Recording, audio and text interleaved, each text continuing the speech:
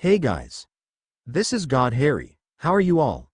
Please support to subscribe this channel for watching new interesting stories. So in this video, we will see what if Harry discovered forbidden magic and complex love. Here is short summary. Harry navigates the dangerous world of forbidden magic while uncovering unexpected truths about love, loyalty, and the choices that define him. But before we start, if you want more stuff like this, then be sure to subscribe and like this video. And if possible, share this video with your friends. Now let's start the story. Harry was practically shouting, his hands wound into the fabric of Ron's dirty uniform shirt, but it was pointless. Ron had passed out. He looked up at Luna, his green eyes snapping with a combination of fury and futility. She lifted her slim shoulders in a shrug when Harry said, "What do you think that meant?" "About Bellatrix, Harry. Lupin killed her nearly 5 years ago." Ron probably saw a red-crested peltrikish and mispronounced it. Harry gave her a withering look, and one corner of her mouth turned up in an almost wistful smile. She had grown increasingly less whimsical as Ron had increasingly turned to drink, and Harry found that he missed that aspect of her personality. He moved around the foot of the bed, the silence broken by Ron's whistling snores, and wordlessly enfolded Luna in his arms. She was slight, and his chin could rest comfortably atop her head. Her hair smelled of flowery shampoo, and, unfortunately, a little like Calpurnia's eczema salve. "I'm sorry we do this to you," he murmured softly. "It's not fair. If Ron was fighting with Malfoy, then he'll. Luna hiccuped a little and subsided into silence. Harry did not deny it. Ron's Quidditch career hung by the most tenuous of threads. "You know Malfoy had to have provoked him," Harry finally said, patting her softly on the back, making an admittedly poor attempt to comfort her. "Do you really think that will make any difference? You know how Ron gets when he's drunk. The word of a washed-up lush of a Quidditch player against Draco Malfoy. He's going to lose his position, and if you stand up for him, you could lose your job too. You know that the minister's been looking for an excuse to get rid of you." The political climate had turned against them. The public's memory was notoriously short, especially toward heroes that refused to stay on their pedestals, and Malfoy had somehow managed to hold on to both his father's clout and his money. Harry had no idea how. Harry was a decent Auror, good at his job, but single-minded and driven when it came to Death Eaters, towards some of whom the Ministry had decided to turn a blind eye. His recklessness and disregard for policy or orders had made him few friends in the department, and he knew that if it hadn't been for the times that Kingsley Shacklebolt had stuck his neck out, he'd have already lost his job. "I'm not going to let them hang Ron out to dry," Harry said determinedly. "He's the only family I've got left, and you, of course." She looked up at him with luminous eyes, and he chucked her under the chin, as a sudden surge of longing welled up and surprised him. "Harry, don't look at me like that," she said softly, gazing at him with wary eyes that were not without desire of their own. He backed away from her, dropping his stare apologetically to his shoes and feeling ashamed of himself. A couple of times, when Ron had been terribly difficult and both of them had had a bad day, the thought of doing something to console each other had crossed both of their minds, obvious, but never spoken aloud, yet they had never acted on it. Luna was in love with Ron, however self-defeating or foolish that was, and had been since their 5th year. Whatever they did with each other would be substitution, settling for something else, somebody else, that they wanted communion and intimacy with, but could not have. Harry would not do that to his friendship with Luna for anything in the world. Besides, she was not the one he really wanted, and never would be. The converse was true as well, he knew that, and so did she. Luna's eyes drifted slowly to the recumbent figure breathing heavily in the bed, and a combination of fondness and tragedy haunted her eyes. Harry cleared his throat awkwardly, and she jumped, turning back toward him, and smiling self-consciously. Are you going to Hogwarts?" she asked, twirling a piece of dirty blonde hair listlessly between her fingers. Harry stuck his hands in his pockets. "I reckon," he said. "I always do. Will you see her parents this year?" "I dunno," he responded. "They've been a couple of times, but they usually go to the marker." The dim lamplight from down the hall was just enough to allow Luna to see the muscles in his neck working as he swallowed. "But you don't go there," she pressed. He was being unusually forthcoming. For him, probably a combination of his earlier mood, the approaching anniversary, and Ron's cryptic statement. The anniversary was something that he liked to spend quite alone. Although Ron had accompanied him to Hogwarts before, it seemed to make them both uncomfortable. No, I don't, he said, roughly, having to clear his throat in the middle of the sentence. She's not there. There had been no body, and for a while, there had been the slim hope that some kind of magical mishap had occurred, and that she would eventually be found. But the weeks had stretched out into months, and finally, Ron and Luna had gone to break the news to her parents that the search had been called to a halt. Her distraught mother and father had put up a small marble monument in a Muggle cemetery, engraved with her name, the date of her birth, and the date Voldemort had been defeated. Previously, Harry had been working tirelessly, frenetically, almost wildly to find her, but upon hearing of the existence of the gravestone, he had not come out of his room for 3 days. When he strolled into the kitchen of their flat on the 4th day, dressed for work and asking for tea, it had been apparent to Luna how he intended to handle it, namely, by not handling it at all. She's not at Hogwarts either. Luna's voice was gentle and melodic. She did not miss the tremble in his hand as he reached for the finial on the end of Ron's bed, in an effort to find something solid on which to hold. But she was. Before, I know, she had covertly asked some of the faculty that resided at Hogwarts year-round what exactly Harry did during his visits. He always went and saw Hagrid, the graying half-giant still walking with a pronounced limp as a result of an injury sustained during the final battle, but generally appearing to be in fairly good health and spirits. He always stopped by Dumbledore's tomb, sometimes bringing a pair of woolen socks or a packet of drops. He always visited Dobby in the kitchens. Sometimes, her informants told her, he would visit the Quidditch pitch, going, not to the field, but to the stands, sitting where she had, cheering him and Ron on. Sometimes, he would go up to the Gryffindor common room, reclining in the eerie emptiness of summer, silently musing in front of the cold, blank fireplace. Did he ever go to the library? She had wondered curiously, and the answer from McGonagall had been as emphatic and immediate as it was sympathetic. Never. He had not once, on any of his trips back, ever set foot in the library. The old headmistress had said that she had walked with him around the school once, and he could barely even pass the battered double doors of that much-beloved room. When they had reached the end of the corridor, he was breathing as if he'd run a sprint. Lastly, before walking back to Hogsmeade and apparating home, he would visit the spot where she had disappeared. He seemed to know precisely and without fail exactly where it was located, even though the grass had grown back as green and verdant as anywhere else on Hogwarts grounds. He would kneel there and weep, and talk to her, everyone assumed, although no one ever approached. And when he got up to leave, he walked with the gait of someone much older. Luna knew from experience that when he arrived back at their flat from a trip to Hogwarts, he would go immediately to his room. He would not emerge again until morning, and when he did, despite his haunted, purple-encircled eyes, he would act as if the previous day had not occurred at all. She had suspicions that, during that night, he threw things, and probably railed and cried, and cursed whoever had done this to him, but he wasn't an Auror for nothing, and his silencios and sealing charms were impenetrable. "You should take Ron with you this time," she suggested mildly. His eyes went from her to his somnolent best mate, but they were flat and far away. "Maybe," he said noncommittally. Part of him was already shutting down, Luna noted astutely. It was too close, this impending anniversary. Tomorrow would be worse, and then Saturday, he would allow himself to grieve for her. Sunday, it would all be over for another year. Harry Potter strode down the corridors of the Ministry at a rapid clip, his navy Auror robes billowing impressively behind him. It was about an hour early for his lunch break, but Luna had sent him an urgent memo that had fluttered vehemently in his face until he had been forced to acknowledge it. What he had read had made him slump in his chair until his forehead rested on the surface of the desk, swearing under his breath and crumpling the memo viciously in his fist.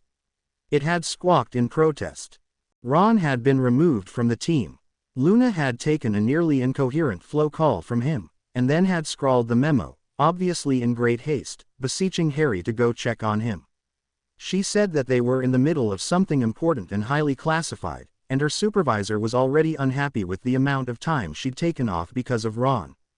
She had sounded so upset that Harry had decided to run down to the Department of Mysteries to check on her before apparating back to their flat to deal with Ron.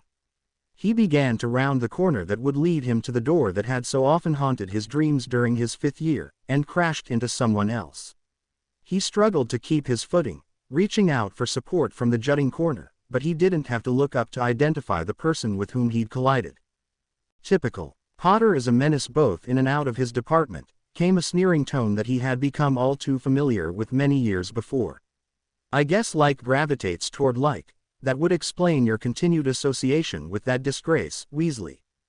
Malfoy, Harry growled. Get out of my way. He bit off each word, enunciating it clearly. What? Not even an apology for nearly flattening me. Weasley wouldn't apologize to me either, and you should have seen what he did to my robes. And your teeth, Harry thought sourly, able to detect the faint pink glow of residual healing charms around Malfoy's mouth. Luckily, I happen to be a contributor to the British Quidditch Association, and, well, let us just say that his manager understands the lay of the land. You got him sacked. Harry's voice was low and accusing. The fool got himself sacked, Malfoy said venomously. A retarded muggle child would know better than to cross me. Of course I wouldn't put it. What did you say to him? I was merely sympathizing with his, current state of affairs, Malfoy finished airily, as if he'd not been interrupted at all.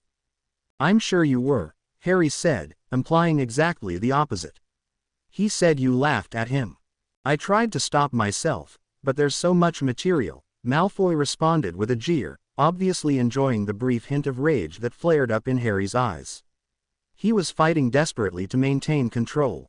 The pathetic sod was slobbering in his cups, beeping over the loss of the mudblood. Such a great tragedy, that. You have no idea. Harry struggled to get the words out, nearly trembling in anger and anguish. And do not call her that, he ordered, moving so quickly to pin Malfoy against the wall that he saw a flicker of uncertainty and discomfiture pass quickly across the veneer of sophistication that the Slytherin usually wore. It was gone so rapidly that Harry almost thought he'd imagined it. You always get terribly agitated whenever anyone brings her up, Potter. And then there's poor, perpetually pissed Weasley. You know, everyone always wondered about the true nature of the relationship between you three, Malfoy said casually, seemingly unfazed that the most famous wizard in the world had a firm grip on his collar. She must have been good, although you wouldn't be able to tell just by looking at her. Did she service both of you, or was it just? He thought of the fluttery, barely their touch of her lips on his cheek, the luminous sheen to her eyes before they went out to war, the promise of later, a tantalizing hint of something that he had believed to be impossible, and the soul-crushing agony when he realized, standing above a patch of seared grass, that it would never happen, that he had lost his chance, and that it was forever. White-hot fury built behind Harry's eyes until his peripheral vision was blotted out. He could see nothing but Malfoy's arrogant, leering face, the haughty smile that was all too aware of the buttons he was successfully pushing. He could hear nothing but the taunting, too smooth voice, speaking as if he and Harry were old friends, the words twisting, distorting, splintering apart to pound in his head. His fist clenched more tightly into the fabric of Malfoy's garment. He could hear the faint whispering cracks as the seams begin to give way. Auror Potter. The voice pierced his consciousness like a blade, and the world rushed back to him with all the suddenness of a gale force wind. He once more became aware of the bustle of movement and voices in the hallway just beyond, the feel of the nap of Malfoy's cloak beneath the skin of his fingers and palms, the sight of the slightly dilapidated paneling just behind Malfoy's head. He felt the muscles in his arm quiver slightly as they relaxed, and he turned to see a petite woman with hair so dark red that it was nearly maroon. She too was wearing navy Auror robes, although they had not been fastened over torn jeans and a muggle t-shirt bearing some obscure band logo. Auror Tonks, he said stiffly and formally, smiling with clenched teeth. She grabbed his elbow, and pulled him further down the corridor toward the Department of Mysteries doorway. What do you think you're doing? She hissed between gritted teeth of her own. He heard Malfoy's faint and condescending chuckle quite clearly. It made his spine go rigid. He could feel his pulse throbbing in his temples. Nice chatting with you, Harry, Malfoy said, his voice dripping with false politeness. SA shame about what happened, really. 5 years ago, right? Knocked everything out of balance, didn't it? Universe will never be the same, life as you know it has no meaning, etc., etc. Here he heaved a dramatic sigh. It really is unutterably sad to have been so dependent on one person, though. I always knew you and Weasley were pathetic, but now, he shrugged, it's been proven. Just remember, that is what you did to her, and turnabout is fair play. Harry began to bristle again, but Tonks, firm hands on his shoulders held him back. Mr. Malfoy, could you please go on about your business? Her tone was civil enough, but there was a hint of warning in it. Absolutely, Or Tonks, Malfoy said, half bowing. I'm sure you are a credit to your department, unlike some. The subsequent glance at Harry was withering. You really should discuss jettisoning your dead weight. It will only drag the department down, and no one wants that. Your concern is heartwarming. Tonks sounded sarcastic, and Malfoy's eyes narrowed. Need I remind you? He began. You needn't, she interrupted, smiling rather coldly. Malfoy decided to change tack. Did they haunt you, Potter? He asked, his face a mask of innocence. What the hell are you talking about? Harry replied roughly and impatiently. Her eyes. Did they haunt you? Lost, bewildered, confused, forever separate, does it prevent you from sleeping? Does every breath cause you pain? There was a new note in his voice, and even Tonks had turned around from facing Harry to gape at the blonde Slytherin.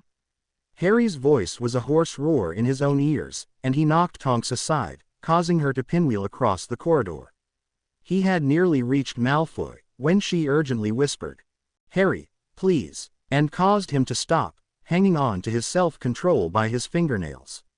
Malicious triumph glittered in Malfoy's pale eyes, and Harry stared at him, trying to discern what had brought such an outpouring of invective, and what exactly Malfoy had meant by it all. Tonks pushed herself away from the wall, and straightened her robes with an air of authority, once again moving between Harry and Malfoy. Kindly remove yourself from this corridor before I release Mr. Potter and remember that I'm required somewhere else, she said, with a polite smile.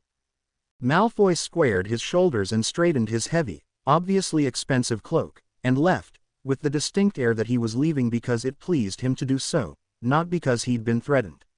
When he had vanished from view and from earshot, Harry sighed in annoyance, and began to sidle away from Tonks toward the entrance to the Department of Mysteries. Not so fast, Harry, Tonks said, in a more casual tone. He turned back toward her, irritation plain in his expression and stance, and crossed his arms over his chest. I'm not in the mood for a lecture, Tonks. I don't really care, Harry, she returned. You can't just go about telling everyone to sod off. How is it that you have still not learned about tact and diplomacy and being politic? Do you care at all about what you're doing to your career? I never figured you for a sycophant, Tonks, Harry said bitingly, and Tonks flushed to her hairline. I've others to worry about besides myself, she said shortly, and Harry felt ashamed of himself. She was trying to toe the party line without compromising who she was and what she believed in, but she knew the pressure that could be brought to bear on Remus, if the powers that be were so inclined. Well, I haven't, he said, and the bitterness and loss that he strove to keep isolated in some dark, abandoned corner of his mind were evident in his voice.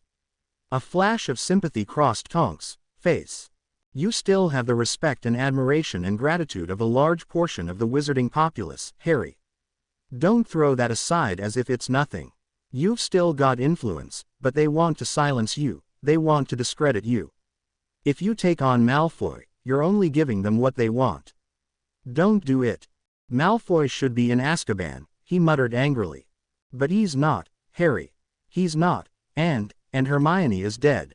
At some point, you're going to have to come to terms with that. She looked at him with apology in her eyes, her brows creased sorrowfully. He returned her gaze with detachment, a kind of horrified disbelief that she'd said that flitting over his face. I can't. He broke off abruptly, and turned back toward the main corridor, abandoning his plan to go see Luna. I've got to check on Ron. Harry, wait, Tonks pleaded, reaching for his sleeve. He jerked his arm up erratically, evading her grasp, and veering around the corner without another look or word. Ron looked up from his hunched position on the sofa when Harry apparated into their flat with a loud crack. He could apparate nearly silently, Ron knew, and the sound was definitely indicative of the lack of control he had over his emotions at the moment. "Because of me," the redhead thought drearily. Harry saw him, and stood stiffly in front of him, while they regarded each other somewhat awkwardly. "Lo, Ron," Harry finally said. "Harry," Ron said with a nod. More silence. The fire crackled merrily in the grate, a heat-deflecting charm preventing the room from becoming too warm, but Harry could see that Ron had closed the flow connection, probably having been bothered one too many times by reporters. "Listen, Ron," Harry said, beginning slowly, "I'm sorry about what happened. If you want me to..." Ron shook his head, his entire posture fraught with melancholy. "No, Harry, no, you've got enough to deal with as it is. I've brought this on myself. Mum's been saying it for 2 years. You're a good keeper, Ron," Harry said truthfully. "Too good to end up this way. Malfoy. He did it on purpose, because he knew how I'd react. I should have known better. You know how he is. He wants a reaction. All the better if it's from one of us." Ron was perched on the edge of the sofa, almost crouched over his knees, his fingertips pressing into his temples. Harry felt a bit of a headache coming on, himself. "What did he say to you?" he finally asked, opting for the direct approach. Ron sighed gustily. "It's a bit foggy, you know," he hedged. Harry knelt down in front of him, so he could look his best mate in the face. "Try," he said urgently. Malfoy's cryptic taunts to him in the Ministry were whirling around in his head. "Knocked everything off balance, didn't it? Universe will never be the same. I was pretty pissed already. Malfoy came up, bought me another round, started bringing up the usual suspects, you know, how only a Weasley could be given fame and fortune and piss it away like I was." He shrugged despondently, couldn't argue with him much there. "You said he laughed at you," Harry pressed. "Do they haunt you, Potter?" Her eyes, lost, bewildered, confused. He was saying things about Hermione," Ron said, speaking the name carefully, as if it were something that might break, and watching Harry guardedly. "What about her?" "What, Ron? This could be important." Ron looked at him as though he'd lost his mind. "It was just Malfoy being an ass, Harry," he said. Harry stood back up, motionless, arms akimbo. He appeared to be thinking furiously. "What if it wasn't, Ron?" he asked intently. Lost, bewildered, confused, Malfoy had said, knowing that it would get a reaction from Harry. "But not dead," he muttered half to himself. Ron looked at him without comprehension. Malfoy. I saw him at work just a while ago. He mouthed off, wanted me to try something, I nearly did. I guess getting the both of us sacked in one morning would make it a red-letter day in Malfoy's world. And he looked at me, and he said, he stopped helplessly. How could he explain this to Ron when it didn't even make any sense to him? "He said that it was all my fault," Ron interjected tonelessly, eyes far away as he relived the previous night. "That she was gone and it was my fault." He met Harry's eyes and nodded assuredly. "That's what he said." The next part was so low that Harry almost didn't hear it at all. "And he's right." Harry just stared at Ron for a long moment, the flat shrouded in absolute silence save for the crackling of the fire. Finally he said, "You don't mean that." "I do mean it," Ron said, lifting his eyes to look at Harry again, as if the orbital muscles had enormous weights attached. "You'd gone to fight him, and Hermione and I were together. We were almost in the Forbidden Forest, and were trying to stay out of sight and work our way towards Dumbledore's tomb, hoping to be able to help you." He steepled his fingers underneath his chin, and continued, speaking mechanically. "Then I asked her if there was anything going on between the two of you. The whole goodbye thing got me wondering." "Ron, you didn't," Harry said in a strangled kind of half-groan, dropping his face into his hands. In the middle of the bloody battle with Voldemort, Ron and Hermione had broken up nearly 8 months before the battle took place, but Ron had remained as overprotective and overreacting as he'd always been. At Harry's words, Ron flushed crimson, but attempted to continue speaking evenly. She insisted that nothing was going on, and we started arguing, and the regret plastered across Ron's face would be evident to anyone. Harry just stared at him, as Ron tried to finish the story that he'd begun relating. Some of the things I said to her, and I didn't mean them, I really didn't mean them, we were so angry, we weren't exactly shouting, but it was just like always, and so I left her there. Oh, Merlin, Harry, I left her there. You what? Harry said hoarsely. He felt his throat closing up painfully, threatening to cut off his airway forever. Ron's words had become heavy mallets, and the inside of his skull was a gong. This is why I don't talk about her to anyone. Anyone. He wasn't sure if he was going to throw up or pass out. I stalked off ahead of her. It really wasn't far, and I thought she was right behind me, but Harry's eyes flickered down to Ron's long legs, folded up as he sat on the sofa. He would have left her behind very quickly, his strides carrying him rapidly along the edge of the forest. I heard a scuffle, some raised voices, and Hermione screamed. Harry flinched visibly. I turned around and ran back towards her, but I stepped in a bloody hole or something.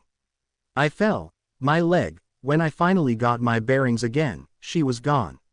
Ron was speaking mechanically, not even seeming to remember that Harry was in the room. I could hear the sounds of the battle, and I tried to get out of the forest. I heard someone say something, in Latin, a curse I'd never heard before, and then, that was all. The next thing I heard was Remus shouting, and then you were back, and... Who was it? Who spoke the curse? That took away the woman I love, rang in Harry's head, though he did not speak it. Bellatrix Lestrange, Ron said, the name plunging into the silence and seeming to echo around the room. Bellatrix Lestrange. Harry's lips pressed into a grim line. At least this explained why Ron had been mumbling her name in his drunken state. When Harry had returned from Dumbledore's tomb, looking like nothing more than a dead man walking, he had seen Ron, all but dragging himself from the low undergrowth on the very outer edge of the forest, obviously in pain. Harry had cast a somewhat elementary healing charm, and then stiffened the leg of Ron's trousers to act as a splint on his broken bone. He'd helped him to stand. Where's Hermione? Ron had asked in a panicked voice, clutching at Harry's sleeve, watching the alarm suddenly seep into Harry's eyes. They'd both turned to look across the wide green grounds of Hogwarts, and had seen Remus standing, wavering on his feet, blood streaming down one side of his face from a laceration above his eye, looking at them sadly, so sadly that they'd known, without Remus having to say anything at all. But he had said something, 2 words that would tear Harry's life apart and leave ruins strewn in their wake. And then his own furious, impotent, despairing cry. What do you mean she's gone? Merlin, Harry, there were so many times I wanted to tell you, when you kept insisting that she was alive somewhere, and but I didn't know how you'd react, and I didn't. I'd already lost her, I didn't want to lose you too. We started arguing. I asked her if there was anything going on between the two of you. I left her there. The pain grasped Harry in 2 impersonal fists and twisted. It was too much. It was too much to handle, too much to grasp, too much to accept.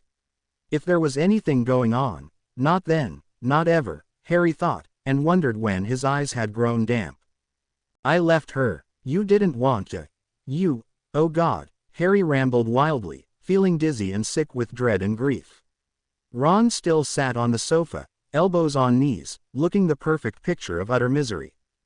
Harry, I'm sorry. Ron flinched over the inadequacy of the words. He moved as if to stand, and Harry backpedaled away from him as if he had some sort of contagion. It was Bellatrix, Ron, not you, he mumbled, feeling the need to absolve his friend a little, even as his heart contorted into painful knots. It was Bellatrix who, he couldn't finish, and he felt his throat tightening, clenching with such tension that it could only be abated with a sob. He swallowed it noisily. Malfoy's words were jarring in his mind. Do they haunt you, her eyes? Yes, they do, every single second of my life. No matter how much I try to pretend otherwise. His throat was closing up again. Lost, bewildered, confused. He suddenly latched onto his earlier train of thought. Not dead, not in pain. Malfoy described her as lost, bewildered, confused, but not dead. Wouldn't Malfoy have wanted to taunt me with the gruesome details of what happened? But he didn't talk about her death. Not about her death. Harry trailed off, a seed of suspicion germinating in his mind.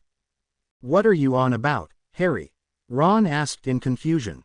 And how would he know the details of the moment she disappeared?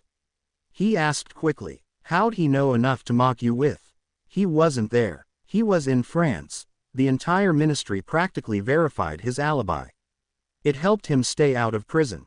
He had begun pacing back and forth across the small living room, his arms locked behind his back, his eyes ablaze with green flame.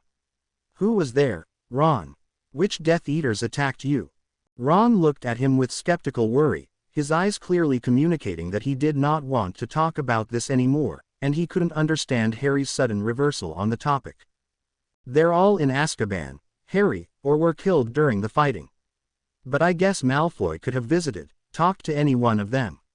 Harry was frowning. I'm not sure he'd risk it. He was this close to going there himself, and he knows it. Harry held up his thumb and forefinger with only a tiny fraction of space between them. He's hung onto his family's money, so people in high places still listen to him, but I think even they'd draw the line at association with convicted Death Eaters. He stopped and thought again for a moment. But Bellatrix less strange, now. Harry, she's dead. Ron's voice was desperate and pleading now. Remus killed her, completely vaporized her. Right after she killed Hermione, the words tore from his throat as if they physically caused him pain. Harry turned his head so sharply as to nearly wrench his neck, and regarded Ron, the kinetic fury beginning to ebb from his bright eyes. His face was white to the lips. You said her name. Bellatrix. Last night, when we put you to bed. You said, Harry faltered, visibly trying to clutch at the shreds of his theory. And Malfoy, he asked me if her eyes haunted me. Lost, bewildered, lost. Oh, God, Ron, I was thinking, I thought, maybe he meant she wasn't dead. That she wasn't dead after all, and it was, he pressed the pads of his fingers to his burning eyes, and the pain threatened to rip open his chest like a living thing, a wild beast with a mind of its own. Ron sat motionless on the sofa, a muscle working in his jaw, his eyes mirroring the pain his best mate felt, and yet unable to comprehend the depth to which it extended. Harry groped desperately for words, for a purpose, for something to do, something to fix the horrid thing that happened 5 years ago, that never should have happened, that surely wasn't meant to happen. I could go talk to Remus.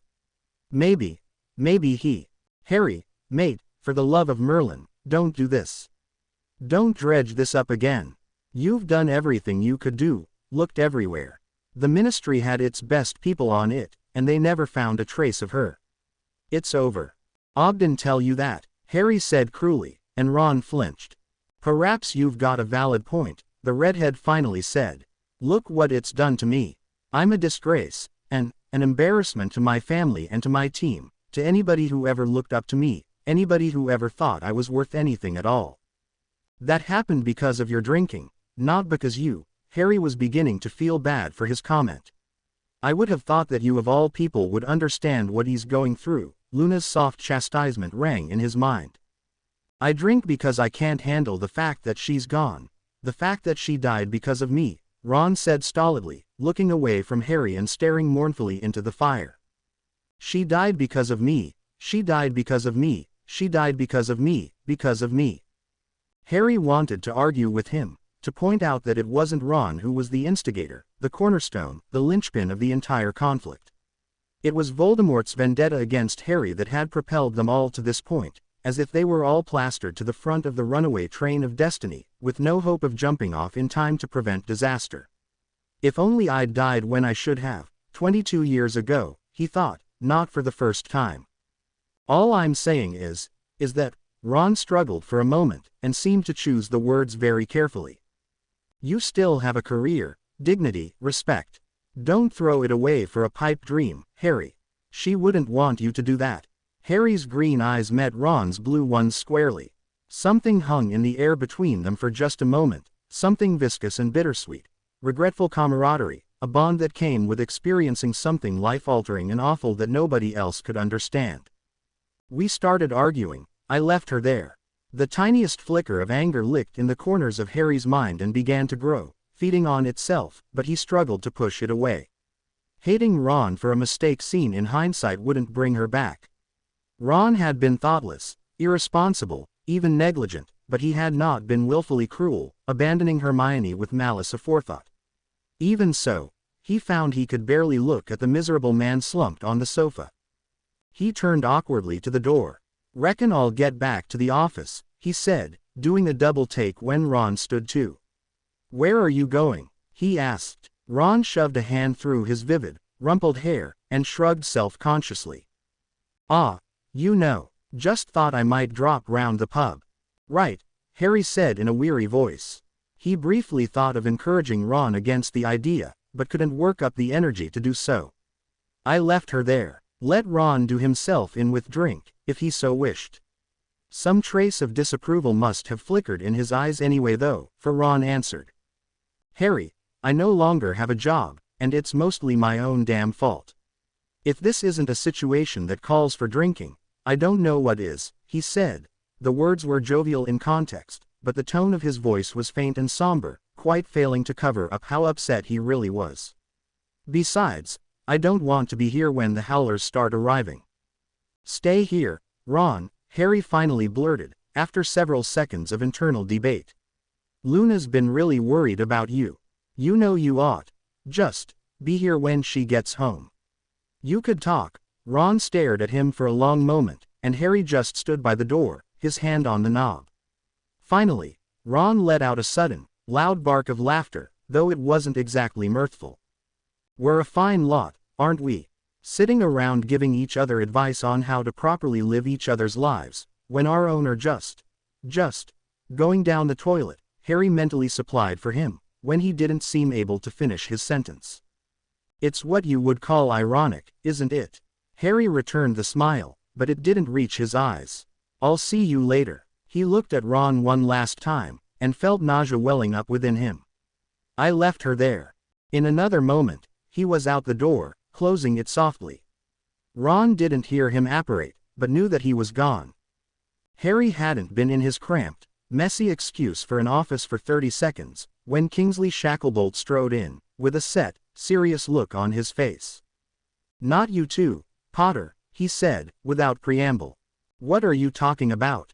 Harry mumbled, not looking at him and shuffling some papers around on his desk to look busy. "You know exactly what I'm talking about," his superior officer returned, and when Harry looked up, Kingsley was slanting a sideways, all-knowing look at him.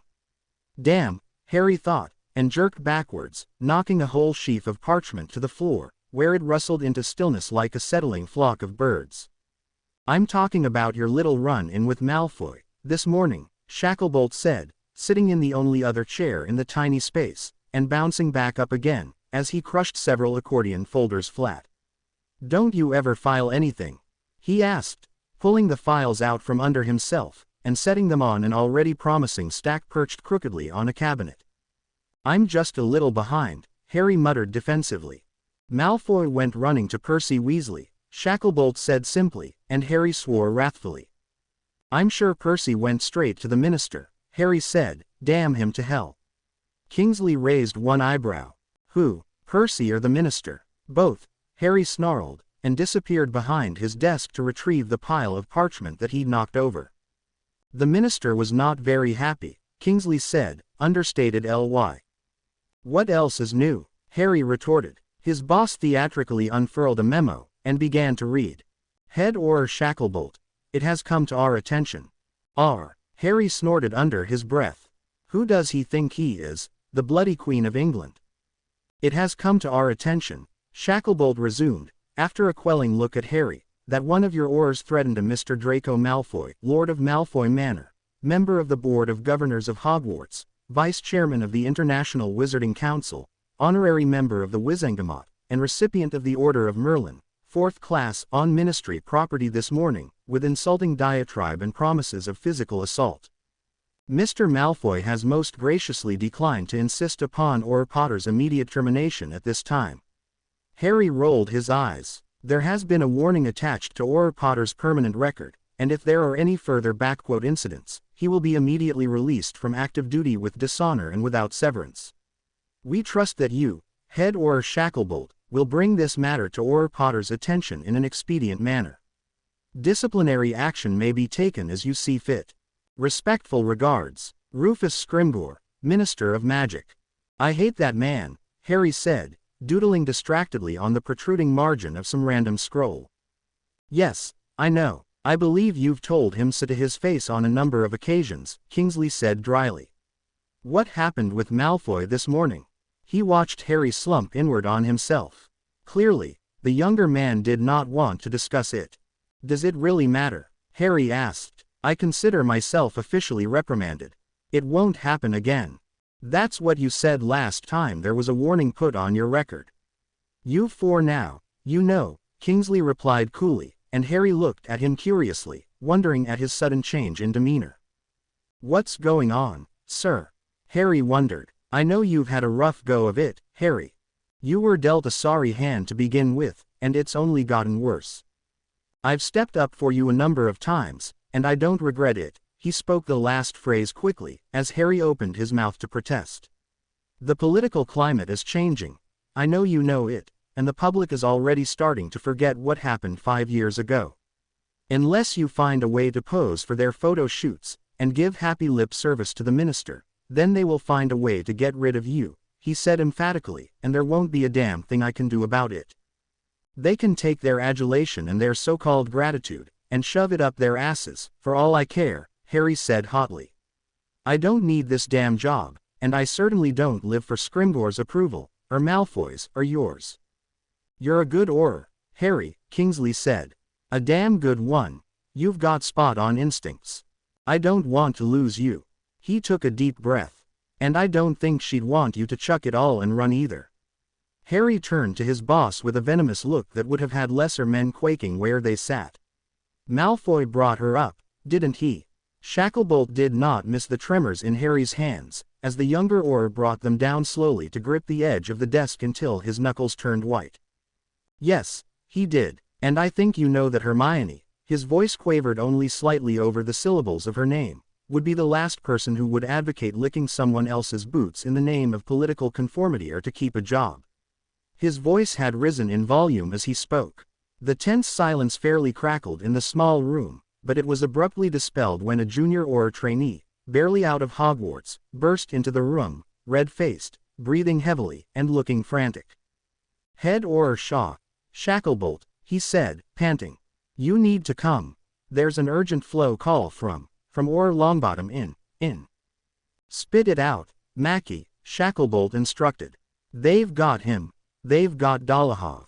When Luna unlocked the door to their flat and opened it, using a softly spoken Alohomora, she was more than a little surprised to see Ron sitting morosely on the sofa.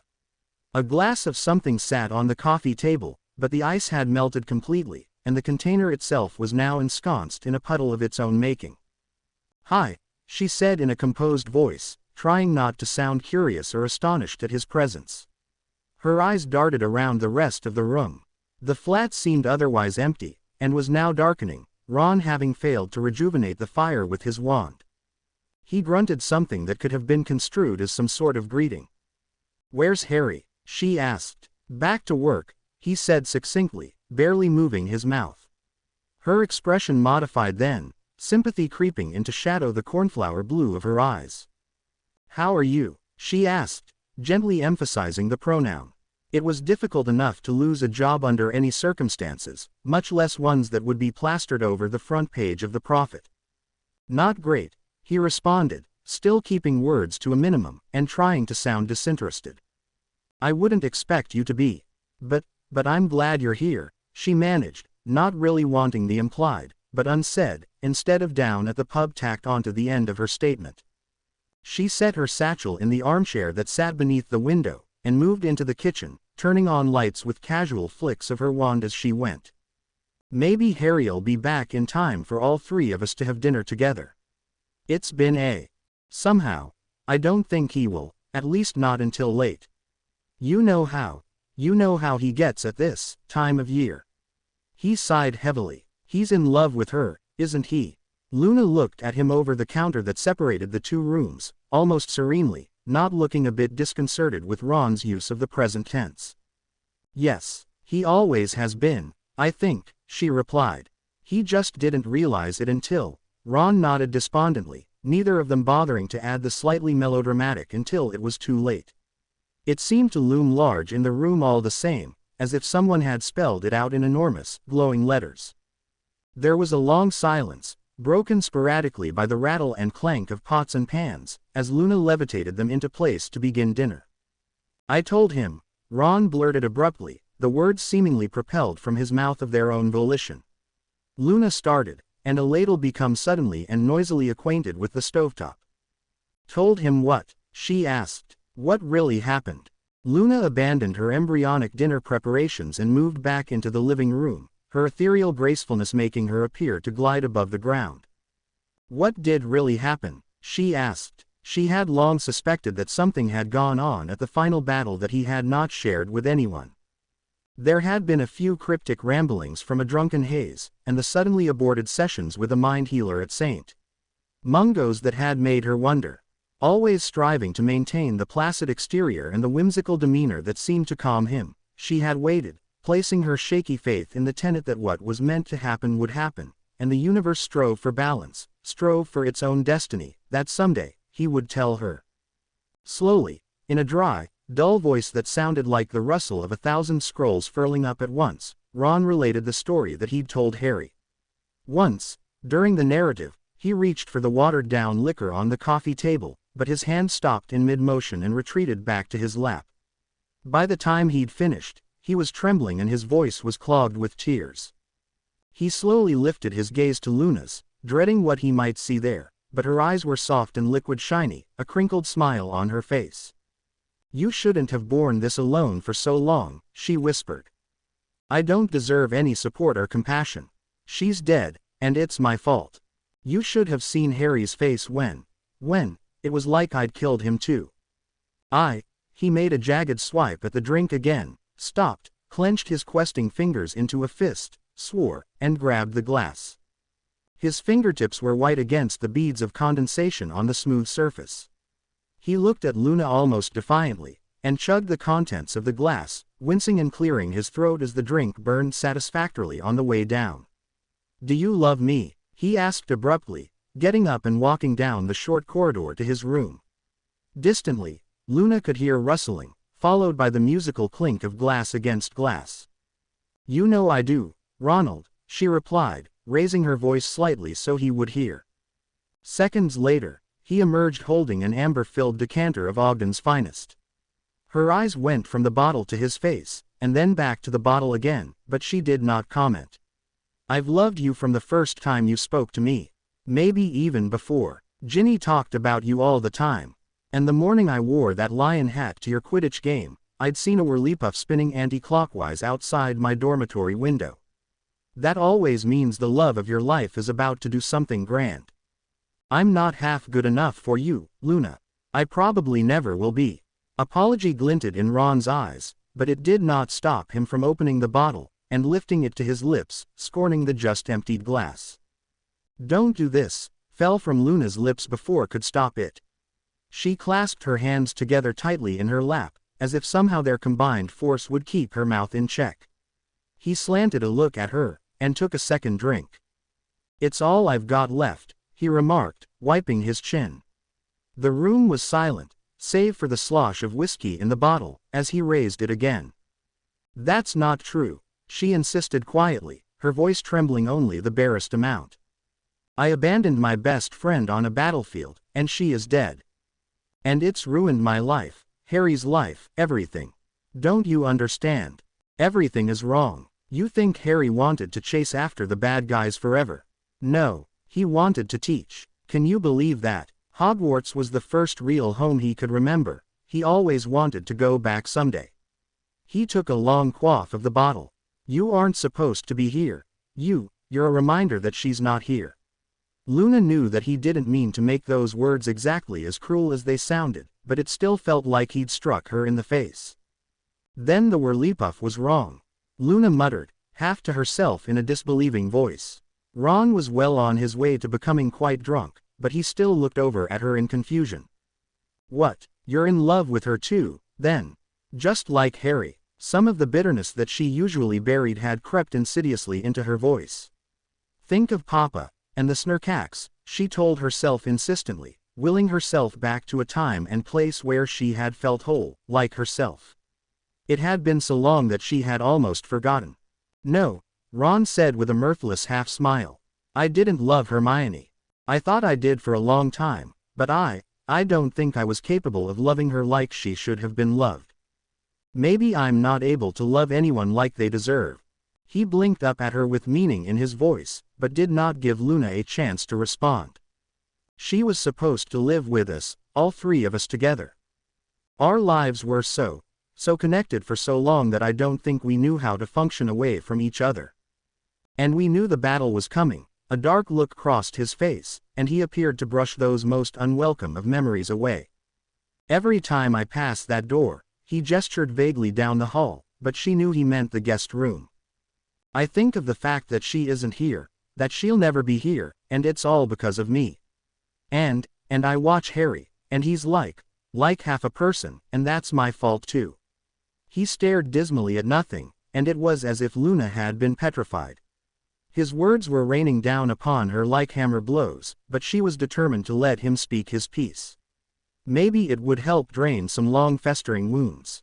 It's the last thing I see before I go to sleep, and the first thing I think about when I wake up, he said softly. Whenever he looked up at her sadly. Whenever we're together, it's just like this. He lifted the bottle toward her, and the liquid gleamed in the dim light of the room like topaz jewelry. It helps me forget, for a little while. When I'm with you, I'm happy for a bit, but it's not real. Yes, it is, Luna insisted. Your aura, temporary peace, fake life. Ron's voice was almost sing-song.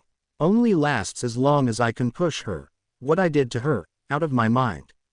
Now I've got Harry's guilt to add to it. He took another swig, and added whimsically. Lucky me. Ron, Luna managed, but knew that she wasn't going to make it. Her jaw trembled violently, as she tried to clutch at her equanimity, the placidity that had kept her going through school, when people whispered about her, looked at her oddly, openly mocked her, or stole her things. Nothing had hurt as badly as this, as Ron telling her that what they had was a pale substitute of real love, a crutch that helped him get through the day, something of no more value to him than that bottle of liquor. He looked at her then, and his eyes were already bleary, but still naked with pain. Now, look, he said, now I've made you upset. It's a hat trick for Weasley. He raised his arms over his head in a mock victory salute, and his mouth twisted sardonically. A solitary sob escaped Luna's throat, and she clapped her hands over her mouth. I guess I'll just go. He spoke in a dull voice, as he rose from the couch, still clutching the whiskey bottle around its slender neck. You don't have to, she began, but her throat closed around her words, and she knew that she didn't really mean them anyway. Wasn't it better this way? Better for him to leave and drink himself into a stupor, than to stay here, maudlin and bitter, flaying her alive with his thoughtless words. He looked at her sharply then, as if he'd read her mind. Yeah, I do, he whispered, and moved unevenly to the door. He didn't even glance back at her before he exited. And Luna sat there, alone, in the dark, empty apartment, an unwanted member of a defunct, sad, faux trio, while the two boys she loved most in the world, slowly self-destructed by means of their own choosing. Harry was working. Ron was getting blitzed. She was here, worthless, useless, helpless, Ron's words ringing in her head. Everything is wrong. Harry was on the continent, pacing back and forth in a dark, dank corridor several levels beneath the main entrance to the Ukrainian Ministry of Magic. His hands were clasped behind his back, as he moved this way and that in front of a featureless door pierced only by a tiny, square window. The window had been magically blackened, and Harry was spearing the door with particularly dark looks. Fellow Auror Neville Longbottom lounged with deceptive casualness against one gray concrete wall, eyeing him watchfully. What are they doing in there? He finally ground out, loud enough to attract attention from a couple of other agents further down the hall. You've done this enough times. You ought to know exactly what they're doing, Neville remarked laconically, and Harry scowled at him. I don't see why they won't let me talk to him. Maybe because they don't want him lethally hexed before they find out what he knows, Neville offered. Harry glared at him with an air of betrayal. Come on, Harry, Neville added, lifting both hands in a placating way. You're not exactly known for being rule-abiding. Never have been. Harry slumped a little, and shoved his hands in his pockets. I guess that's true enough, he said glumly. I suppose I should just be glad we got him. Neville nodded sincerely. He's the last ranking Death Eater that was at large. I'm glad you got him, Harry said, pausing mid-stride to clap Neville companionably on the back. Harry, this was your case. It was the intelligence you and your team gathered that led us to Dolohov. Harry looked uncomfortable and opened his mouth, intending to downplay what Neville was saying, but the door swung open then, and all thought of conversation was driven from the two young Aurors' minds. Kingsley Shacklebolt emerged, accompanied by his Ukrainian counterpart, Oleksiy Lyubov. The dark skin of the British Auror was shiny with sweat, and they both looked exhausted and grim. What? Harry burst out, unable to contain himself any longer. What did he say? Lyubov eyed him dubiously, and Harry felt himself flush. He had never personally participated in a case in the Ukraine, but obviously, his reputation had preceded him. Not much, Kingsley said. Cocky bastard. He knows that he's going back to England, and that he'll get the key asterisk, and he's still not talking. He's determined not to give us the satisfaction. Veritaserum? Harry queried quickly, his mind racing as he plunged into Auror mode. He can shake off the effects of it. We couldn't get anything reliable out of him. It's likely he's more than half mad anyway. Lyubov's team found significant cruciatus residue in his brain, looked to be around 5-6 years old, probably courtesy of his dear master. Neville and Harry exchanged glances. How could he have eluded us for so long? Harry asked incredulously, if he was mad. That is the thousand-galleon question, is it not, Mr. Potter? Lyubov inquired in accented English, with thinly veiled politeness and unmistakable insinuation. Harry bristled, brushing off the warning hand Neville laid on his arm. Let me talk to him, he implored, ignoring Lyubov and looking only at his boss. Kingsley nearly laughed. Harry, I can't do that. You aren't specialized in interrogation, and you know what happened the last time you were in a cell with a Death Eater. Harry looked at him sullenly. That was Pettigrew. It was different, he muttered shortly. I don't think Dolohov's insane.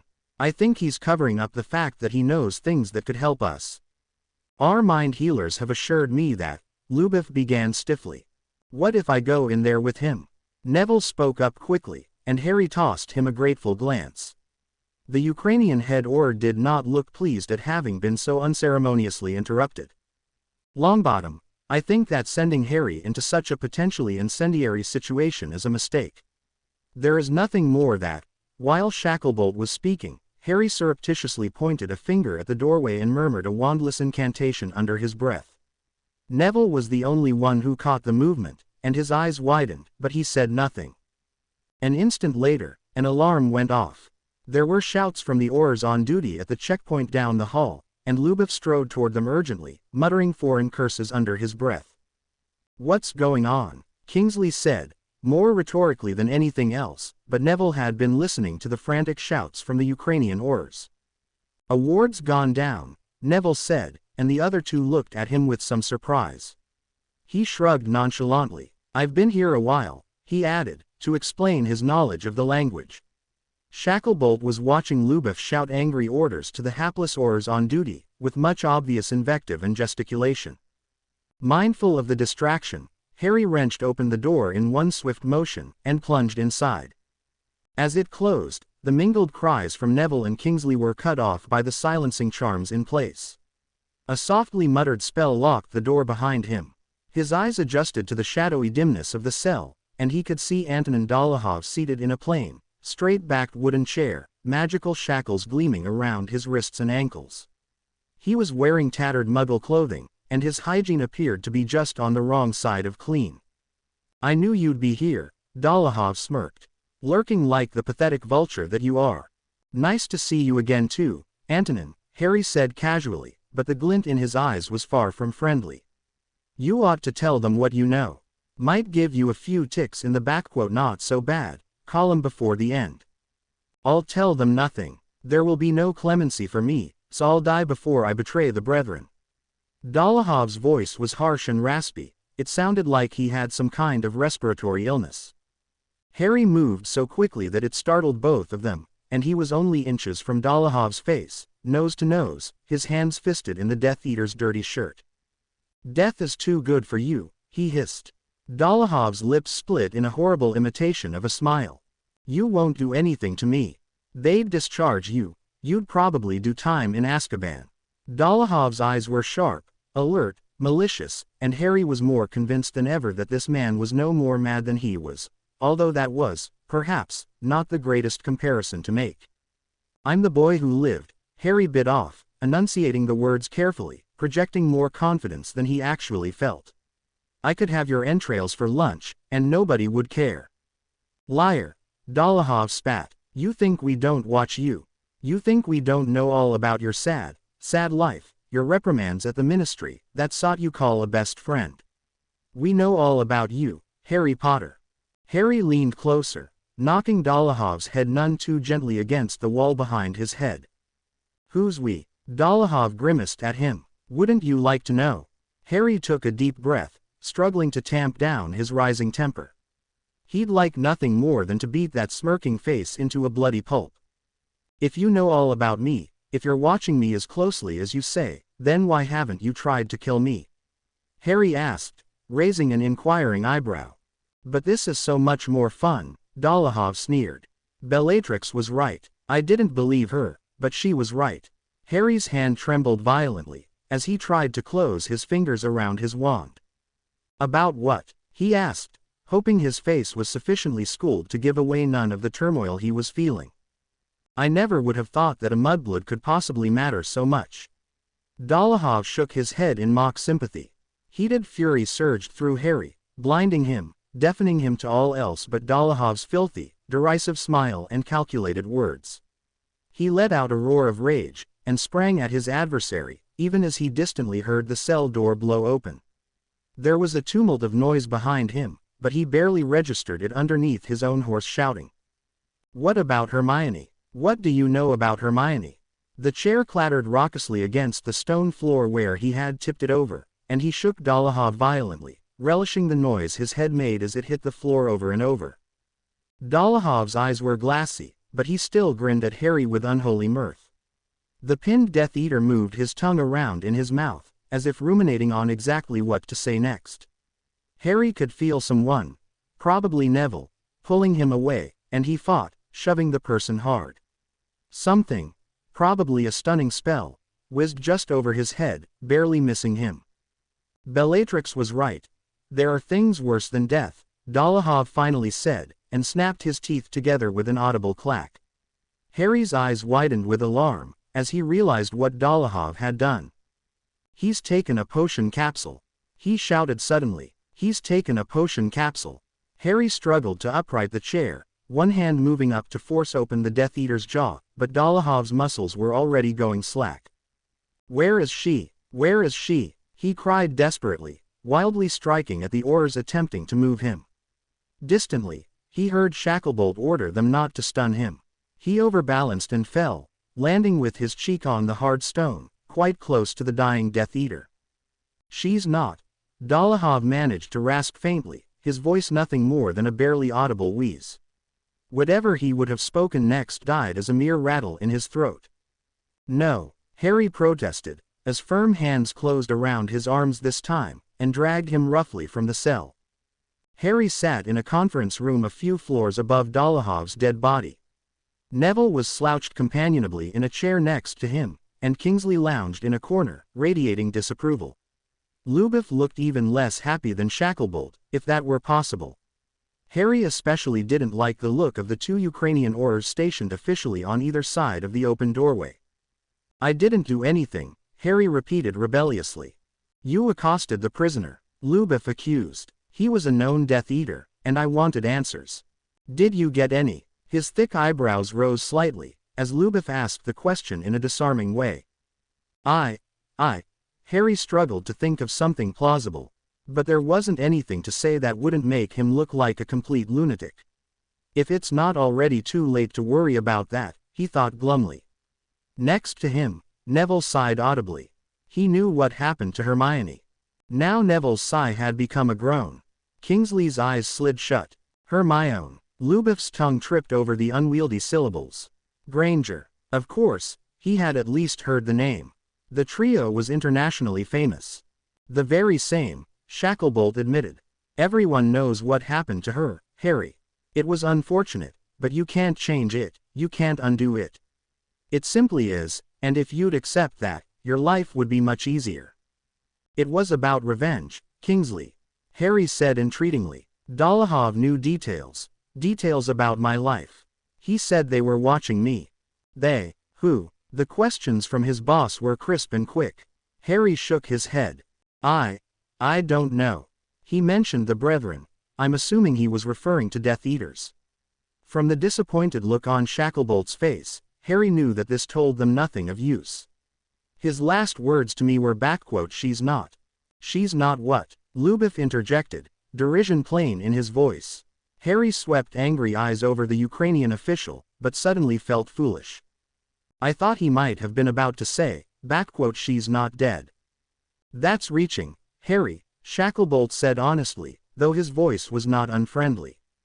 You said he said something about Bellatrix Lestrange too, Harry, Neville put in. How do you know to what she, Dolohov was even referring? He said Bellatrix was right. He and Bellatrix had some kind of scheme, about Hermione. Don't you see, he didn't think it would work, but it did.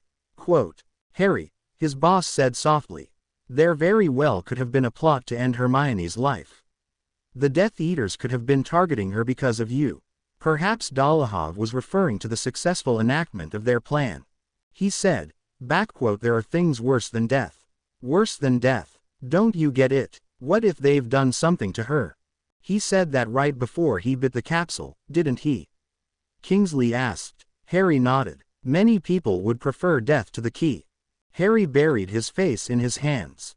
He had been so sure, so certain, but now he wondered. Was he putting his own slant on things, seeing what he wanted to see, rather than other possibilities that were just as logical?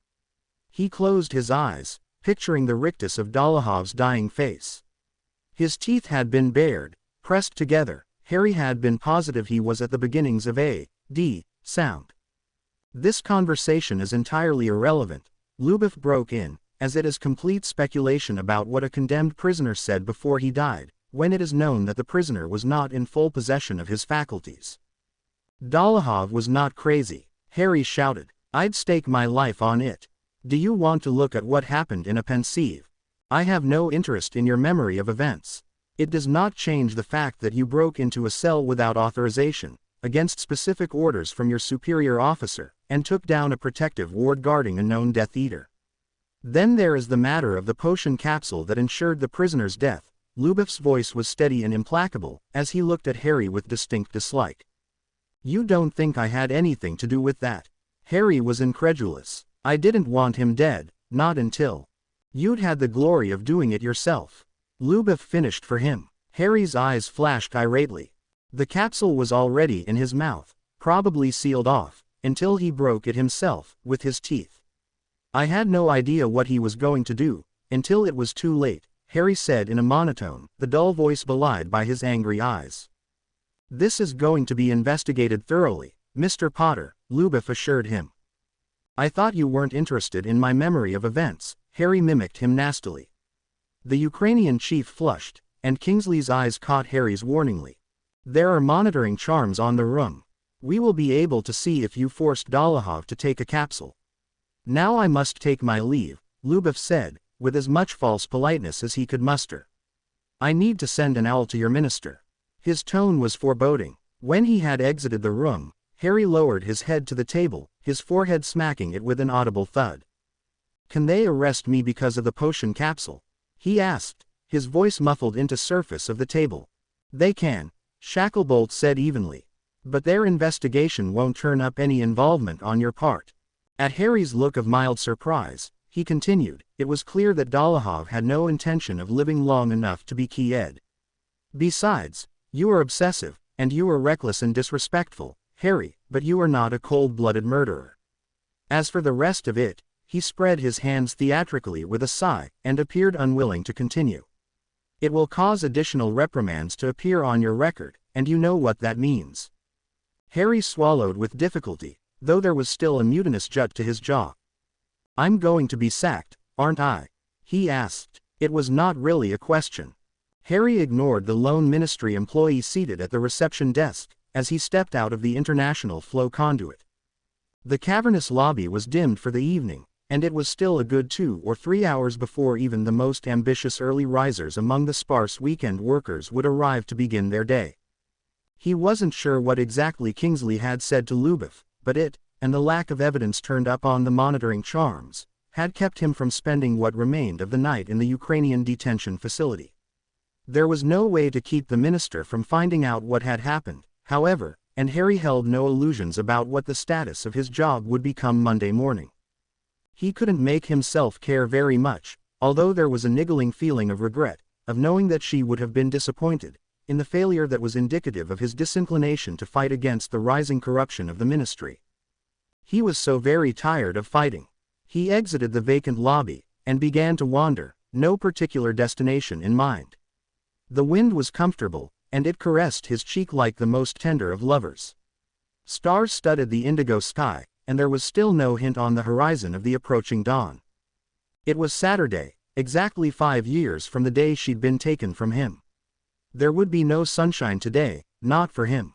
Sleep beckoned. He would be heading to Hogwarts tomorrow, and he'd been up for well over 36 hours, but he could not make himself go back to his flat.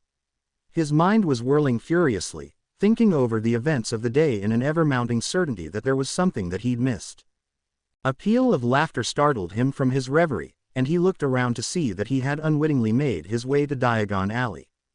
Most of the stores were darkened and locked up, but here and there, light and music and voices spilled from the night spots onto the street.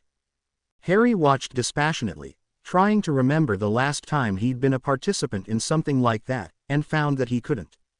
When had he become a spectator with regard to the rest of humanity? There were annual birthday and Christmas gatherings at the Burrow, of course, and he'd been known to meet members of his OR team or old schoolmates down at the pub a time or two, but he still felt disconnected, estranged, on hold, waiting for a life that would never happen, for an opportunity forever squandered.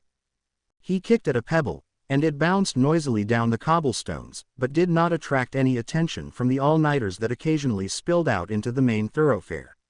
There was raucous laughter punctuated by coarse remarks. It had been Friday night after all. She died today, and nobody cares, he thought glumly, and then froze, as he had finally admitted to himself that he really thought she was gone. He felt as if he had betrayed her somehow, and could not stifle the sob that welled up within him. He meandered further, leaving the pubs behind for a more genteel neighborhood of boutiques and small shops that were quietly waiting for morning. He was paying no attention to his aimless path. Then he turned a corner, and stopped dead, as the musical trickle of water reached his ears. Why the hell did I come here? He asked himself, wondering if he had subconsciously been heading in this direction all along. He hated this place, had been here once at its unveiling, and had sworn to never return. Before him, glistening faintly in the starlight, was a large golden statue protruding from a fountain. It was quite similar to the statue of the magical brethren in the ministry lobby. It depicted the three of them, the heroes of Hogwarts, he, Hermione, and Ron. Carved around the pedestal were the names of all fighters lost in the conflict. This was Victory Square, a new development off of Diagon Alley, neatly manicured, with smooth flagstone walkways, flower gardens, and wrought iron benches beneath low-flung shady trees, perfect for rumination and reflection. The fountain was the square's centerpiece, its focal point.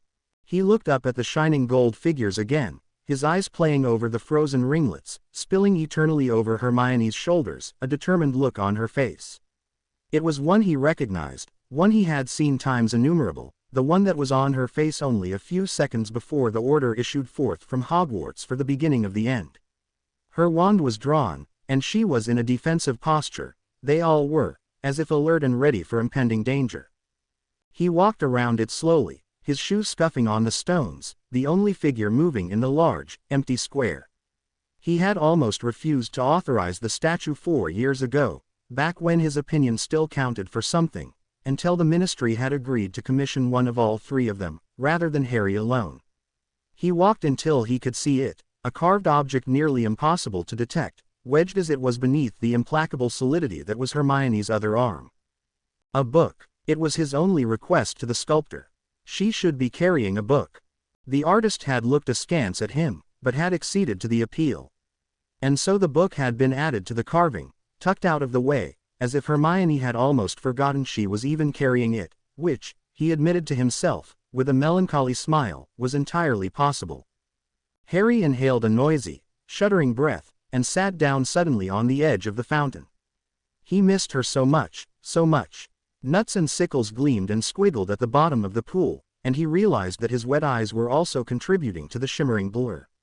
He scraped one hand dismissively across his eyes, smearing the tears indiscriminately across his cheeks, and sniffed loudly, bracing his trembling arms against the cool stone of the fountain's rim. He craned his neck to see the statue again, now looming above him, partially blotting out the night sky. He and Ron stood there, robes permanently billowing in an everlasting, invisible wind, looking fierce, triumphant, invincible, and Hermione was in the middle, with determined, penetrating eyes, looking slightly upward, as if she saw something they did not, which had also been the case more likely than not. It was a good likeness, really. The sculptor had even gotten their wands right. He stood, and the fountain blurred and wavered in his foggy vision. Suddenly, he hated the statue, hated the 3 young people depicted there, people that no longer existed, torn to pieces during the very conflict for which they'd once been lauded. Hermione was gone. He and Ron were broken. Had he ever had that sort of confident intensity, that certainty of victory, that conviction of righteousness? Before he could really process what was happening, he'd drawn his wand, aiming it at the middle of the piece, where 3 of their 6 legs crossed in front of and behind each other, braced, alert, poised for action. Reducto. His voice was low and tear-clogged, but it did the job. His spell smashed through the anti-vandalism wards as if they'd never existed. He was gone before the cloud of dust cleared, never hearing the heavy chunks of debris as they rained down on the beautiful garden. Luna froze with her hand on the knob of the spare room door, her eyes flickering uncertainly into the darkness that was the living area of the flat. "Harry," she called out tentatively. She had peered into his room, on her way from Ron's, and he had not yet been home. This was certainly not unusual, as his hours as an Auror were often long and odd. "Sorry," came his voice from the darkness, as he slowly shuffled into her view. "Did I wake you?" "I was up. Just going to bed," Luna said softly, her eyes going swiftly toward Ron's room before she could stop them. He glanced briefly at soft white nightgown that rippled silkily around her, but he said nothing. Luna felt inexplicably guilty. She was doing herself a disservice, going to Ron and using him, and letting him use her, so she could feel close to him for just a moment, so she could pretend it was as it had been before everything had gone awry. She sighed angrily, and lowered her gaze to her white fingers, resting on the door handle. "I wasn't judging you, Luna," Harry said quietly. "Yes, you were," she replied, without rancor. "But it doesn't matter, because I was judging myself." "A beat. Where've you been?" "In the Ukraine," Harry said succinctly. "Neville got Dolohov." Satisfaction flared briefly in Luna's shadowed eyes. "He'll be key Ed, won't he?" she asked, and looked shocked when Harry shook his head. He had a poisoned potion capsule in his mouth. Opened it before anyone knew anything was off. "He's dead." "I'm glad," Luna said sincerely, her eyes gleaming flintily in the darkness, and she moved closer to peer into Harry's face. "Are you okay?" He sagged suddenly, reaching out one arm to brace himself on the doorframe. "No, I'm not. It's, today, you know." Luna patted his arm sympathetically. "I know. How's Ron?" he asked. Luna shrugged. "He's Ron," she said simply. "He told me that he told you about what happened, at the final battle." Harry had been staring vaguely in the direction of his shoes, but he snapped his gaze up to meet hers when she spoke. "Did you know?" he asked intently, and Luna was glad that she could honestly answer in the negative. She shook her head. I suspected something had happened that he didn't want to talk about, she answered thoughtfully. I knew they'd gotten separated at some point before but I didn't know the circumstances. She watched him carefully for a long moment. Are you very angry? I don't know. I tried to be, he said dully. But there are so many things that could have been done differently. It hurts to look at Ron and know what he did, but I'm not angry. I'm glad, she said again. Her smooth brow crinkled as she watched him carefully. He's afraid you are, you know. He wasn't quite as drunk tonight, and his regret was all reserved for you, instead of her. Or me, she thought, though he had crumpled into her embrace when he arrived home, murmuring some slurred and nearly unintelligible apology into her hair, his tears dampening the blonde tresses, his hands shaky as they moved over her shoulders and back.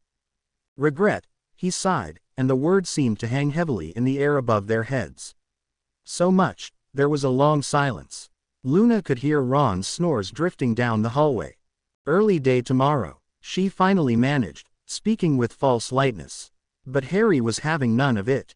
Good night, Luna, he said heavily, the weight of all those regrets evident in his voice, in his eyes, in his stance.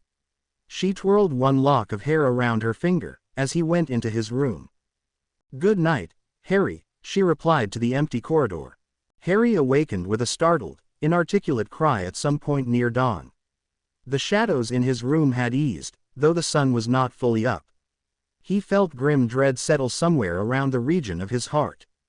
Today would not be a good day. The sheets were twisted and tangled around his legs, and his pajamas were damp with sweat. He could remember vague pieces of troubled dreams, and the otherworldly laughter of Dolohov and Bellatrix Lestrange rang in his ears. There were disquieting images of Hermione, with Bellatrix's wand to her neck, and Bellatrix's hand snarled painfully in her hair, images that Harry knew his mind had invented as a new way to torture him. He kicked at the sheets in irritation, and finally succeeded in causing all of the bedding to slide onto the floor in a tangled mass. As it hit the carpeting with a soft whump, he lay spread-eagled on the bed, staring dead-eyed at the ceiling. He should get up. He'd need to be going soon. Her eyes. Did they haunt you? Lost, bewildered, confused. Bellatrix was right. There are things worse than death. Worse than death, Harry sighed. That much of what Dolohov said was true, at least. There were things worse than death, like being left behind.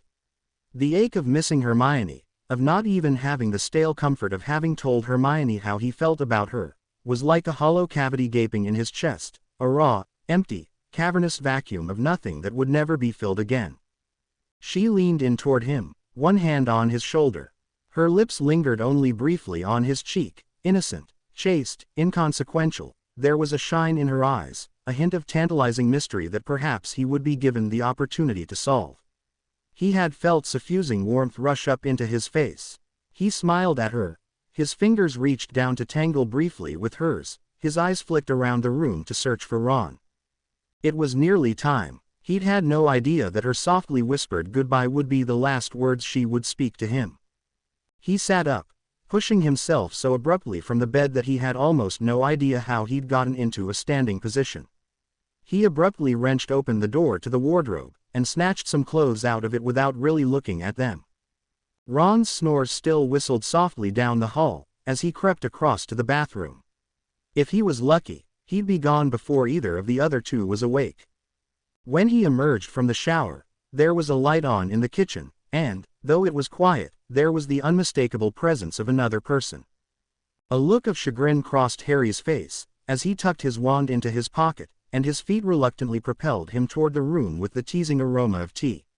Luna was going to try to pick his brain again, or insist that Ron go with him to Hogwarts, or feed him some more nonsense about the balance of the universe, and he was really in no mood to hear this.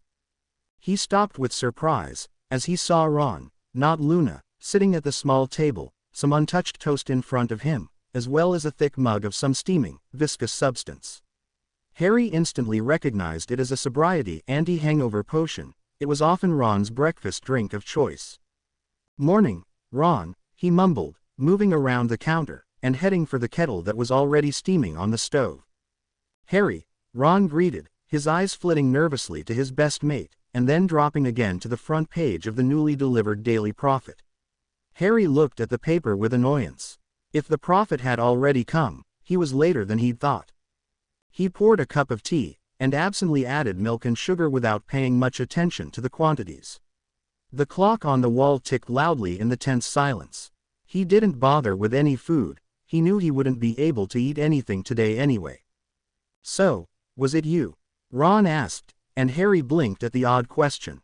"Was what me?" he asked, lifting the cup to his lips to take a careful sip of his tea. Ron didn't say anything, didn't even look at him, but instead held up the paper. There was a new headline, obviously added very late, since what had originally been the front page had been shrunk and shoved to the bottom of the page. Harry's eyebrows soared and he struggled to keep a bland look on his face. "What makes you think I had anything to do with that?" he asked. Ron looked at him then, a piercing, knowing look that made Harry distinctly uncomfortable. "How could it be anybody but you?" he asked rhetorically. "Look at the photo." Harry looked, bending forward to peer at it carefully. "Sweet Merlin," he breathed, barely audibly, setting his tea down so quickly that it sloshed over the sides of the cup. He hissed when some of the scalding liquid hit his hand, and blinked down at the headline again. "Victory Square statue destroyed in midnight attack, MLE has no suspects." The accompanying picture was of the remains of the statue, the sparkling fountain sullied and clogged with dust and debris. The pedestal of the names of the honored dead was intact, still in place above the filthy water, but the statue atop it. The figures of Harry and Ron were gone, magically obliterated, handily relocated to litter the fountain and the once pristine garden. But the figure of Hermione stood, alone, in the center of the pedestal, clutching her wand, book tucked forgotten under her arm, absolutely unscathed. "Then it was you," Ron said, unnecessarily. "I had a bad day," Harry replied, in a lame attempt to justify what had happened. "I can't even hurt an inanimate representation of her. I'm trapped just like she." He stopped suddenly, wondering what had brought on the idea that she was trapped. "She's not trapped anywhere, Potter," he told himself sternly, in his best Malfoy impersonation. And then the thought of Malfoy brought back the former Slytherin's tirade in the halls of the Ministry. Malfoy has always had more mouth than sense, he thought. Keen on the concept of irritating, infuriating, and hurting Harry Potter, he had always had the tendency to reveal more than he should. "He knows something," Harry thought, feeling suddenly more certain than ever. "Tonks had arrived and stopped me." She told him to leave, but he had to say one more thing, that whole spiel about her eyes. Why? He chugged the rest of his tea, gasping a little as the heat poured down his throat, and set the cup on the counter with a decisive clunk. "I've got to go," he said, dismissing the thought of Malfoy-esque conspiracies. There were other things required of him today, perhaps by no one but himself, but wasn't he his harshest master, after all? "Listen, Harry," Ron's voice was tentative, hesitant, and on any other day, Harry would have felt sorry for him. "I can't talk about it today, Ron," Harry said, and the words came out more brusquely than he meant them. Maybe tomorrow." Ron looked crestfallen, but nodded, trying to blink away the obvious emotion in his eyes.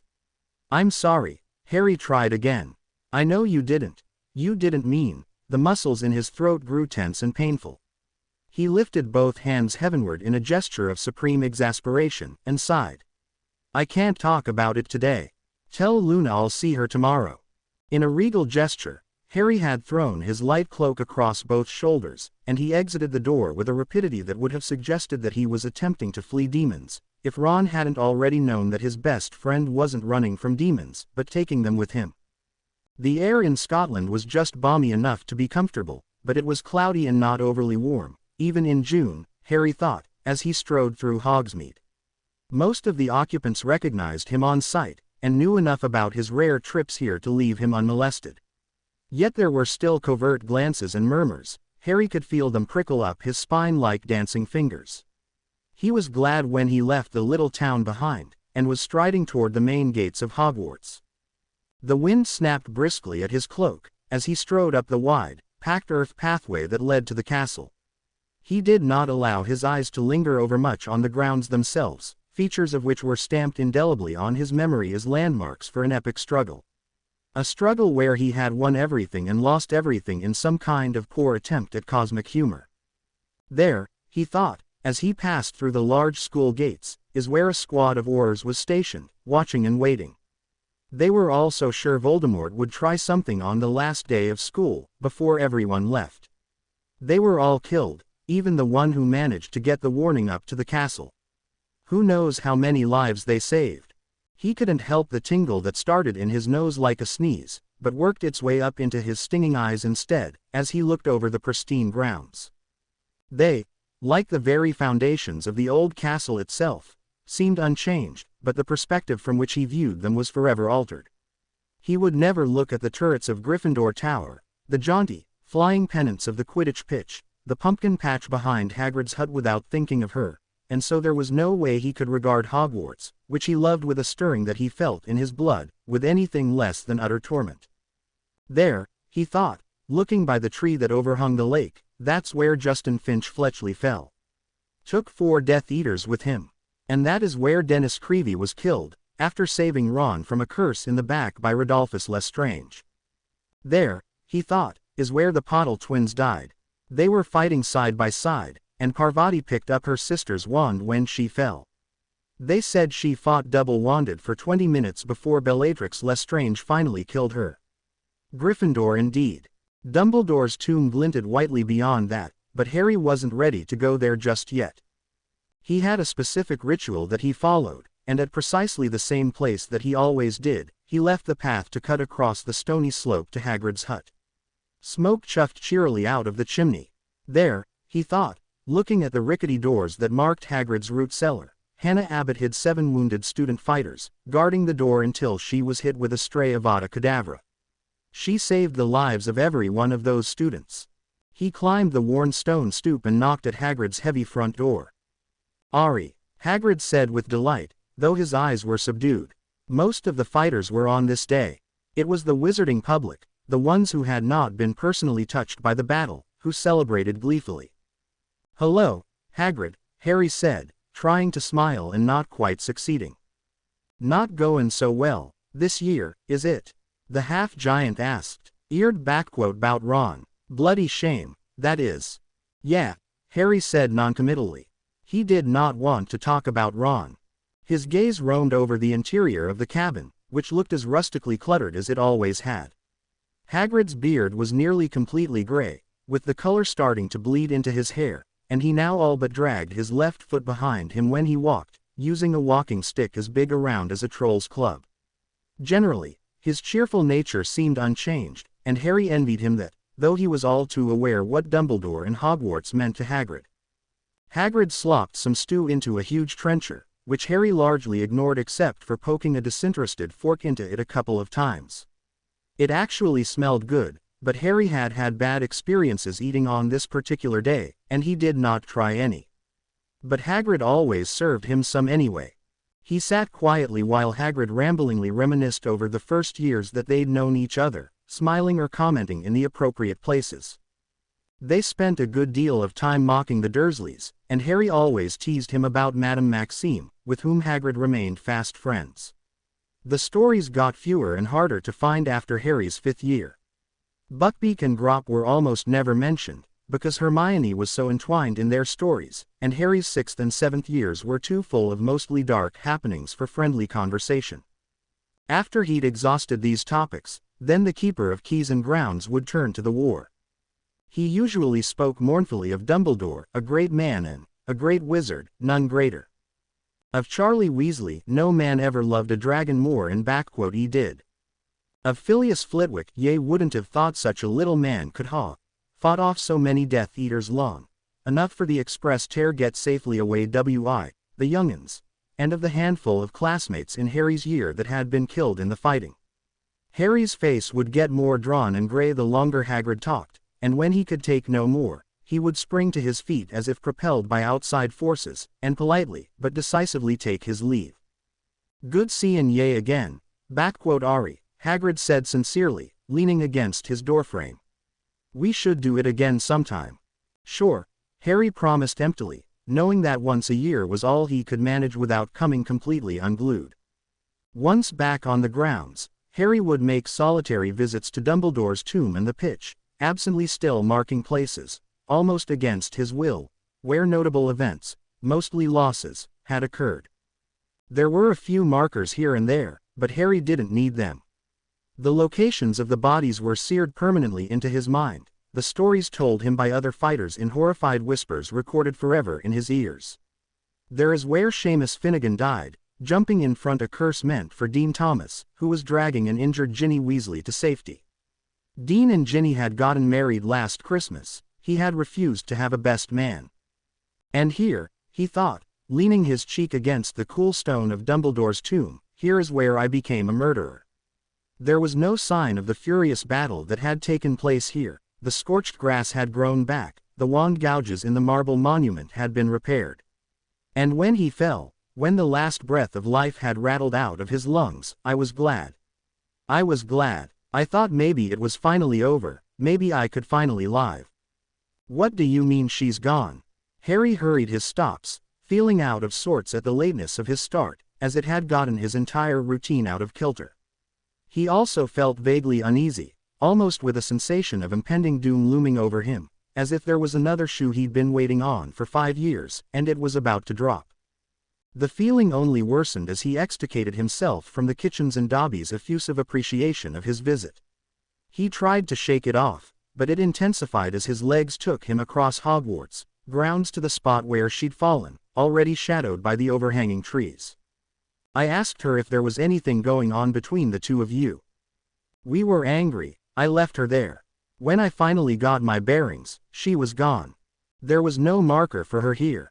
He had asked them not to erect one, unable to stand the thought of seeing her name etched into a shiny marble face, making the horror real, proclaiming to the world the permanence of her absence, as if he wasn't reminded of it every day by his own doing. He stopped abruptly, as he saw a regal figure standing there, backlit by the afternoon sun. Anger flashed in his eyes at the thought of someone intruding on their time together, the only time he had with her all year long, but he forced himself to step forward. Good afternoon, Professor, he addressed Headmistress McGonagall politely. Hello, Harry, she said informally, and something old, tired, and sad glinted in her eyes, as it always seemed to when she looked at him. I wouldn't have disturbed you in your remembrances, but we've just had an urgent flow call from Mr. Weasley. I thought you'd want to know. Alarm slammed into Harry like a bludger to the chest. Ron wouldn't have flowed unless it was urgent. He knew, as nobody else could know, what simultaneous necessity and agony this day was to Harry. What's wrong? He asked hoarsely. There's been some sort of attack, an attempted burglary, at the Ministry. Miss Lovegood's been injured. You can use the flow in my office, if you'd like. Yes, thank you, Professor. I'll do that, but I'll just be a moment. His old Transfiguration teacher nodded sympathetically. Certainly, she said, and retreated away from him. He watched her in a dazed way, as she returned to the castle, and slowly dropped to his knees on the springy green grass. I'm sorry, love, he whispered, tears clogging his voice. I'm sorry I can't stay longer. But Luna needs me, and I've got to go. He knelt there for only a moment, longing for some kind of communion, but finding none, and in that heartbeat when he stood to his feet, he felt as if, by leaving prematurely, that he'd abandoned her there himself. The perceived betrayal was so acute that he gasped in pain, and when he turned to proceed up to the castle, even though he'd only been kneeling a short time, his gait was that of someone who had lived 7 or 8 decades, rather than hardly more than 2. Harry bolted through the waiting area of St. Mungo's, heedlessly scattering people as he went, nearly overshot the room he was searching for, and skidded to a halt by grabbing the doorframe when he caught a glimpse of Ron's ginger hair. His best mate was seated on the edge of the bed, casually propped on one hip, with one of Luna's hands clasped in both of his. Harry didn't say anything upon his initial entrance, but his eyes ran over Luna with the practiced detailing of a trained oar. I'm fine, Harry, Luna said, smiling, albeit using a voice weak enough to denounce some of her veracity. What happened? He asked, moving around the bed to sit at its foot, on the opposite side from Ron. I'm sorry I know there were things you counted on doing today, She apologized, but he waved it off with one hand. There are very few ways this day could be any worse for me. Having something happen to you is one of them. I'm just glad you're okay. You are okay. He added the question with a pensive lift of his eyebrows. I was at work, and someone broke in. I was hit with a stunner, and my head happened to make the acquaintance of my work table. They're going to let me go home as soon as the healer clears me. She was very lucky, Ron put in, still holding Luna's thin hand in both of his long-fingered ones, his eyes fixed on her, as if she might fade from sight at any moment. Harry's eyes danced briefly from Ron's face to Luna's and back again. When he met Luna's eyes, she gave him a knowing look, inclining her head toward Ron, and then lowered her gaze until her lashes fanned out across her cheeks. Ron's finally acting like Luna matters to him. Good, Harry thought matter-of-factly. Did they catch who did it? Did Shacklebolt send anyone down? Are they investigating? Harry's questions were rapid fire, and Luna could tell that he was about a millisecond away from going into full-on Auror mode. The head Auror sent somebody down to look. Somebody named McNeil, or was it O'Shaughnessy? I think. Mackie. Harry exploded, interrupting her. Kingsley sent down a bloody trainee after Ministry employees were attacked. But nothing was taken.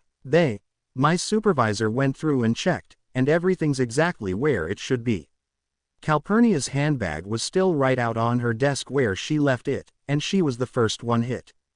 Is she all right? He asked solicitously. Who else was hurt? She wasn't injured, but whoever came through obliterated her. She doesn't remember anything after she sat down at her desk, until the emergency workers came. Emergency workers? His questions were clipped, quick, and Luna could not suppress a fond smile.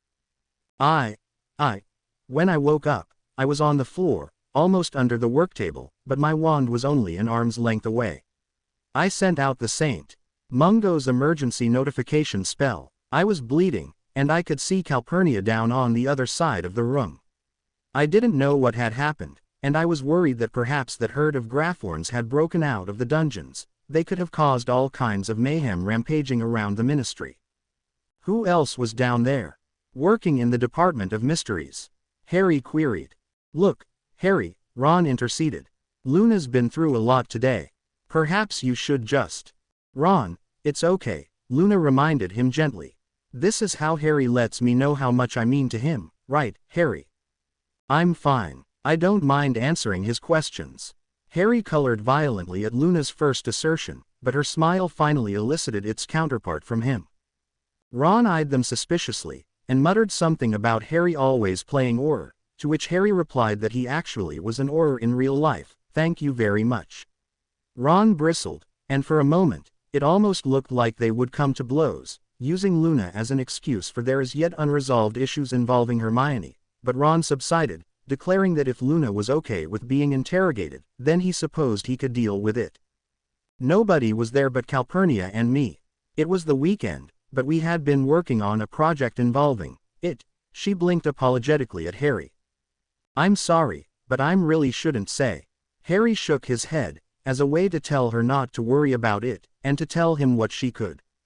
Anyway, we were the only ones there. You know how it is, she shrugged at Harry. Nobody ever comes down there. We're just a lot of crackpots going on over someone's half-baked ideas.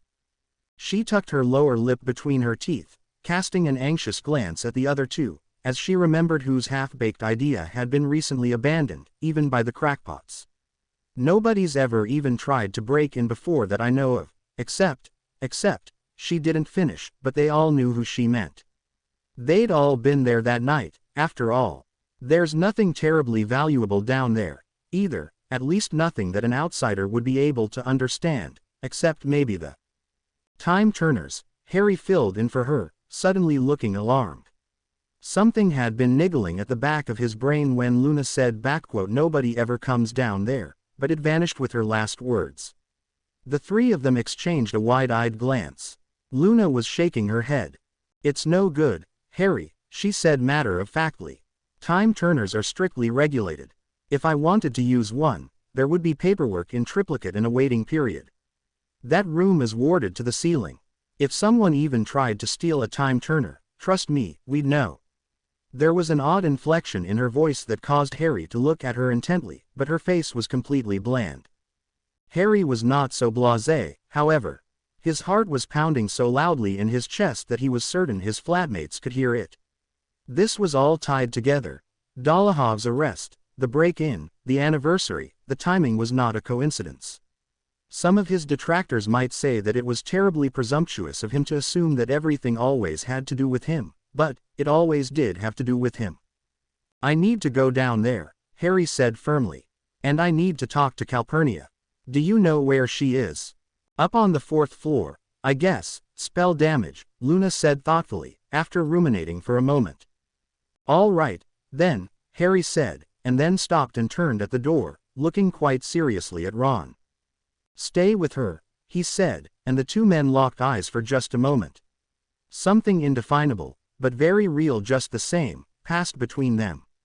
Harry's look seemed to say, I'm trusting you to do this. Ron seemed to reply, I know I've misplaced your faith in me, but I'll never do it again. Harry, mate, the words seemed to burst from Ron, even though he'd tried to hold them back.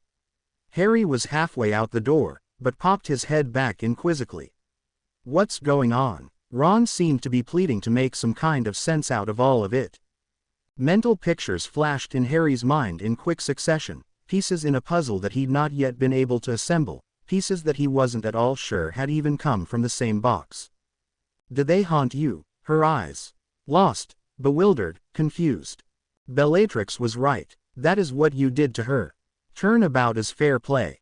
She's not. Turnabout is fair play. There are things worse than death.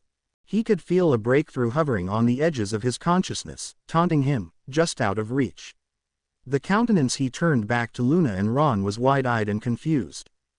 I'm not sure, but something's going on, and it involves us. How do you know? Because it involves Hermione. Harry found Calpurnia Wilcott in a room on the 4th floor, looking rather dazed and dreamy, even for one of Luna's friends. The door was cracked open, and the healer was not in sight, but Harry didn't know when he or she would return. Given his almost certain future status as persona non grata at the ministry, he'd rather be neither noticed nor questioned. Miss Wilcott? He asked, stammering slightly as he tried to sound professional. Yes, she turned politely to him. Everything about her seemed pale, wide, sky-blue eyes, broad pale forehead, skin so white as to seem nearly translucent. All of this was topped by a cloud of inky black hair that was curly to the point of kinkiness. It was pulled up into a fluffy knot, held in place by what looked like 4 or 5 chopsticks. The entire effect was somewhat disconcerting, Harry reflected. He absently noted several areas of scaly blotchiness on her hands and forearms, only faintly visible as they had been glamored over, and remembered with a kind of dazed bewilderment that the eczema salve wasn't ready yet. You're Harry Potter, aren't you? That Auror friend of Luna's? She asked, and Harry realized that he'd been standing in the doorway, saying nothing. He couldn't suppress a small grin at her description of him, one he was sure had never been applied to him before, that Auror friend of Luna's. Yes, he said simply. I'm glad you're okay, but I was hoping you could answer some questions for me, if you're up to it. I'll be glad to, she said, but I must warn you, I was obliviated, and I don't know how much use I'll be. Did you see anything unusual today? She blinked mildly at him. I expect I did. It's probably why they obliviated me. They looked at each other owlishly for a moment, and Harry could see why she and Luna got along so well. I meant, as you came in for work, was there anyone in the lobby, in the corridors, that shouldn't have been there? Not that I can recall, she said thoughtfully. It's always rather light on the weekend, you know. Why, whatever's the matter with you? Harry had gone completely still, staring off into middle distance with a startled green gaze. Nobody ever comes down there. Malfoy had been coming around the corner when they collided. Harry had been going to see Luna, so Malfoy could have only come from the Department of Mysteries. What the hell had he been doing down there? Was Draco Malfoy down in your department yesterday? Harry said, collecting himself enough to ask the question almost naturally. Calpurnia rolled her eyes. Yes, he's been coming round for a while now. Chatting up Aurelia, she's the receptionist. He brought her lunch yesterday, hoped they could eat together in the break room, but she was out sick. Calpurnia's tone of voice clearly said that the receptionist was lying. She called in yesterday morning, saying that she'd had a run-in with a rabid mooncalf. Couldn't she come up with a better lie than that? There wasn't even a full moon last night. Everyone knows that she was trying to skive off work so she could see her brother. He was playing in a football game in Bristol. I don't know why she just didn't tell Prothero that, although he's such a git that he probably wouldn't have let her, just to be. But Malfoy? Harry asked, trying to steer her back onto topic. He was quite put out that she wasn't there. Seemed dead set on having lunch with her. Though you'd think it would have come up at some point in their conversation the day before that she wasn't going to be there. And I don't know why anyone would choose to eat in the break room. The smell back there is ghastly. Smithers has been experimenting on his chameleon with energy extraction charms in his spare time. Anyone could tell you that the ratio is all wrong. A chameleon is much too small of an animal for there to be any positive and measurable effect, but... So he left. Harry interjected desperately, finally cutting her off mid-syllable. Who? Smithers? Oh, you mean Mr. Malfoy? Yes, he did. He looked quite angry. I thought he might have been trying to hide from someone. He looked like someone had roughed him up quite nicely. So Malfoy had been trying to gain entry to the department. The rotating room only allows people into the reception area during office hours, and he couldn't go anywhere else with someone else's authorization or access. What room were you in? When I got obliviated. At Harry's nod, she continued, Luna and I were working on something, it's classified. Her eyes flickered up to him and then down to the folded hands in her lap. I didn't ask what you were working on, just what room you were in, he protested, hoping that the loophole would reveal something. We were in the multiverse room, she said hastily, and in a low voice, as if she were afraid someone would overhear. She had a pained look on her face, and Harry knew that her very title as "unspeakable" was coming into play.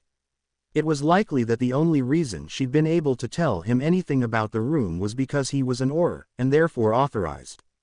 All the more reason to act quickly, he thought. Harry's mind groped at shreds of cryptic conversation that he'd overheard at that befuddling lunch he'd had with the two unspeakables. But isn't that all theory? Calpurnia pressed her lips together tightly, met his eyes, and slowly and deliberately shook her head. But what would you possibly have that would be worth stealing? Harry sounded more than a little lost. Nothing was taken. Calpurnia sounded as emphatic on this point as Luna had. Harry opened his mouth, but then closed it again, decided not to disclose what they had postulated about time turners, unless it was absolutely necessary. He still believed it was a possibility, regardless of Luna's dissenting opinion. It's just what happened that other time. The door was open when everyone arrived in the morning and Prothero thought I left it open, even though I would never do that. I remember because Lydia Wingate had brought a German chocolate cake from her mum into the office, and I was taking a piece home. I had to get my wand out of my purse to lock the door, and I dropped the cake. It was really quite irritating. Of course, Prothero didn't believe me. But nothing was gone, so, she shrugged expansively. Wait, Harry said slowly, trying to sort through her garbled narrative. It's happened before. The door was open. What door? The door to the multiverse room. It was open, even though I always make sure to lock it. I mean, we can't have just anyone wandering in there. It would. She clamped her mouth shut suddenly. Luna said nobody had ever broken into the Department of Mysteries, except for, well, you know, he gestured toward the scar on his forehead, with a sheepish look on his face.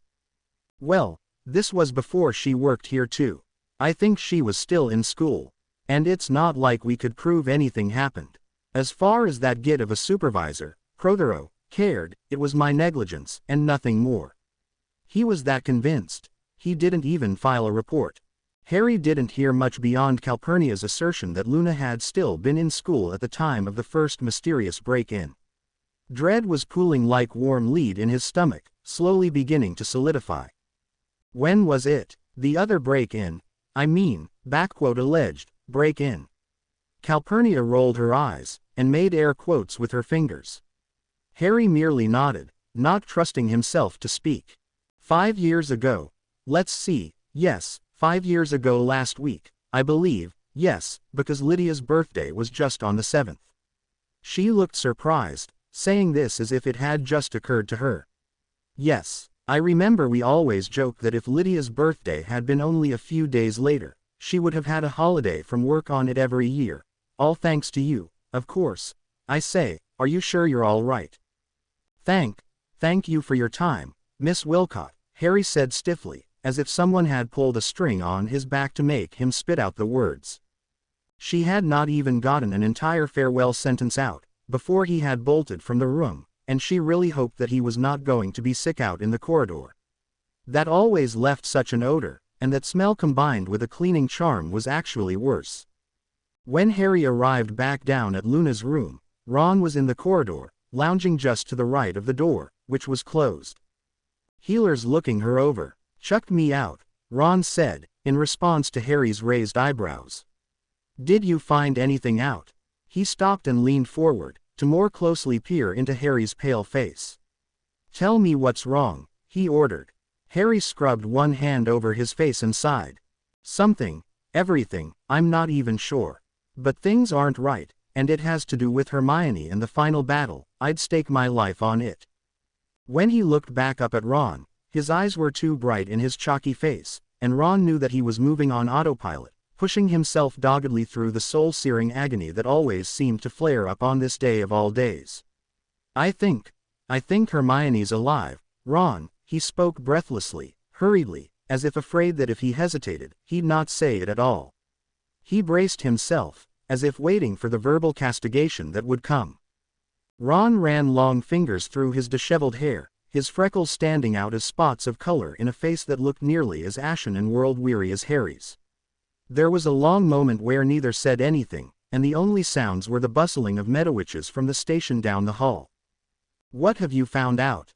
Ron asked heavily, meeting Harry's gaze squarely. The gratitude that washed over his best mate's face was enough to send him into a profound spiral of shame, even as his thoughts drifted longingly to the bottle of Ogden's in the cabinet in his room. Be so nice to just forget all this for a while, he mused. Speaking slowly, as if it were taking a great deal of effort, Harry began to outline what he'd discovered, what Calpurnia had said about the previous break-in and its timing, what Dolohov had said before he died, Malfoy's rant in the halls of the Ministry, and where he had been just prior to that. When he got to that part in the story, Ron's eyes lit up. The receptionist, Aurelia, at Harry's nod of confirmation, he continued. Luna's told me about her. There's no way Malfoy would be caught dead sniffing around her. At Harry's blank glance, Ron rolled his eyes. And you call yourself an Auror? Calpurnia even said that her brother plays football. Harry, football. She's Muggle-born. He was making for that multiverse room, Harry said. When Aurelia wasn't there yesterday, he decided to come back later. He must have enough access to the Ministry to get him in the Department of Mysteries. He just couldn't be seen there without a convenient excuse, in case something went wrong. He probably didn't expect anyone to be there on the weekend, Ron inserted grimly. But how do you know where he was going? 5 years ago, the door was found open, when Calpurnia is sure she locked it. She and Luna were in that same room today. Harry's eyes were moving rapidly, as he ticked off goals on his fingers. We need to talk to Luna and find out what is in that room that he could have been after, and then we need to get in that room, the sooner the better. Why the rush? Ron asked. Because by Monday, I probably won't be authorized personnel anymore, Harry said shortly. Ron's jaw dropped and his eyes were wide with astonishment. Harry, it wasn't because of, Harry shook his head, a small, sad smile briefly touching his features. No, Ron, it was entirely because of me. He fumbled with something in his pocket, finally removing it, and he flipped open a small hinged lid on a nondescript, round, black box made of some kind of matte finish metal. It was empty. I need your memory of the final battle, the last time you saw and heard Hermione. Ron was backing away from him, looking with distaste at the object Harry held. What the hell is that? He asked. It's a portable pensieve, Ron. Standard issue for Aurors. I really need that memory. I need to hear what spell Bellatrix cast, and you're one of the only people who were close enough to hear it. But I don't remember. You don't think you remember it, but it's probably still recorded in your mind. He held out the small round box again. I'm going to talk to Remus too. I need to know exactly what happened when he killed Bellatrix, and whether or not he actually saw Hermione vanish. Another thrust of the box toward Ron. Please. Ron sighed, and put his wand to his temple, slowly pulling a silvery strand, which he then deposited into the receptacle. His expression seemed to ease somewhat with the absence of the excruciating memory, and Harry snapped the lid closed and fastened the latch.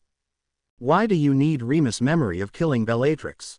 He asked, as the healer exited Luna's room, and they moved to enter. Harry shoved the portable pensieve into his pocket. Because I don't think she's dead either. Harry. Surprise was evident in Remus Lupin's voice as he saw the younger man standing in the doorway, looking more than a little frazzled. He was accustomed, along with most of those to whom Harry considered himself close, to not seeing Harry on this day at all. Hi, Remus, Harry said quietly, ducking his head as he spoke. Can I speak with you? It's important. Remus swung the door of the flat open wide. As if you even had to ask, Harry, his father's friend sniffed. Harry stepped into the flat, and Remus closed the door behind him. Where's Tonks? Harry asked, eyeing the small room fondly. It looked like pure Remus and Tonks, shabby chic, with very odd and kitschy touches here and there. A Velvet Weird Sisters poster hung in the spare room, he knew, and one of the windows had a feather boa draping it instead of a curtain. Luna loved it. A pair of black slacks with rips in both knees was hanging on the wall by Sticking Charm, half-pressed. She's down in Nocturne Alley. Stake out. Harry made an sound of comprehension. That's right, he said. I'd forgotten that was going down this weekend. In his heart of hearts, he was glad. Tonks would cause a conflict of interest, and he really didn't want to do anything that might implicate her and cost her job. Remus cobbled together a living doing some public speaking for more open-minded rights groups, as well as substituting occasionally at Hogwarts as the need arose, but it was Tonks to whom the title of breadwinner fell. If Remus chafed at this, he had never mentioned it aloud in Harry's hearing. I've got to ask you something, and then do something, and I don't want to do it by myself, Harry stammered. Remus eyed Harry curiously, and his gaze drifted down to the small box that Harry had drawn from his pocket and was twiddling between his fingers. I don't think you'll want to, but I just couldn't ask Ron, and I can't watch it by myself, especially not today, and it's got to be today. I don't think we have a lot of time, before I won't. He halted abruptly, as if he'd lost his train of thought, and stared blankly at his former professor for a moment. Tell me what it is you need me to do, Remus said gently, laying one hand on Harry's shoulder. You know I'll do it. I need your memory of Hermione's, of what happened to Hermione, and what happened to Bellatrix. Harry's bleak green eyes met Remus, gazed squarely, and the werewolf paled. I've already got Ron's. He cleared his throat noisily. And I need you to look at them with me. All right, Remus conceded calmly. Have a seat, I'll be just a moment. Harry sat on the sagging leather sofa, as Remus retreated to the kitchen. He heard him clinking around in the other room, and his curiosity rose when the older man emerged carrying 2 glasses. It's Ogden's laced with a calming draft, he explained. I figured we might need it after. Harry exhaled a shuddering breath, and managed a shaky smile at the closest thing he had to a father. Yeah, he said, running one unsteady hand through his dark hair. He set the portable pensieve on the low table in front of them, next to the glasses of whiskey, and snapped open the lid. Ron's memory swirled placidly inside, with a silvery ripple. Placing his wand at his temple and drawing it slowly away, Remus withdrew his own memory, and dropped it in the magical container. They both eyed the pensieve warily for a moment, as if it might beat them into its nightmares of its own accord. So, what's all this about? Remus asked, after a moment of heavy silence.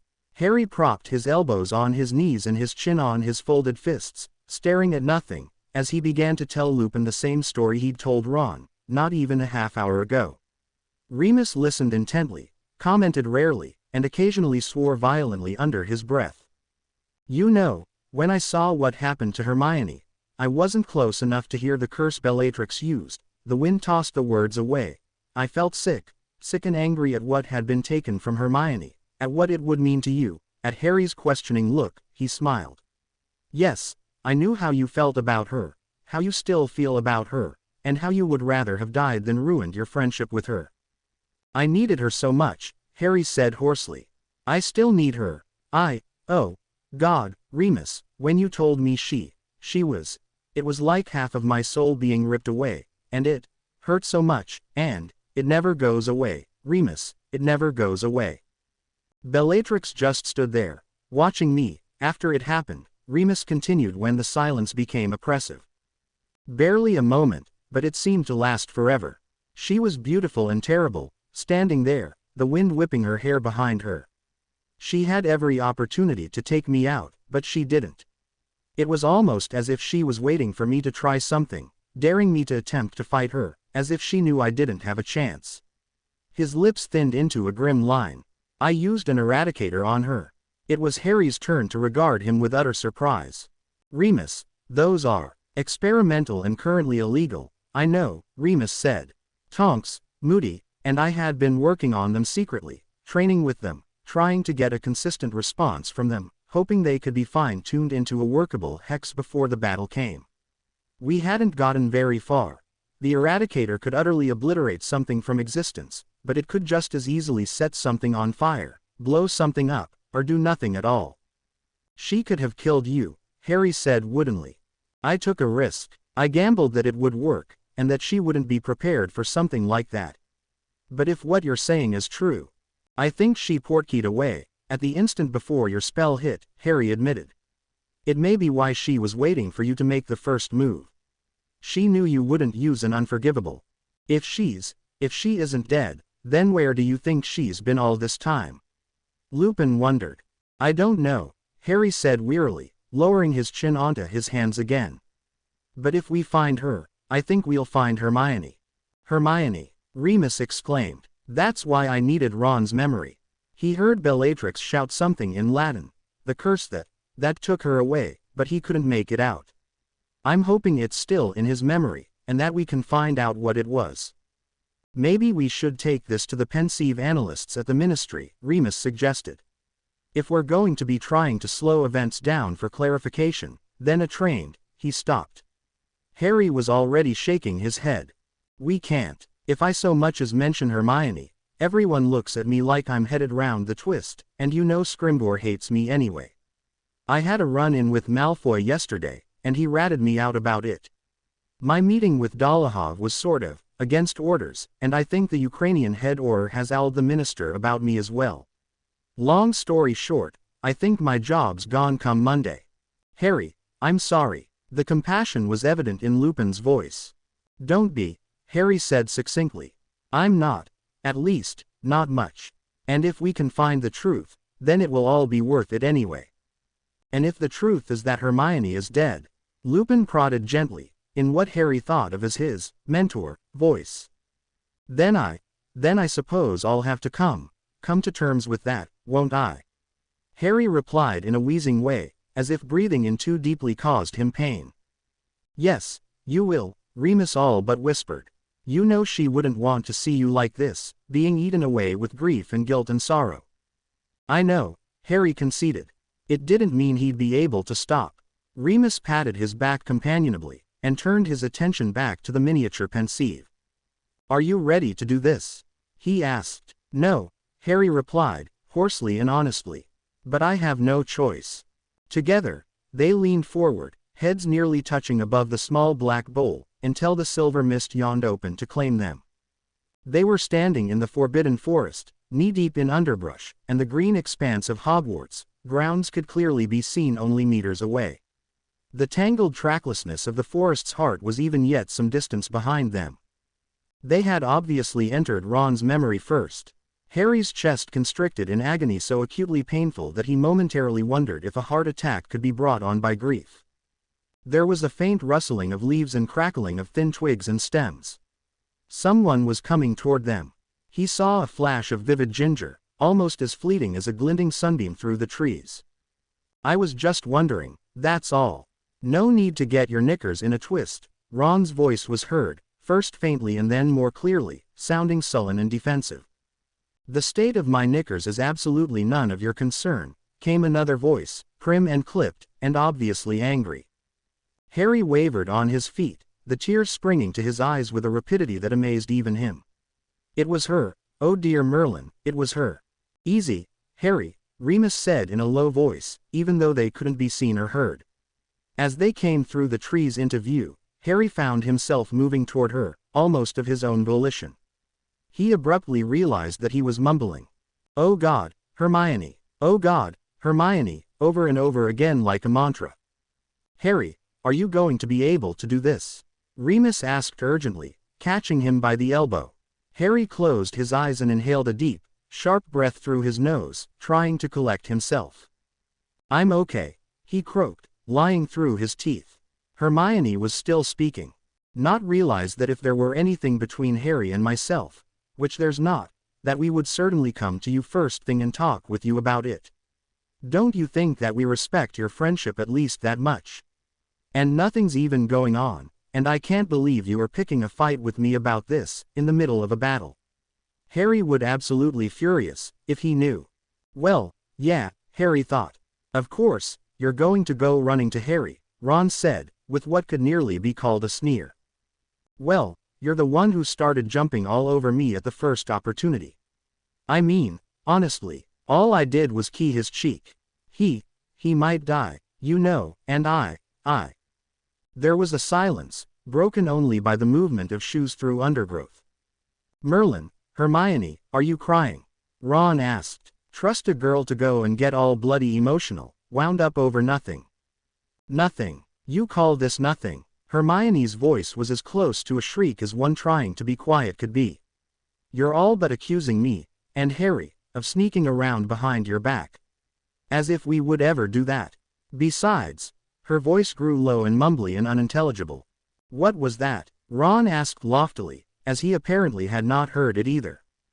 "I said, besides, it's not as if you have any claim on me at all, seeing as how you were the one who dumped me at the beginning of the school year." Hermione's face was stained a faint pink. "You fancy him, don't you?" Ron asked abruptly. Hermione grew very still, but hesitated for only a moment before snapping out a brisk, "Don't be ridiculous. You've no reason to concern yourself with whom I do or do not fancy. And you've got to get over this single-minded obsession with Harry." "I'm obsessed with Harry," Ron said incredulously, while Hermione trampled over his words, her brow lowered stormily over her dark eyes. "Really just like it was in fourth year, and you should be more grown up than that by now. You'd think that you just dated me so you could have something that Harry didn't." The forest seemed to fall silent with an unnatural hush. Hermione appeared to be shocked that she'd said such a thing, and Ron grew red to the tips of his ears. For a long time, neither of them said anything at all. "Is that any better than settling for me because I was handy?" Ron finally said, his face crimson and his eyes flashing with anger and hurt. Hermione flinched as if she'd been slapped. "He's dated Cho and he's dated Ginny. Why would he want you?" Harry let out a kind of inarticulate roar, and plunged forward, completely forgetting that this was a memory, until Remus grabbed him. Hermione gasped, a high-pitched little catch in her breath that broke Harry's heart. It's perfectly obvious that someone who is mature and thoughtful and intelligent might be able to see past appearances and superficialities. That's the kind of person I would fancy." Hermione struggled to regain her composure, her tone clearly implying that she thought Ron was none of those things. "Unlike you, all hung up on the way things ought to be and the way people ought to look and ought to think. You're just like Percy," she finished triumphantly, fixing on the lowest insult she could think of. Ron's face was brilliant.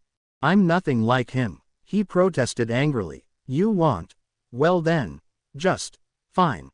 He stomped off ahead of her, his long legs quickly taking him through the woods, just as Harry had thought. Hermione had hesitated for a moment, but then she followed, still heading in the same general direction of Dumbledore's tomb, though she could not hope to keep up with him.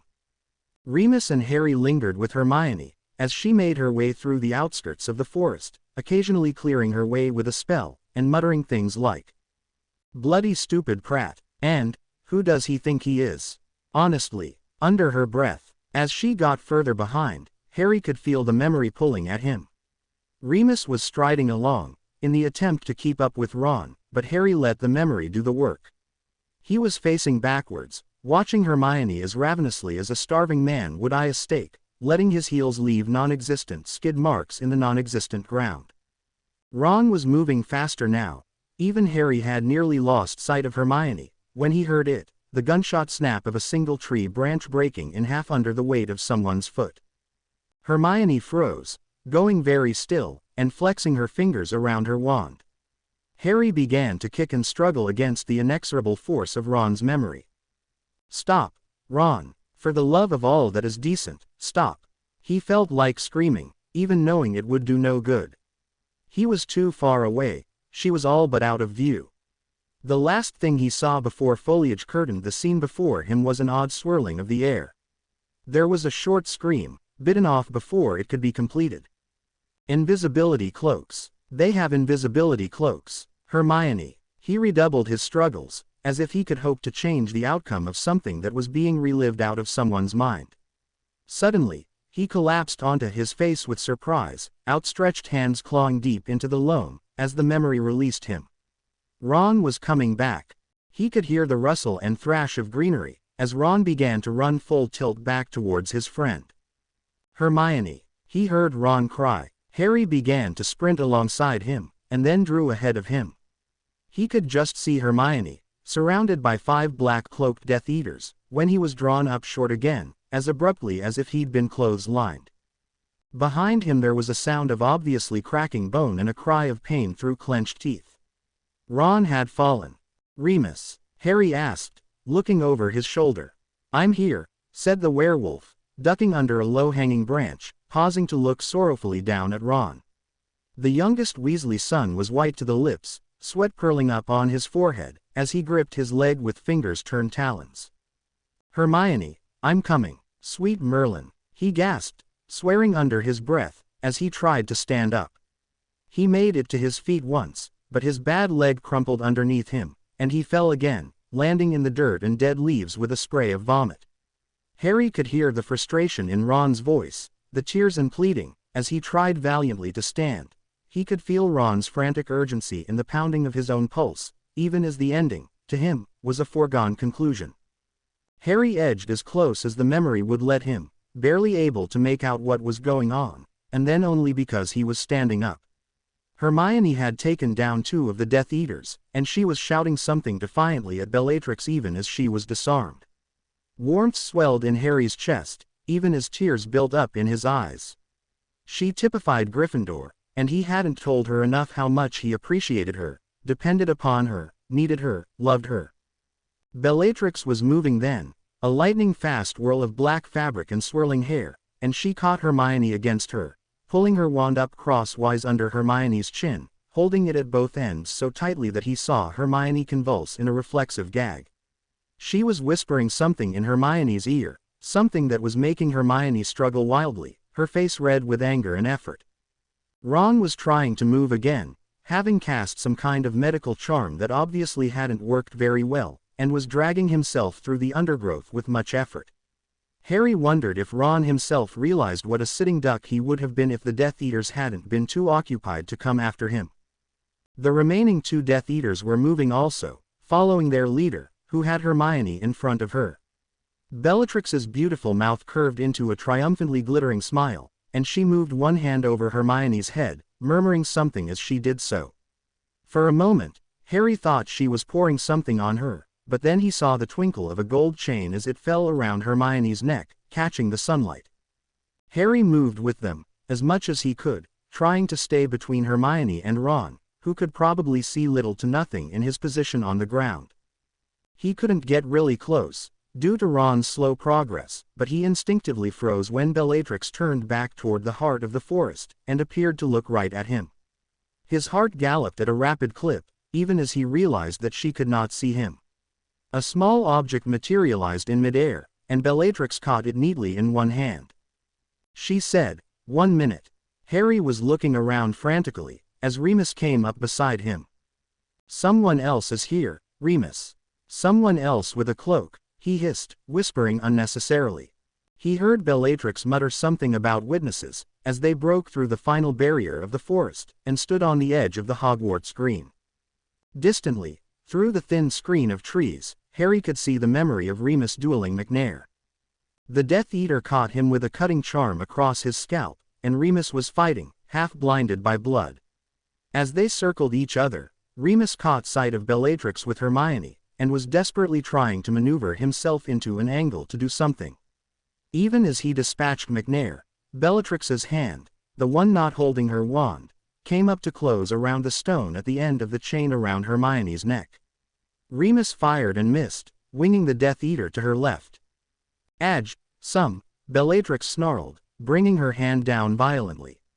The ends of the chain glittered metallically in the light, as they dangled from the Death Eater's fist, and Hermione just faded from view, like a bad movie projection, her mouth open in a soundless plea. Harry fell to his knees, and for a moment he could not breathe. He knew there was a fresh image that would haunt his nightmares. It seemed he'd been kneeling for an hour, though it had been only an instant. Harry's legs felt leaden, as he arose with Remus, hand clenched firmly around his bicep and a dry, hot, tight feeling in his throat. He could move a little more now, as he saw Ron begin to emerge from the edge of the forest, still crawling.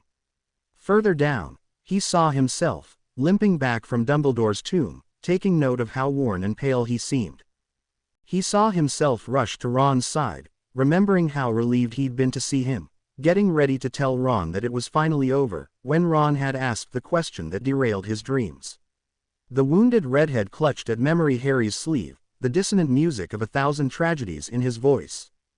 "Where's Hermione?" Harry turned back toward the memory of Remus, just in time to see Bellatrix vanish in a flash of light, but missing his actual firing of the spell. The last remaining Death Eater had been felled as well, Harry wasn't sure by whom. He struggled to regain control, and tried to look at the disappearance with a measure of objectivity. If Bellatrix had disappeared just before the spell hit, she had done so with amazing accuracy. "Let's look at your memory, and then we can come back to both of them, slow them down if we need to. Try to hear that curse," Harry said mechanically, looking toward the memory of himself and Ron. "All right," Lupin agreed, beginning the incantation that would take them to the second memory contained within the Pensieve. But he wasn't going to be fast enough, and Harry knew it, and was still unable to look away. It was like watching an oncoming bludger. The memory depictions of himself and Ron looked across the green at their Remus, standing weary, bleeding, holding his wand limply in one hand, and their former professor looked at them with an unmistakable expression. Harry had already had the singular and discomfiting experience of seeing Hermione disappear, and was then able to exceed that by watching himself completely fall apart about it. Harry and Remus emerged from the Pensieve more than an hour later, pale, trembling, and emotionally exhausted. They'd finally had to resort to overlapping the memories and playing them both at once, the two different perspectives yielding to them the whole of Bellatrix's last words to Hermione. Agisio Universum. And Harry's world had been knocked off its axis. Change the universe. Together with what he'd learned from Calpurnia, it seemed to suggest a terrible reality. Wordlessly, Remus had handed Harry the glass from the table, and Harry knocked its contents back without hesitation.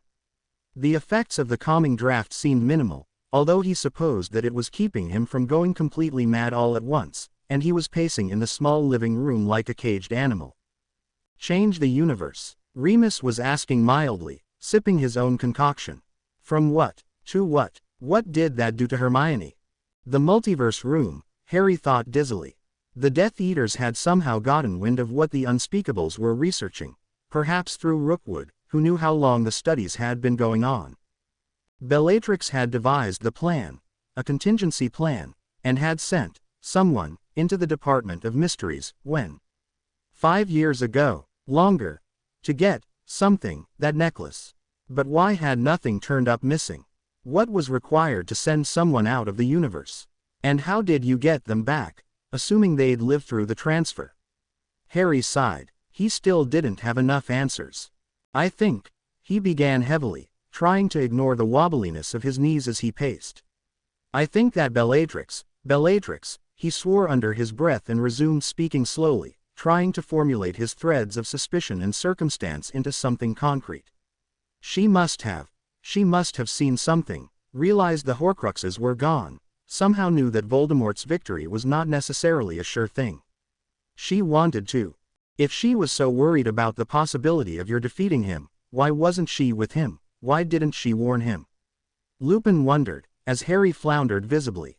But Harry shook his head at Remus' words. He understood Voldemort better than anybody else, more than he would have ever desired. Would you go tell Voldemort that you were afraid he was going to lose a battle to a boy that wasn't even 18 years old? Lestrange would have known that it would mean certain death. She must have arranged her own plan, one that would keep her free. What could be more Slytherin than that? And that would, yes, his eyes blazed green fire, as he hit on the driving force of Bellatrix's motivations. He was certain of it. That would keep the victor from happiness, even though he'd won. That is what you did to her. Turnabout is fair play. Malfoy's words echoed in his ears, and began to make a twisted kind of sense. Even though he'd not been anywhere nearby when Rodolphus Lestrange was killed, Harry knew that it was not her husband who had been the subject of her obsession and utter devotion for decades. Harry had taken that person from her, and so she had, in turn, unerringly targeted the one without whom Harry could not survive. Bellatrix was right. Who would have thought that a mudblood could matter so much?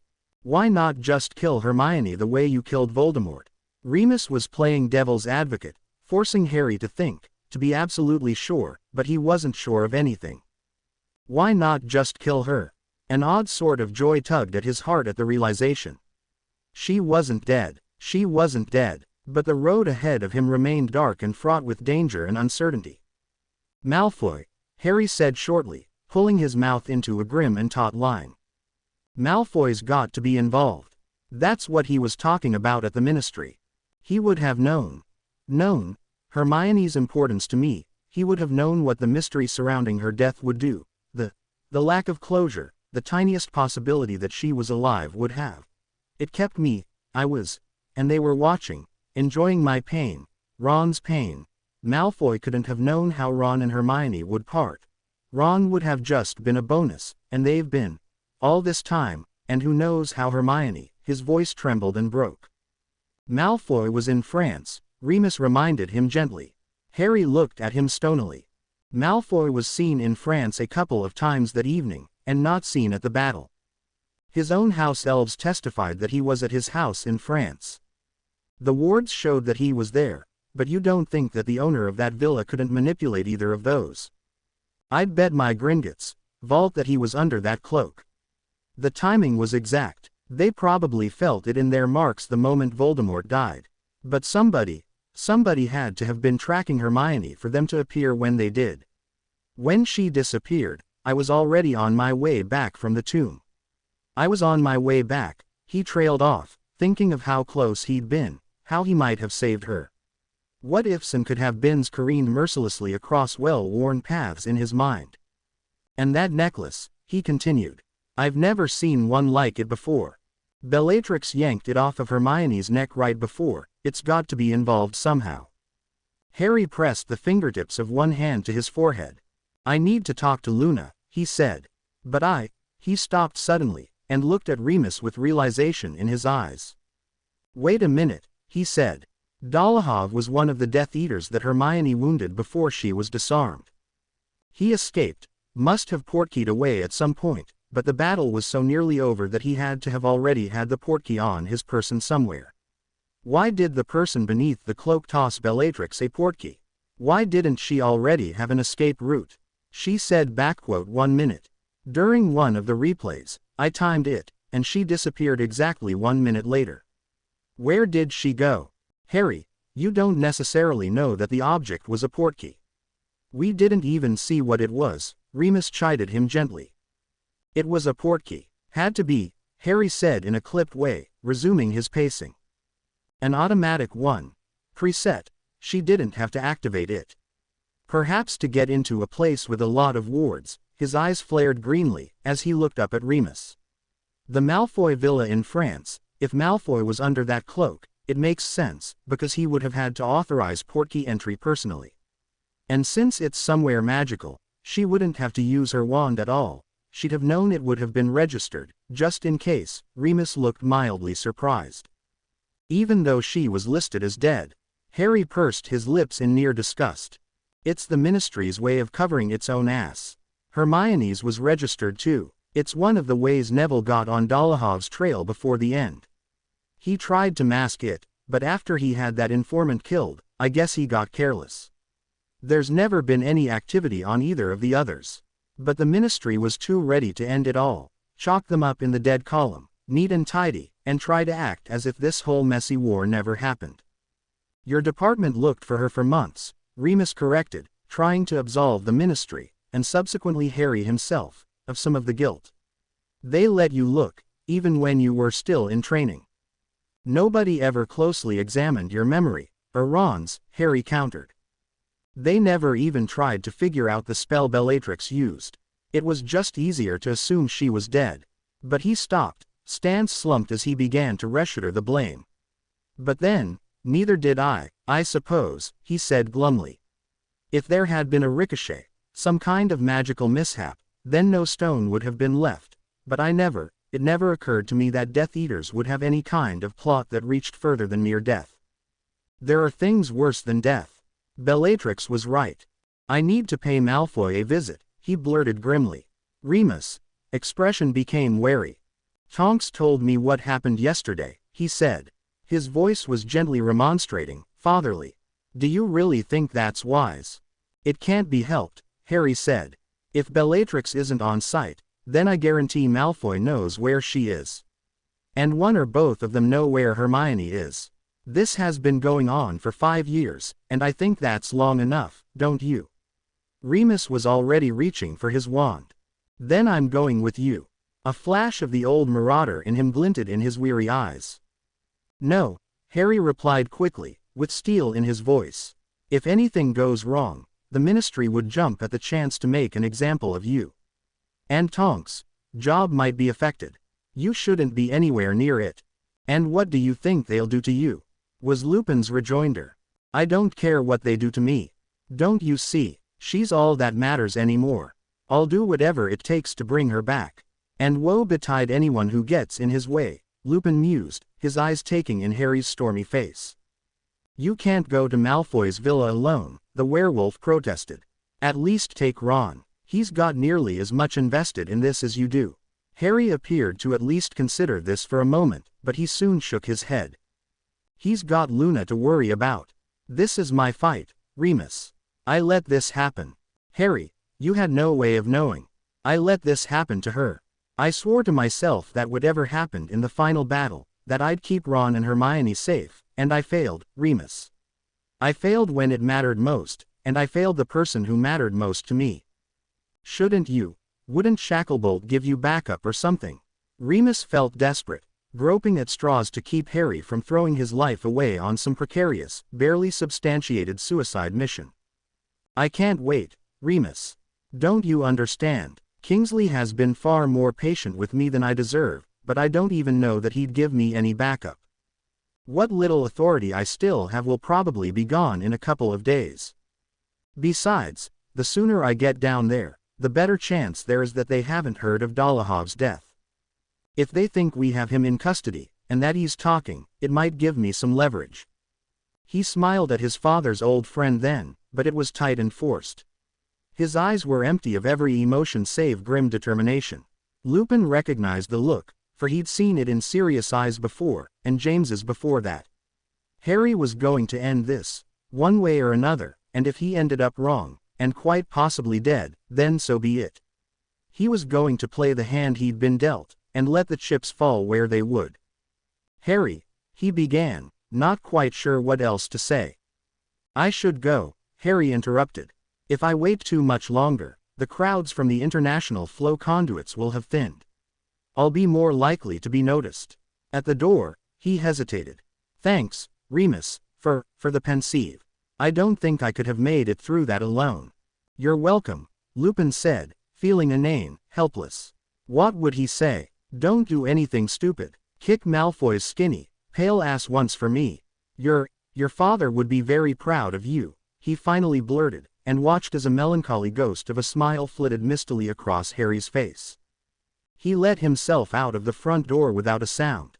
The Malfoy villa in southern France had riverfront access, though the house itself was barely visible from the bank. It was highly warded. Muggles wouldn't even see a dock on the property, and wizards would probably be flung unceremoniously into the river for attempting access, while ward klaxons wailed shrilly inside the house. Lights lined the walkway, and several windows were honey yellow, so someone was home. The lovely building sparkled like a jewel on an immaculate bed of green velvet, and Harry felt his gorge rise. He crouched on the opposite bank, having transfigured all of his clothing to black, and considered what to do next. He couldn't just walk onto the grounds and ring the bell, at least not without stating his identity first, and he definitely didn't want to do that just yet. However, whatever money and influence and important allies Malfoy had been able to buy, he was still a civilian, and Harry had a few tricks up his sleeves that he hoped would allow him access to the house with no one inside being the wiser. He cast a soft detection spell that rushed smoothly and invisibly across the river, shimmering into faint color where the wards began, just on the river side of the pier. He rocked back on his heels for a moment, pondering, and then stood, a dark outline against a steely sky, barely visible to any but the most eagle-eyed observer. Harry briefly considered sending some kind of message to Ron or Luna, but discarded it, thinking that by this point, Lupin had surely let them know where he'd gone. If all went well, and his hands shook at the mere thought of it, perhaps he'd be bringing Hermione back to their flat tonight. Perhaps she was even now being detained in some lower room of the mansion. The hope rose up within him, heady and terrifying, as if he were standing on the very edge of a precipice and looking down. And in a way he was. If he was wrong, Malfoy would be crying foul to every official within owling distance. His job, his reputation would be gone, ripped to shreds, his victory over Voldemort the only tether attaching him to respectability.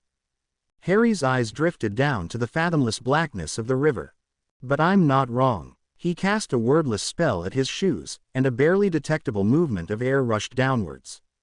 There was the slightest of shimmers around his feet. Harry stepped off the bank, throwing his invisibility cloak over his head. He would have to discard it before crossing onto Malfoy property. There were wards that would detect magical devices, but perhaps it would keep him from the eyes of any bored muggles on balconies or boats. He wobbled slightly as he stepped on the apparently semi-solid surface of the river, keeping his eyes trained on the ornate railings of the dock beyond. It was rather like walking on gelatin. Don't look down, he told himself. His shoes were charmed to repel the water, allowing him to bob drunkenly across the river, but if he fell, well, the rest of him wasn't water repellent, was it? He reached the dock, and banished the invisibility cloak back to the bank he'd just left, with a softly muttered spell. Before laying even a finger on the weathered wooden planking, he began a succession of intricate counter wards, attempting to open a hole in the layers of spells guarding the Malfoy estate. He tried to ignore the moist slap of the water against the slimy pilings, as he bounced up and down with the gentle motion of the river. Damn, he muttered under his breath. The ward against magical devices not only blocked such obvious things as unauthorized brooms or invisibility cloaks, but also wands. He certainly couldn't go in unarmed. Squeezing his eyes closed in hope or desperation, he transfigured his wand into a fountain pen, and tucked it into his pocket, and then clambered clumsily onto the dock. He lay motionless for a moment, cheek against the warm, rough wood, and listened intently. Brilliant yellow light spilled across the lush lawn, but there was no sound of alarm from the interior. He got to his feet, but stayed low, working his way toward the house using what cover he could find. Narcissa Malfoy had exquisite taste, so there were several sculpted hedgerows punctuated with elegant statuary that hid him well. His mouth was dry as dust, as he slowly circled the house, avoiding the pools of light. He could feel the power of a perimeter charm pulsing once he got within a meter or so of the house, and would not be able to get closer unless he returned his wand to its normal state. Collapsing in the shadows of a pristine gazebo, he withdrew the fountain pen from his pocket, and performed 2 spells in one breath, one restoring his wand, and one casting a magical dampening field.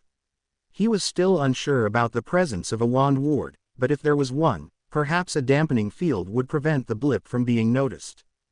As he skirted the edge of another patch of light, a sudden rush of noise flattened him into the grass before he realized it was something from the Wizarding wireless network.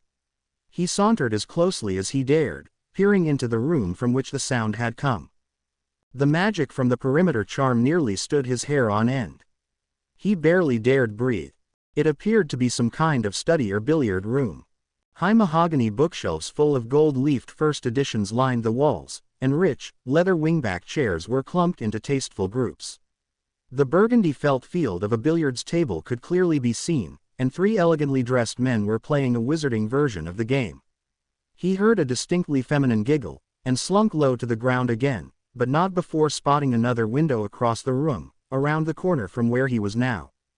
If he could break through the perimeter charm undetected, he might be able to breach that window and gain entrance to the room without being seen. It was all but obscured from the rest of the room by an oriental screen in the side of one of the bookshelves. The dampening field surrounding him sparked and crackled as it came into contact with the perimeter charm, as he rounded the corner of the house, and he froze, beeping in a breath between clenched teeth. Another laugh trilled out from the house, and he could hear the music more clearly now. Sweat trickled from his hairline, and he could feel his heart racing, as he opened up a careful seam in the wards, and stepped through gingerly, in an effort not to snag the dampening field on anything. Silently, he vanished the glass in the window, and, bracing himself on the sill, hoisted himself through, landing on the polished hardwood floor as lightly as a cat. There was no lamp in this corner, and Harry was grateful. The screen was translucent enough to have broadcast his shadow to the entire room, if he'd been backlit. Now inside, he could hear the clack of billiard balls, something puffed into a small explosion, and there was another burst of laughter. Someone swore, evidently having gotten off a bad shot, and someone else hooted derisively. He risked a look around the edge of the screen to pinpoint exactly where Draco Malfoy was in the room. He was not one of the small party participating in the game, but was sitting in a nearby chair, playing host to 2 expensively dressed, breathtakingly gorgeous women, listening to him raptly. Harry's upper lip curled in disgust. "So help me, Malfoy, I can't wait until I'm..." Something chirruped suddenly, and everyone in the room looked up, as Malfoy stopped mid-sentence and rolled his eyes. "Bloody hell," he said, and flung up one arm, snapping his fingers. There was a deafening crack, as a house elf, dressed in a filthy linen hand towel, appeared near the door opposite Harry. "What's going on?" "The wards is intact, Master Malfoy, sir," the elf replied, bobbing up and down in a succession of bows.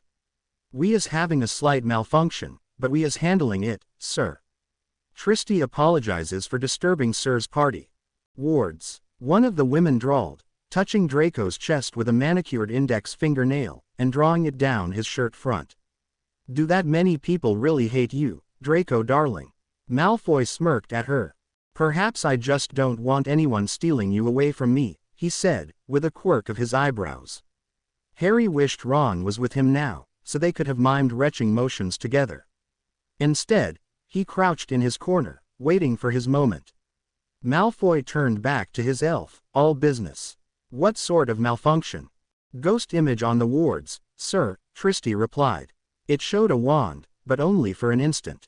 "Wards is obviously malfunctioning. Tristy is repairing them with great haste." "A wand?" Malfoy burst out. "Where? You pathetic excuse for a piece of flesh. Did it ever occur to you that we may actually have an intruder?" And Harry saw his chance. The billiard game had ceased. Everyone's attention was focused on the house elf, facing away from him. He crept out from behind the screen, and raised his wand. The other woman, not the one who'd flirted with Draco, tossed her hair at that moment, and the movement brought Harry into her peripheral vision. She started, but Harry felt her with a non-verbal stupefy. She slumped into the chair, from which she'd been on the point of rising, without a sound. He lifted his wand again, and set the billiard table on fire. There were curses and exclamations, as the small party turned to the small conflagration. In the ensuing smoke and chaos, Harry methodically swept the room, in textbook Auror fashion, stunning all of them before most realized anyone else was even present. It all happened so quickly that Harry had disarmed Malfoy, almost before the Slytherin had realized anything was wrong. He stepped out of the dampening field, which now revealed itself as a translucent green sphere, and flung it across the room, where it surrounded the house elf with an audible squelch, preventing it from leaving. He restrained the other members of the party, put out the billiard table, and summoned Draco's wand, finally turning to face his nemesis. "Remind me to kill my house elf, after you've been arrested," Malfoy said, cocking one eyebrow at him and crossing his arms over his chest. "What brings you here, Potter? Career suicide, or did you miss the melodrama that accompanied you through school? I could kill you where you stand, Malfoy," Harry intoned in a world-weary voice, keeping his wand trained on Malfoy's chest. "But you won't," Malfoy replied. "You obviously want something from me. What is it?" "I think you know exactly what I want," Harry said evenly, looking Draco Malfoy square in the face. The Slytherin's expression gave away nothing. "And I think you know that the wandfire and commotion will have registered on the wards. We'll be having company very shortly. Then I suggest you tell me what I need to know, or your company will find your dead body on your billiard room floor." "I'm not an expert legilimens, Potter," Draco said coolly, looking unfazed by the death threat. "Perhaps you'd like to enlighten me." Harry felt his ire begin to rise. "Where is she?" he gritted out through clenched teeth. "Where is who?" Malfoy parroted back, the corners of his thin lips twitching in amusement. In a flash, Harry was across the room, wrenching Malfoy's head backwards, and jabbing his wand into the other man's jugular.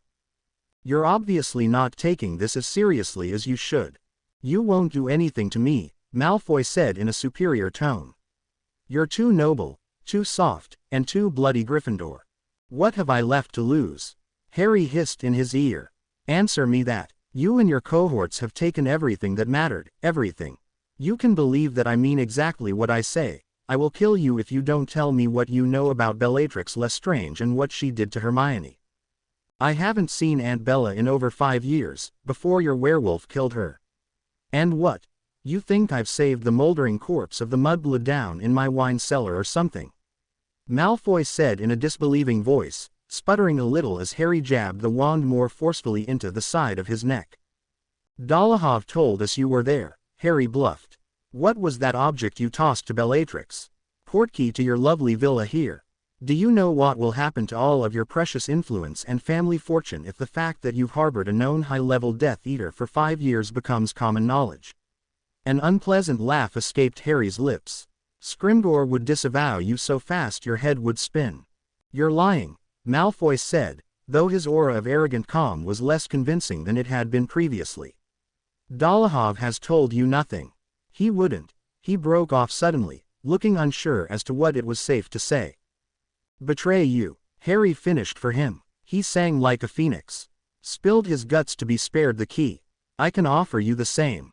Your precious mudblood is dead," and Malfoy broke off with a cry of pain, as Harry released the back of his neck and slammed his open palm into the Slytherin's patrician nose.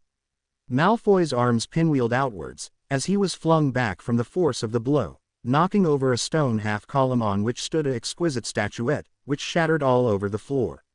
He lay stunned among the shards, blood from a laceration staining his silvery hair and rushing copiously from both nostrils.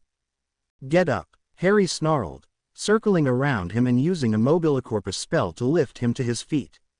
Malfoy looked skewers at the Auror, while he gingerly daubed blood from beneath his broken nose. "While we're repaying debts from 6th year, remember Sectum Sempra. Would you still have women falling all over you if I scar up your face? Raps a lightning bolt." He traced the shape in the air with his wand. Part of him wanted to recoil from the violence, but a larger part of him delighted in the fear that flashed across Malfoy's face. "You're mad," he exclaimed, obviously meaning it as something derogatory, but Harry smiled at him. "Yes, I am. Now, you're going to tell me what you did to Hermione or I'm going to start breaking fingers." He spewed a low-level reductor that only barely missed Malfoy's sleeve to show that he meant business. "And then you're going to tell me where I can find Bellatrix Lestrange." "I'll tell you nothing," Draco spat. Harry raised his wand, but paused when he saw Malfoy's eyes almost imperceptibly cut over his left shoulder. He didn't hesitate, but twisted Malfoy's wand to where it pointed backwards under his left arm. A hollow clatter told him that his non-verbal Expelliarmus had hit its target. Keeping one wand on Draco, he turned and petrified the woman who had destroyed his life. He watched with some satisfaction as Malfoy's Adam's apple bobbed up and down in his throat. Clearly, he'd been stalling, knowing that someone else, and a very skilled witch to boot, was in the house. Harry walked over to Bellatrix's prostrate form, and towed her in the side, watching her dark eyes crackle with impotent fury. With one wary eye on her nephew, he walked over the threshold to retrieve her wand. "Sort of a shame that you didn't get a shot off, actually," he said casually. "The Aurors stationed in Paris would have been swarming this villa like vampires on the scent. I wouldn't do that if I were you," he added to Draco, lackadaisically gesturing with his wand, and the Slytherin froze in mid-motion, on the point of rising. "Since your aunt isn't going to be able to help you now, are you more willing to help yourself?" "What could I possibly say that would keep me out of Azkaban now?" Malfoy muttered thickly, his nose obviously beginning to swell badly. "Oh, out of Azkaban?" Harry asked lightly. "Probably nothing, but perhaps you'd like to go there with your small and repulsive soul still inside your body." A muscle knotted and worked in Malfoy's jaw, but he said nothing, watching not Harry, but his unmoving aunt. Harry followed his gaze. "She can't help you now." "Nobody can, Draco," his voice dripped sarcastically over the Slytherin's given name. "Nobody but me." He was striving to keep his voice casual, having no desire whatsoever to reveal how desperate he was for information. If any hint of urgency leaked out, the two Death Eaters would withhold it just to spite him, he was sure. They already knew the extent to which their fate had been sealed by his mere presence in the villa, unless they killed him first. Malfoy was wavering, his eyes flickering uncertainly from the prone figure of Bellatrix to the ruined billiard table, and the scattered forms of his friends, tied securely with magical rope. The smell of burnt, wet felt hung heavily in the air. Water dripped from the billiard pockets to the oriental carpeting below. The much-maligned house elf stood within the dampening field, pulling at his ears in misery and occasionally causing the spherical field to bounce harmlessly against one wall. "What did you do to her? Where did you send her?" Harry asked, his voice trembling only ever so slightly. Malfoy straightened, as if he'd come to a decision, and Harry's wand twitched at the movement. "I'm afraid I don't have the foggiest idea what you're talking about," he answered. Harry did not have to look at Bellatrix to know that malicious triumph was glittering in her eyes. His face remained carefully bland, and he lifted one shoulder in a shrug. "Your choice. Poor one, I'm afraid." He jerked his head in the direction of the large marble fireplace. "Where's your flow powder?" he asked. "The Ming vase on the mantel," Malfoy said sullenly. "Get it," Harry ordered peremptorily. "I'm sure there are security clearances that you'll have to initiate to open your flow." He followed Draco to the grate, jabbing him between the shoulder blades with the wands he'd appropriated. "While you're at it, you can call off your dragons too." Malfoy's eyes flashed angrily, but he'd been backed into a corner, and he knew it. "Fine," he huffed, with the maturity of a thwarted 13-year-old. "Would you mind not breathing down my neck, please?" Harry obligingly backed up a half step, but did not lower his wand. "Nice and slow," he cautioned, as Malfoy reached up and scooped out a small palmful of the powder from the hand-painted urn. He knelt on the hearth, and spoke a mumbled password that caused the flames to flare up merrily. He lifted his hand, and a few small granules sifted out from between his fingers, as he turned to look at Harry questioningly. "Toss in the powder, and I'll give the destination," Harry instructed him. Malfoy moved as if to turn back toward the fireplace, but balked mid-motion, and swung his arm in a wide arc toward Harry, who had just enough time to remember what was cupped in Malfoy's palm before the coarsely ground powder hit him in the face. His glasses provided a modicum of protection, but the grit that had managed to make it into his eyes burned like acid. He sputtered and coughed at the intrusion of what he'd inadvertently inhaled, and he blinked furiously, trying to see through the blinding pain and bleary tears that were now streaming down his cheeks. Malfoy had been close enough to grab a wand from Harry's ineffectual hand, and Harry distantly heard him cry, "Finite incantatem! Damn, damn, damn!" In desperation, Harry reached up and tore his glasses from his face, scrubbing desperately at his eyes, causing only an increase in the stinging pain. A summoning charm ripped the other confiscated wand from his hand. All the lights had auras around them. Malfoy was a vaguely human-shaped blob in front of him, and there was another darker shadow that rose up from the floor. Bellatrix was free, and armed. I am not going to die here. Not when I'm so close. Hermione. He cast a non-verbal levicorpus that neatly hooked Bellatrix's ankle and pulled her from her feet, while he disarmed Malfoy for the second time. The pain in his eyes was beginning to morph into a throbbing headache. A green flash hissed by so near to him that he could feel the heat from it, and he instinctively dove toward the carpeting, losing his glasses in the process. But his resulting reductor was so powerful that when it flung Bellatrix backwards into the wall, she cracked the plaster. "Get up," he said to Malfoy in a sandy voice. It did not sound nearly as intimidating the second time. Using the mobilicorpus again, he lofted the Slytherin into the same wall, purposely propelling him nose first. The wails of pain and dismay almost made Harry forget his injured eyes. He restrained both of them, and this time, he snapped their wands, one right after the other, opening his hands with an air of unconcern and letting the fragments bounce hollowly down to the floor. The flinch Draco gave as the clear crack echoed around the room was almost comical. "Now," he said heavily, straining to see through the protesting fluids of his eyes, "what did you do to Hermione?" "You'll never find her," Bellatrix taunted, leering up at him, even disheveled and covered with pale, powdered plaster. "She's probably dead by now." "What did you take from the multiverse room?" Harry asked stolidly, trying another tack. "Doesn't matter," Malfoy said. "It's been returned. You'll never be able to figure out which one we took. There are thousands." "Thousands?" Harry asked nonchalantly. His mind was whirling furiously. Bellatrix brought her hand down violently. The ends of the chain glittered metallically in the light, as they dangled from the Death Eater's fist, and Hermione just faded from view, like a bad movie projection, her mouth open in a soundless plea. "Well, how many possibilities are there?" Malfoy asked. "How many choices do you make in a day? There is a reality for each of them. You sent Hermione to another reality." Harry's voice was tired, but not really incredulous. There it was, his answer. What he'd been hoping against hope to hear, but never thought he would.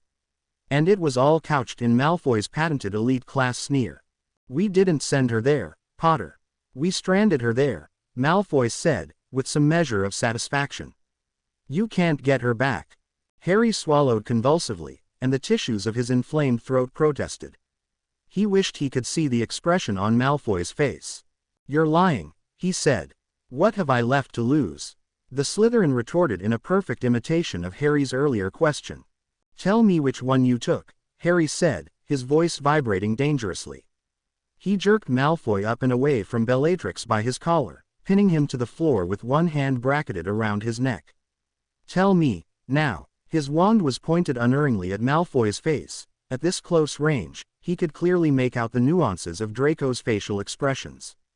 Malfoy blinked at him for a moment with wide, pale eyes, and said, "No." Harry's fingers flexed around Draco's neck, almost instinctively, and for a moment, the Auror was afraid that he would actually kill him.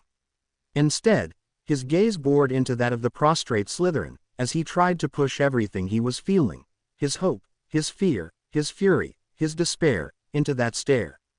And he said one word. Legilimens. He was dimly aware of the physical aspects of the destroyed billiard room, as he delved into Malfoy's mind. He could feel the soft nap of the rug beneath his knees, he could feel the pulse in Malfoy's neck beneath his fingers. But all that was secondary to actually being inside Malfoy's mind. There was a struggle at first. Thoughts slid away from him, slippery and elusive, as the Slytherin tried desperately to erect some sort of occlumental shield around his mind. But Harry had ambushed him. Harry was an Auror, and Harry was not taking no for an answer.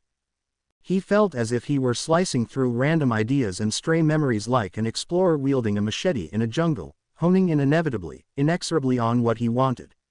Malfoy's mind began to flail less, the fight draining away, and the memories that flashed past him began to pertain to that which he was seeking. Malfoy was in a dormitory, while Pansy Parkinson tried to press a cool, damp towel to his cheek. He angrily knocked her hand aside. "Mudblood bitch, How dare she even touch the heir of one of the oldest pureblood wizarding families in existence? Malfoy eyed Hermione from across the room at the Yule Ball, watching her with an almost disbelieving leer. He tossed a rude remark over his shoulder, while Crabbe and Goyle laughed. Malfoy was hunched around a table in a disreputable-looking tavern, with Bellatrix and Dolohov. He's in love with her. I'm sure of it. Even he's too much of a stupid git to realize it himself, he said in an assured tone. What about that Weasley boy? Bellatrix asked languidly, tracing the pattern of the wood grain with one finger. He doesn't matter. Don't you understand? How she feels about Potter is of no consequence, only how he feels about her.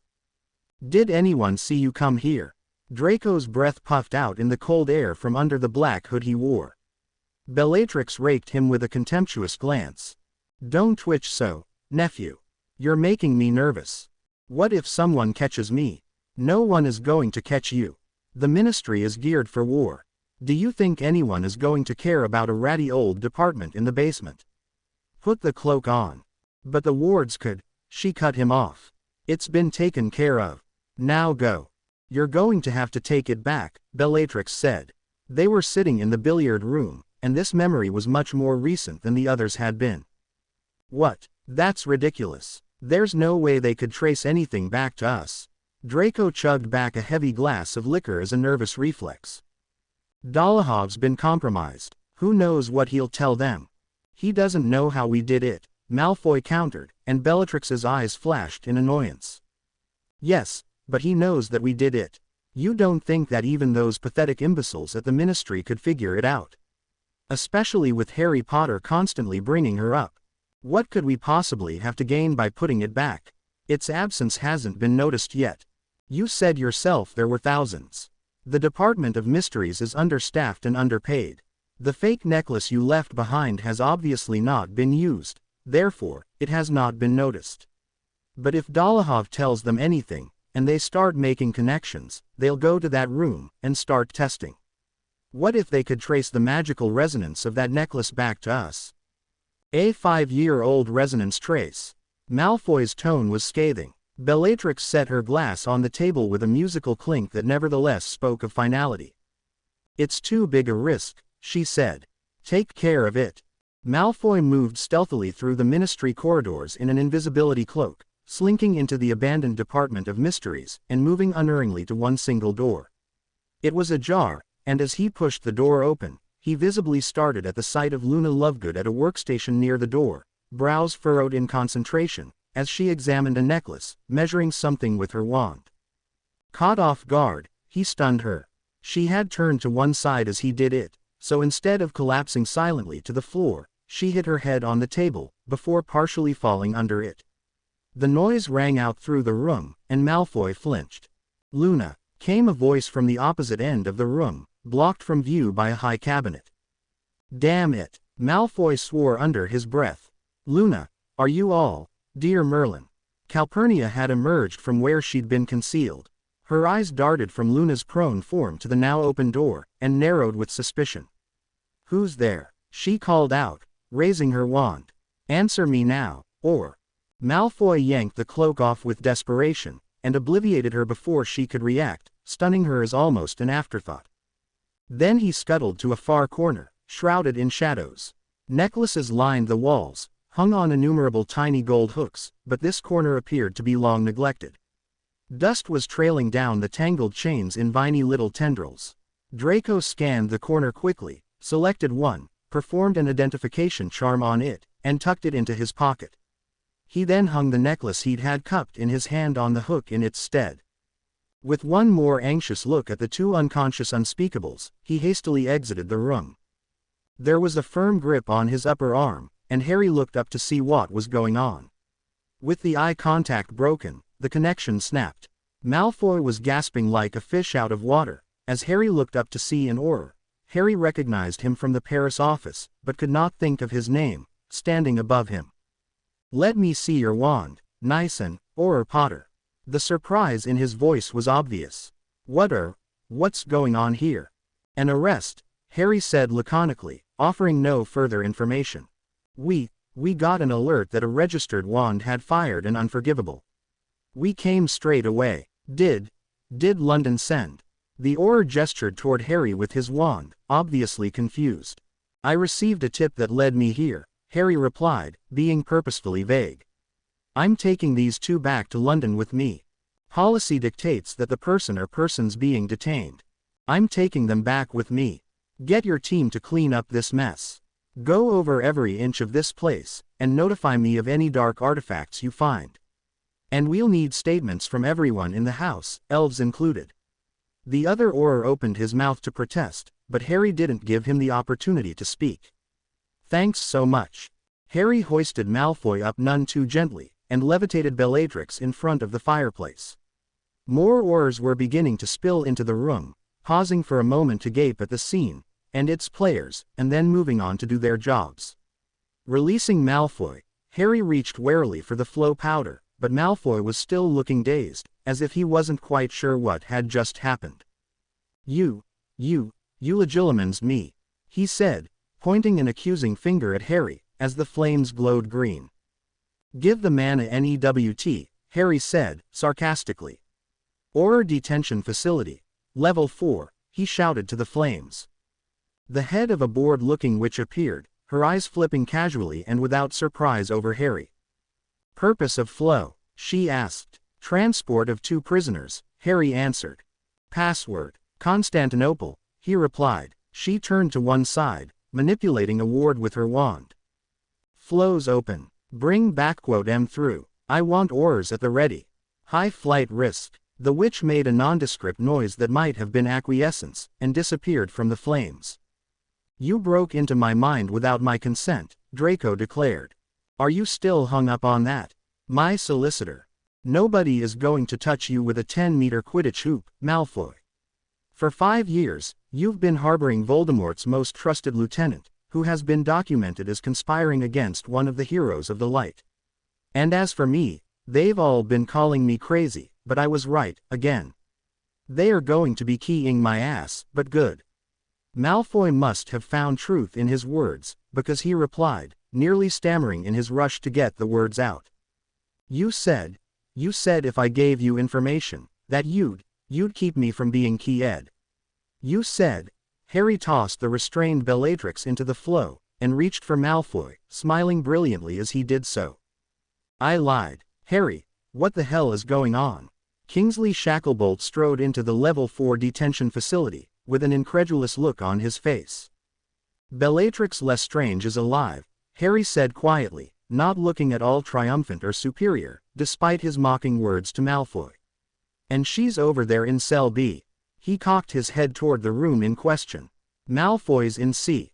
Draco Malfoy, Kingsley echoed. Harry, she was living in his house, Kingsley, Harry said, raising his voice momentarily, but striving to drag it back under control. They were working together. The French group is tossing the place as we speak. There's bound to be evidence. There's bound to be. Harry, you were supposed to have that before you went in. I thought, in light of the circumstances. What circumstances? Kingsley asked, gently, but intently. Under whose authority did you go into Malfoy's villa? Mine, a voice piped up from behind him, and they both looked up in astonishment. Luna was standing there, looking as serene as she always did, with her butterbeer cork necklace double-stranded around her head like a garland. Ron was hovering protectively at her elbow. And mine, said another, as Calpurnia Wilcott appeared from around the corner just behind his 2 flatmates.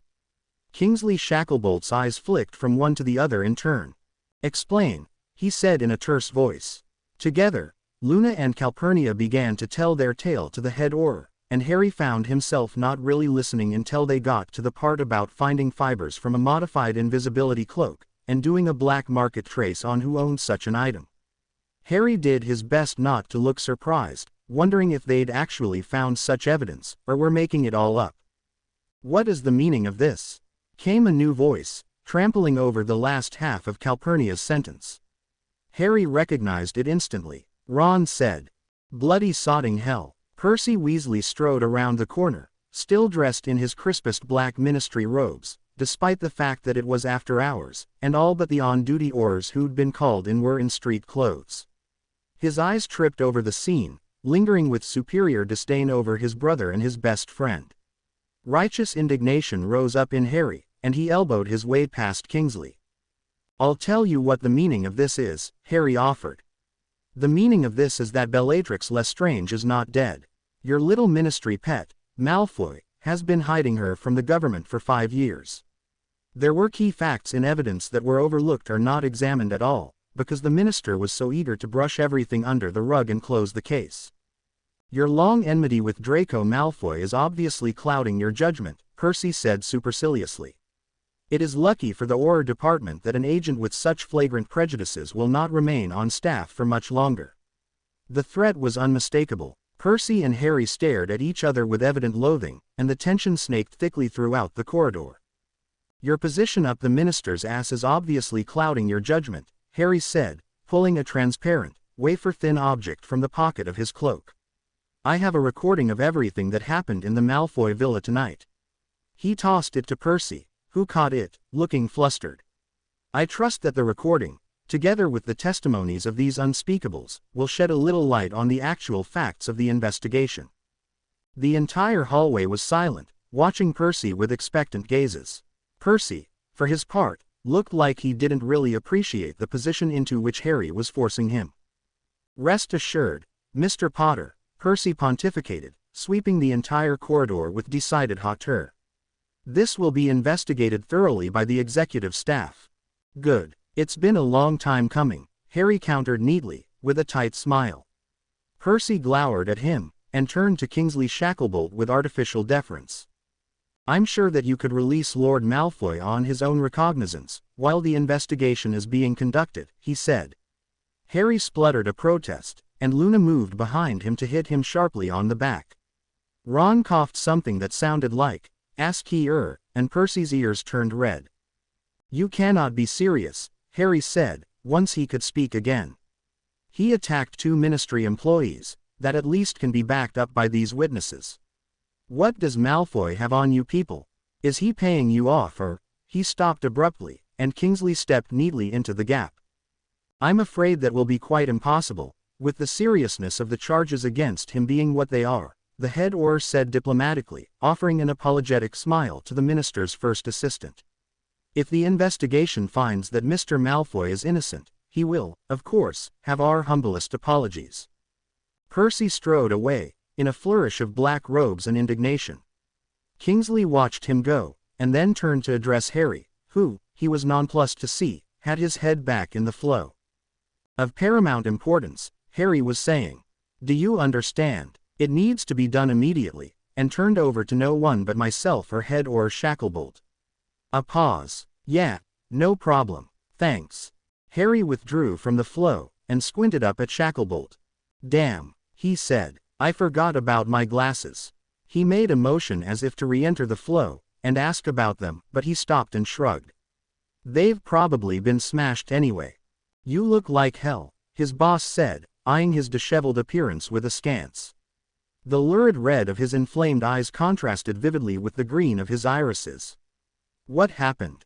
"Malfoy threw flow powder in my face," Harry said, rolling his eyes and looking thoroughly disgusted with himself. "You should get that checked out," Kingsley said. "And you'll need—" "Where are you going?" Harry was tossing another handful of flow powder in the grate. "You need to be debriefed." "It's going to have to wait, Kingsley," Harry replied, politely but firmly. "You've just recovered a Death Eater that was presumed dead, and her co-conspirator. The press is going to have a field day, and Scrimgeour is going to have quite a bit of explaining to do. We've got to make sure this is done by the book. What could be more important than that?" Harry lifted bloodshot eyes to his boss, and stared at him for a long moment. "Oh," said the head Auror, after a moment. "Oh." Harry quickly scanned his wand at a locked storage room, and darted inside, returning with a standard issue pensieve. He withdrew 3 or 4 shimmering strands rather quickly, and handed the bowl to Kingsley. "I think that will speak for itself. You can give a duplicate to Percy, if you'd like. I don't know how much time I have." His eyes flickered curiously to Luna. And I've got to get to the Department of Mysteries. There might be a way to get her back, but I don't know how long I'll—" "Harry, Shacklebolt began, and then stopped, turning instead to Luna. "Miss Lovegood, I'll send an owl to your supervisor, letting him know that you are under direct orders from me to aid Orr Potter in any way possible." Luna nodded, her blue eyes bright and solemn. He looked back at Harry, laying one hand companionably on his shoulder. "I don't know exactly what's going to happen here, but I'll do everything in my power to ensure that your job is here for you when you get back. Just make sure they stay where they belong, sir," Harry said, nodding down the corridor toward the cell doors. "You have my word. Good luck," Shacklebolt said, refraining from asking the thousands of questions that buzzed inside his mind. "I hope you find what you're looking for, Harry." "Thank you, sir," Harry replied. Harry took the flow to the main ministry lobby, and Luna and Ron followed him, after Calpurnia agreed to be the one to stay and give a statement about the cloak fibers. The detention facility was connected to the ministry by secure flow, but it was enchanted to move about randomly so that it was inaccessible by lift. Ron noticed with a sharp glance that Harry's hands were trembling, but no one said a word until they had entered the Department of Mysteries, empty since the end of office hours, and stood before the door to the multiverse room. Harry shoved his hands violently into his pockets as Luna opened the door. He felt as if there should be some sort of fanfare, perhaps a drum roll or heralding trumpets, or perhaps a portent of doom instead. This seemed like the most momentous occasion of his life. "Merlin's beard," Ron exclaimed, gaping as he tried to take in the room. The walls were nearly covered in small golden hooks, with each hook supporting a single gold chain, suspended from which was a crystal pendant. The sizes and colors varied. There were a few high work desks, neatly lined with various containers and vials, with lab stools nearby. There was also a rolling step ladder like those found in libraries, to access the higher rows of hooks, but the rest of the room was bare and unadorned.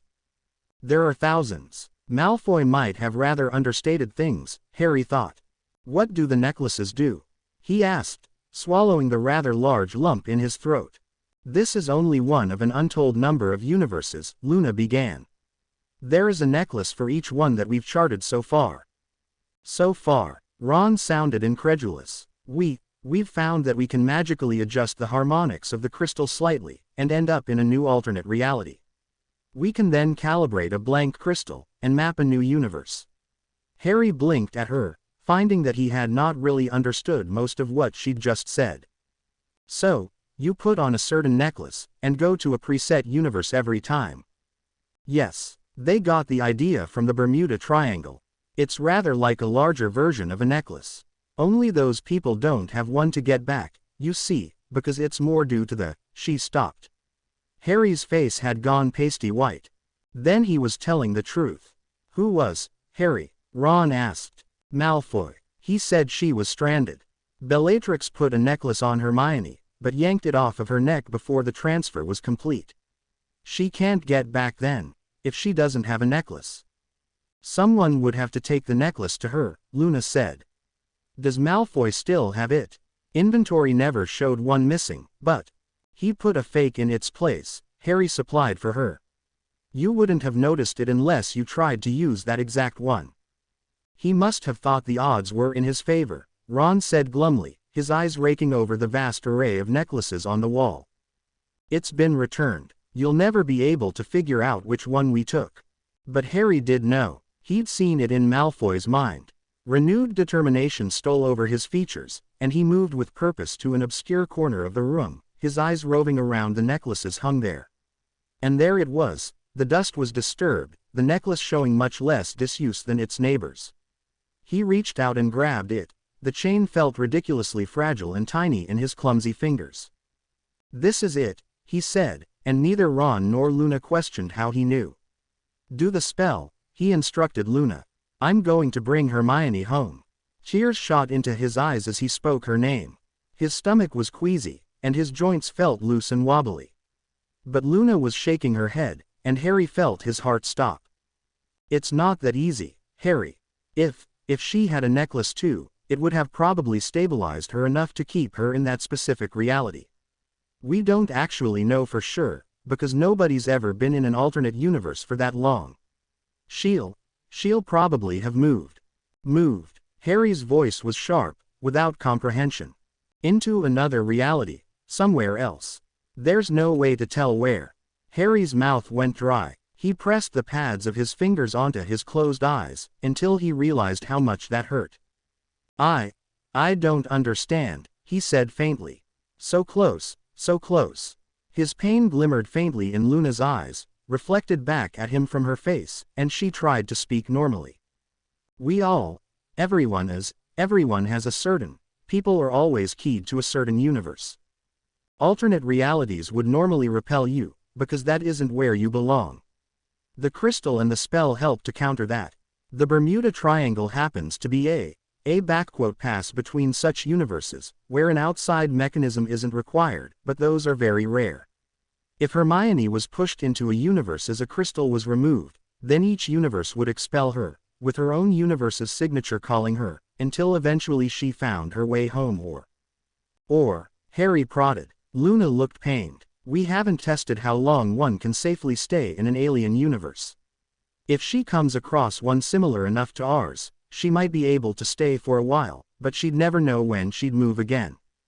It's been 5 years. Why hasn't she made it back? Ron wanted to know. Ronald, look at the necklaces. And those are only the ones we've charted. There are more, countless more. Harry looked at the chains, some of them swinging barely perceptibly, probably moved by the draft from the door. Hermione, he pulled the necklace he held over his head. I'm going to find her, he said stubbornly, as if expecting their protests. If Hermione and I both come from the same universe, then I should follow the same path she did, right? Luna nodded, somewhat helplessly. Theoretically, she said feebly. Harry, you can't be serious, Ron said. You can't go alone. I can, and I will. You two have to take care of each other. His face was grimly determined. I'm going to fix this. Ron appeared to want to protest, but Luna's face was calmer. She very nearly seemed to be expecting this, and Harry wondered, not for the first time, exactly how Luna Lovegood knew the things she knew. You'll have to deactivate the crystal, so you'll travel between the universes, but I'll show you that spell, and the one for reactivation. When you find her, you should be able to use the necklace to come back home. Her eyes were welling with tears, but Harry seized on the simple word she'd used, probably without even realizing it. When I find her, we should go somewhere else. You won't want to appear somewhere restricted, or you could get into trouble. I know where we can go, Harry said quickly. The three of them exchanged a glance. They knew, without Harry having to say anything at all. Only a short while later, they were striding through the main gates of Hogwarts, though they quickly left the path to cut across the green instead. The black depths of the Forbidden Forest stood not too far away. Harry made his way to the spot he'd left earlier today. Well, yesterday, by now, he mused. How long do you think it will take to find her? If I follow the same path she did, he asked, turning toward Luna, who was taking 2 strides for each of theirs. Her signature might call you to her, so you'll probably travel more quickly than she did. Like attracts like, you know. But it still could be years, Harry supplied for her. Ron looked shell-shocked, his mouth opening and closing without sound. If you enter a universe, where you already exist, Luna began, sounding almost like Hermione in lecture mode. She was trying desperately to quickly give Harry all the information he'd need, without succumbing to her emotions. You'll be forced out of phase. No one will be able to see you or hear you. You won't be able to physically interact with anything. You won't hunger, tire, or age. How will I see Hermione? If she's in phase, you'll see her like you see everything else. Necklaces shouldn't affected by phase, so you ought to be able to extract her. I don't know what will happen if both of you are out of phase together. It's feasible that you might be able to see each other. What if it's a universe where I don't exist? If you've died, or were never born, then you'll appear in that universe exactly as you are now. Same rules, same physical laws, everything. You should be able to do magic, so you can glamour yourself if you want to avoid unwanted questions. And if I'm in phase, while she's there, but out of phase, then you won't even know she's there. You wouldn't be able to see or hear her. Chances are, she wouldn't even realize that you weren't the Harry indigenous to that universe. This is ridiculous, Harry. Ron burst out suddenly. I regret every day what happened to Hermione, and there's not one second that goes by that I don't hate myself for my part in it, but this is like a searching for a crumple-horned snarkack with earmuffs on. The corners of Luna's eyes crinkled slightly at the reference. Don't do this. I have to do this, Harry said steadfastly. Besides, it won't be entirely random, right? Our signatures will be drawing us together. He turned back to Luna, encouragingly. That's what you said, right? It's very important to remember that there's not a shred of proof to back most of this up, Luna said very seriously. Harry reached out and chucked her chin, his green eyes glinting with fondness. I'd take a theory from you over facts from most people, any day. They stared at each other for a moment, until Ron cleared his throat roughly. When Harry turned his attention toward Ron, he suddenly found his vision obscured by a spray of water. Luna, what the hell? He spluttered, as she continued to aim her wand at his face, moving when he moved to continue the contact. As the cooling water refreshed his tender eyes, he realized what she'd been doing. While he wiped his face on the hem of his cloak, she pulled the clip from her hair and transfigured it into a pair of spectacles. You might need these, she said, her fingers lingering gently in his hand as the transfer was made. Thanks, he said, adjusting the prescription with his wand, as he settled them on his nose. The nearly light-hearted moment seemed to have vanished as unexpectedly as it had come. Dimly, he could remember another brainy girl's voice primly saying, Oculus Reparo. I guess I know you well enough to know that there's no talking you out of something you've gotten your mind set on, Ron finally ventured awkwardly. It's your saving people thing, I reckon. Hermione has a knack for always being right, doesn't she? Harry responded, and they both gave a slight grin at each other. I can't help but think that somehow this is all my fault. Ron grew serious again. If only I'd kept my big stupid mouth closed, then I would have. None of this would. His eyes drifted toward the vast dark shadow of the forest. They were murky and troubled. If you'd been with Hermione, you'd have likely been killed, Ron, Harry supplied grimly. Having seen what happened, knowing what they were planning, there's no doubt in my mind that you'd have only been in their way. He stopped and laid one hand on Ron's shoulder, looking deep into his friend's blue eyes to make absolutely sure he understood. He had to noisily swallow before he could speak, but he managed to say in an almost normal voice.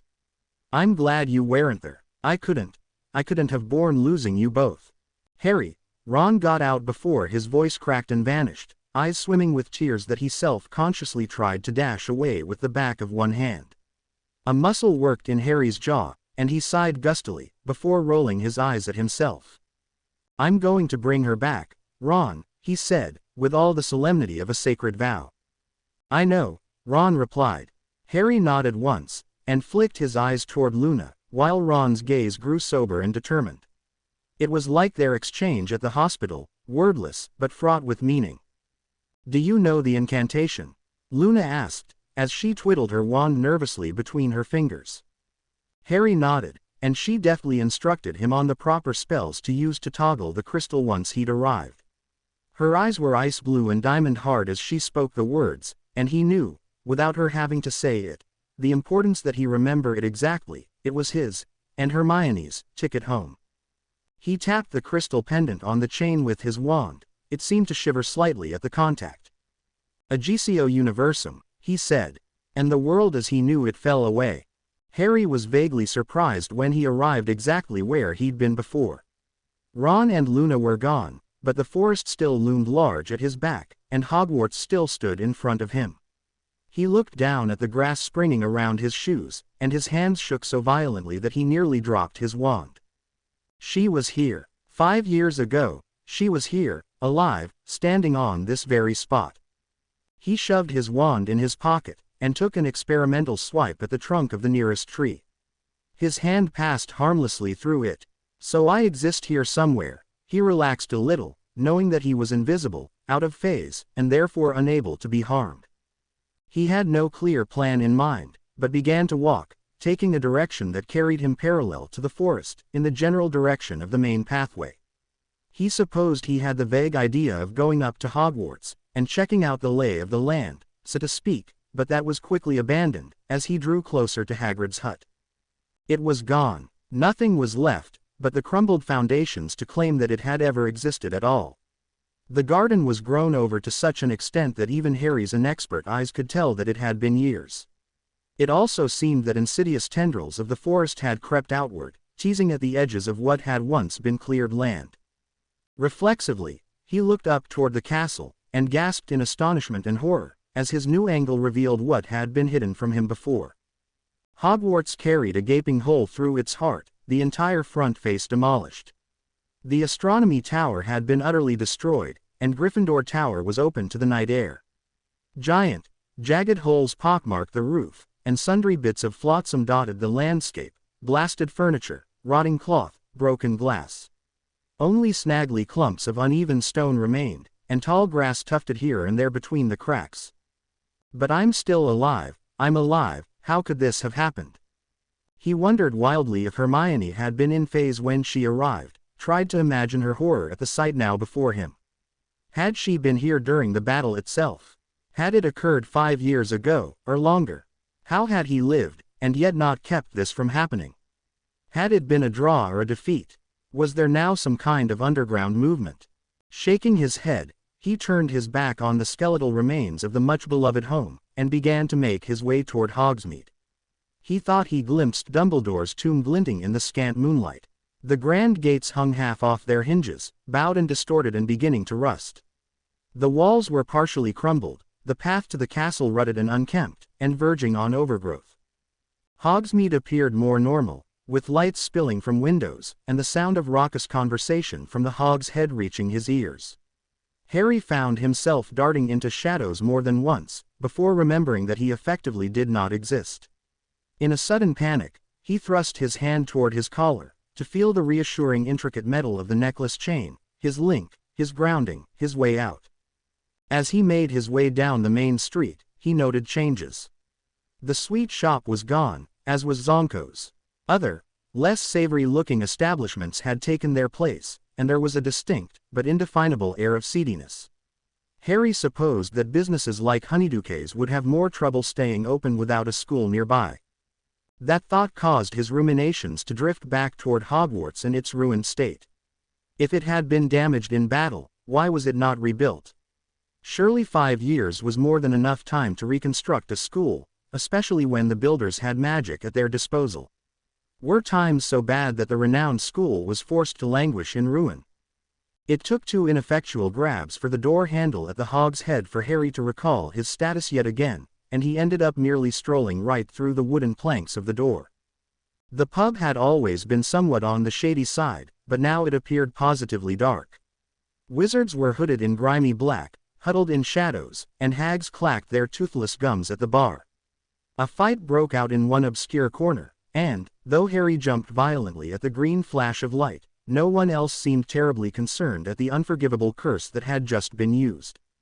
"Oi," called the barkeep, "clean it up, or you'll receive the same." The wizard who'd just committed murder grumbled under his breath, and vanished the body. The noise of conversation, which had diminished at the bartender's instruction, resumed its previous level. Harry found himself backing away, eyes wide with disbelief, staring at the spot where the body had once been. Where were the Aurors? The MLE? What about that man's family? This can't be real. This can't be real. Just then, the door was thrust open forcefully, hitting the wall behind it with a noisy bang. 3 Death Eaters, fully hooded and cloaked, strode in, knocking aside any and all who could even be remotely considered to be in their way. In a low, unintelligible snarl, the one in front ordered drinks. "And make it quick," he added. "On a mission tonight?" the bartender asked, with a kind of detached curiosity. He appeared to be desperately trying to contain any simpering fear, trying to escape the cowering, groveling manner that most of the customers had. "Classified business for the Dark Lord," the first Death Eater answered in a surly way that brooked no further questions. "I'm glad to help in any way I can," the proprietor replied, offering them their drinks. Harry was trying to take it all in. Hogwarts was gone, the Dark Lord was in power, yet he was still alive, doing what for Merlin's sake? He felt like his brain might implode, or his head topple off his shoulders. Just then, there was another scuffle near the back of the pub, as a particularly disreputable-looking wizard had taken it into his head to grope the serving girl, whom Harry could see was quite young and very dirty. The empty tray she'd been carrying fell to the floor with a metallic clang. Harry felt his heart leap with sudden, desperate hope until he saw the long ebony play down her back. The girl seemed shocked and embarrassed at the attention that was now centered on her, and she backed away toward the shadows, pulling nervously on one ragged sleeve. "Hey!" Another of the Death Eaters called to her, just before she melted completely from sight. "You, Comair." The obscured form of the serving girl moved warily toward him, her eyes wide with fear. She moved slowly, lightly, with that wary compunction of one who comes because she must, not because she wishes. When she got within arm's reach, the Death Eater grabbed her wrist in a lightning-fast move, and twisted it around until an involuntary cry of pain escaped her lips. He peered closely at her forearm, and turned to glare at the bartender. "You employin' a mudblood?" he asked, his voice low and dangerous. Now the man behind the bar showed fear, paling and backing away, wiping his hands nervously on his apron. A hostile murmur wove around the bar like an insidious viper. The girl became very white and very quiet, but did not move to flee or protest. I wouldn't. I didn't know. "'S right here on her arm," he said, lifting up the girl's arm for all to see. Some kind of serial number, followed by a symbol, was tattooed on her pale skin. "You know what that means." He let go of the girl so abruptly that she fell, and the third Death Eater administered several vicious kicks to her abdomen. She laid in the floor, curled up, and vomited weakly, tears tracking through the dirt on her face. Harry thought he saw blood. No one moved to assist her, all eyes fixated on the scene playing out before them. Please." The man raised both hands defensively. "I assure you I didn't know. She must have magically obscured her number. I saw it quite clearly," said the Death Eater who'd discovered her. There was a low ripple of assent in the tavern. "The Dark Lord's orders are quite clear." The first Death Eater spoke again, drained his drink, and then raised his wand. "No one is to disguise, harbor, employ, or in any way assist a mudblood. She offered to warm your bed for you in exchange. You know what the penalty for that is." The bartender let out an incoherent cry and wavered violently on his feet. No, please, I'm sorry. I didn't know. I won't do it again. Please, surely Lord Potter would show mercy on me. I've always been a loyal servant, always." "You dare speak his name?" The second Death Eater's voice was sharp. The bartender's pleas for mercy became high-pitched and incoherent, but Harry no longer heard them, as his head snapped up, his heart roaring in his ears. "It can't be true. It can't be true." The other Death Eaters raised their wands, and as they did so, the loose sleeves of their black robes slid towards their elbows, exposing their dark marks. Harry had noticed them on the forearms of several patrons, but had not looked at them closely. He did so now. They appeared identical to the ones he'd seen in his universe, the snake still twining sinuously from the skull's gaping mouth, except for one small detail. A jagged lightning bolt adorned the shiny broad forehead of the skull. Harry had seen enough. He did not wait to find out the fate of the hapless tavern manager. Not even paying attention to his flight through the bar, he passed noiselessly through an entire party of people, their table, and the grimy window. He ran through the town blindly, heedless of his surroundings, hearing his own breathless, disbelieving sobs resound in his ears, and did not stop until he reached the middle of the forest. He collapsed to the ground, folded over his knees, and thought he would vomit, until he realized that he could not. "I can't be the Dark Lord, I can't be, I." He had never felt betrayal so acutely. Knowledge that any version of himself at all had the ability, had the desire to turn into something fouler than even Voldemort had hoped to become sickened him, shook him, scared him. "I'm not like that, I'm not like that, I'm not like that." He didn't know how many times he'd thought it, before he actually realized that he was chanting the phrase like a mantra. He wondered if he said it enough times that he could prove it to be true. The brisk night breeze whipped around him, rustling the leaves above his head, but not stirring one hair on it. Harry wasn't sure how long he stayed out there in the heart of the forest, trying to reconstruct the toppled castle of his perceptions. Had he really even understood what Luna had meant, what Malfoy had meant by an alternate reality? Had he really thought that they were merely places where he'd chosen to play Quidditch instead of become an Auror, or had selected sausage at breakfast instead of bacon? Oh, God, he beeped. It sounded low and deep and painful, as if it had been torn from the deepest parts of him. Here, people feared and loathed him. Here, he hated those of Muggle descent and everything for which they stood. Here, he'd killed, who knew how many times, and how many were those he'd considered friends. Friends. In a flash of frenzied terror, he thought of Hermione. If she'd arrived in this universe, if she'd been in phase, if she'd tried to find out what happened.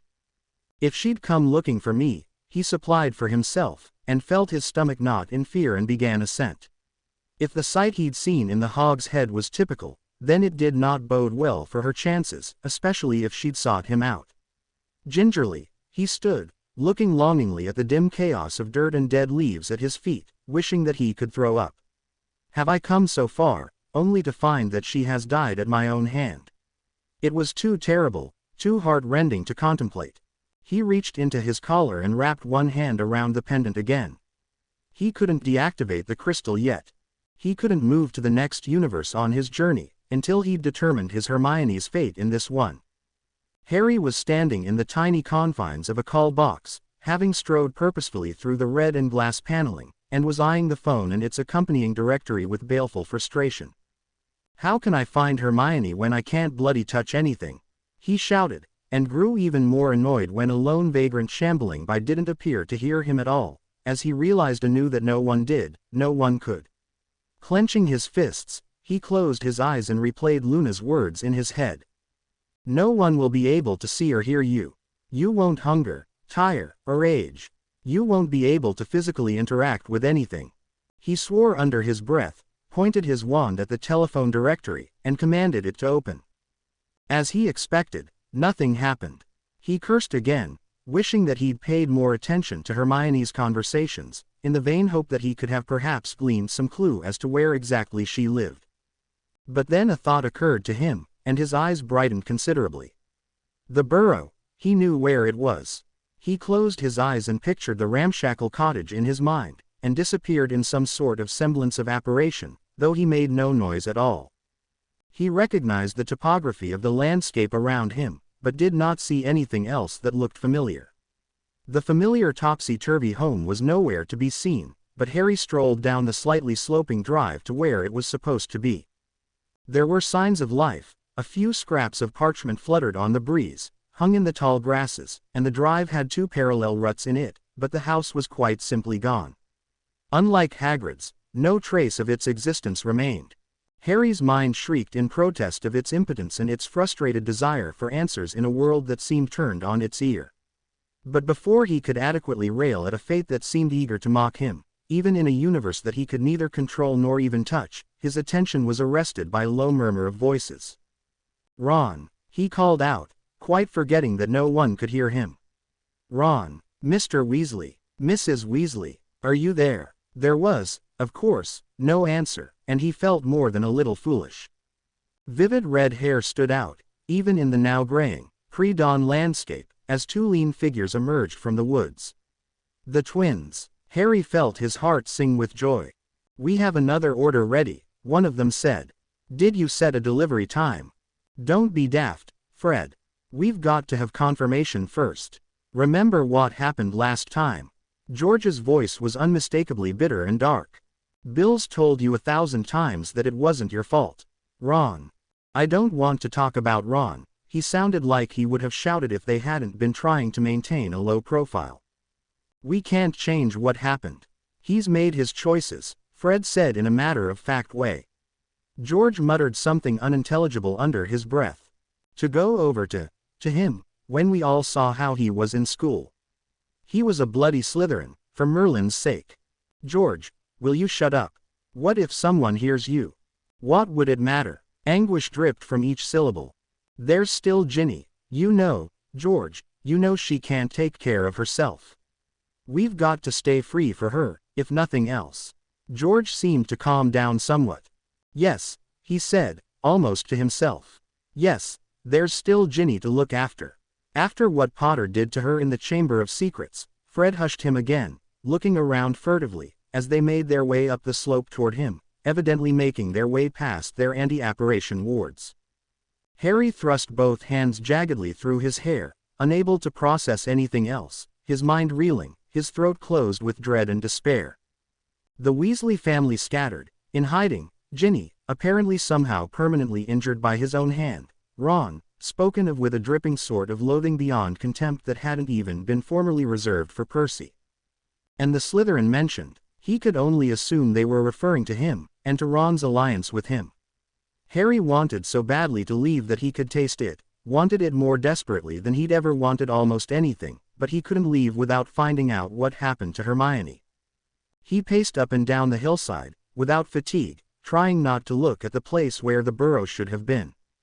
Fred and George were passing him now, just to his left, and Fred readjusted the strap on his knapsack, swinging it wide as they ascended past him.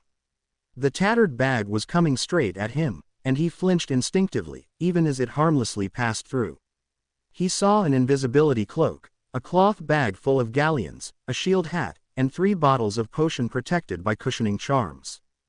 Even as he logged that information somewhere in his flustered brain, he heard dual cracks, as the Weasleys apparated away. He toyed with the idea of venturing into the small copse of trees to look for their hideaway, but suddenly he stopped, as inspiration struck him. He had seen what was inside Fred's bag, as it swung through him. Might he not be able to look inside a telephone directory in the same way? Haven't got any better options, he thought laconically to himself, and apparated back to the call box he'd abandoned earlier. A bare 5 minutes later, he was strolling up a well-tended street, lined with pristine green squares of lawn and tidy houses. He reflected that it appeared to be a rather nicer version of Privet Drive. When he came to her house number, his heart swelled in his chest, and he made his way up the walk, going right through the white-painted front door. There was a pretty little vestibule with polished hardwood floors, and a stairway ran up to the right. The end of the corridor opened out into what looked like a great room, and there was a door to the left. He heard voices from behind this door, and proceeded through it as well. A nicely dressed, vaguely familiar couple sat at a breakfast table, sipping tea. Toast and fruit were on the table, as well as pots of honey and jam. The man was looking at the front page of the Times, while the woman perused a magazine, occasionally jotting a note in the margin with a ballpoint pen. Harry tried to make out the title, and thought he could see Journal of Dent. They were Hermione's parents. He lifted his eyes toward the ceiling above his head, and wondered if she still lived here. Almost as if he were broadcasting his thoughts, Mrs. Granger sighed and said, as she laid down her pen, "This house feels so empty without her." Mr. Granger lifted his eyes from the paper, and patted her hand affectionately. "Now, you knew this would happen eventually." Mrs. Granger's look of chagrin told her husband that she knew he was right. She didn't have to go early, take that summer term. This is Hermione we're talking about, dear. She was so thrilled when she got into Oxford's doctoral program that I'm surprised she didn't camp out down there immediately. I know. Mrs. Granger's little laugh ended in an almost sigh. I hope. Do you think she'll be happy there? It's Oxford. She'll have a million dusty old books in which to bury her head, and dozens upon dozens of brilliant people to have discussions with, though none as brilliant as she, of course. She'll be in her element. We'll be lucky if she thinks of us at all. The twinkle in his eyes belied any real belief in his last statement. Harry couldn't help a wistful smile at Mr. Granger's speech, as he ambled soundlessly up the stairs, poking his head through doors until he found the one that led to Hermione's bedroom. He had to momentarily struggle for his composure, as he was confronted with the essence of, if not his Hermione's, then at least Hermione's life. Numerous plaques and academic awards adorned her walls. The decor was simple, classic, but no frills. The bed covers were deep green, with a few coordinating throw pillows. There was a desk along one wall, mostly denuded now that she'd moved out, he assumed, with a well-worn, wheeled, leather chair. A few framed pictures sat neatly along the back of the desk. Hermione and her parents, Hermione and a friend at a waterfront, an elderly woman he did not know. None of them moved. He inspected her shelves, her closet and a few of her drawers, keeping an iron-tight grip on the emotions that welled up in him, to keep his oar-like detachment in his search for answers. He found no memorabilia from Hogwarts, no Gryffindor pennants or rosettes, no red and gold scarf or old-school uniform, no magical books of any kind. He let out a sigh that was half disappointment, half relief. He simultaneously had longed for and dreaded to see her, knowing that she would not really be his Hermione. And yet he was satisfied with what he'd found. Hermione appeared to have never had any magical ability at all in this universe, and, for the time being at least, seemed safe enough from his counterpart's own machinations. He felt a shudder of nausea, accompanied by no shortage of eagerness to leave this horrendous place. Belatedly but correctly realizing that he would not be hampered by any wards against apparition, if indeed any remained intact at Hogwarts, he traveled back to the spot where he'd first arrived, and fingered the crystal delicately, closing his eyes against this twisted and derelict version of his old school. By unspoken and yet shared consent, neither Luna nor Ron uttered a word to each other, as she somewhat dazedly answered the questions fired at her by the Auror on duty. She dimly noticed the quill frantically jotting down her disjointed responses verbatim. Kingsley Shacklebolt stood in the corner, observing, a silent and brooding dark shadow. Ron was a comforting presence near her, not warmth exactly, as he wasn't touching her, but the promise of warmth. Later, she would realize that she couldn't really remember what she'd said to the investigator. She would recall the vague distant sound of her voice in her ears, no more distinct really, than water trickling over stones. She could remember the faint whispery scratch of the quill, and the cool feel of the lacquer on the table, and Ron, a blur of color behind her, wordlessly offering support by mere proximity. Harry, she thought almost dully. Harry's gone, and I sent him there. The atmosphere around her, the very universe, had seemed to throb slightly, as if something important had been removed from it, when Harry had disappeared from sight. Luna had felt it, felt the very center of her soul convulse with the loss, and she had collapsed against Ron, as her bones refused to help her stand any longer. Ron's hands had closed around her upper arms, just below her shoulders.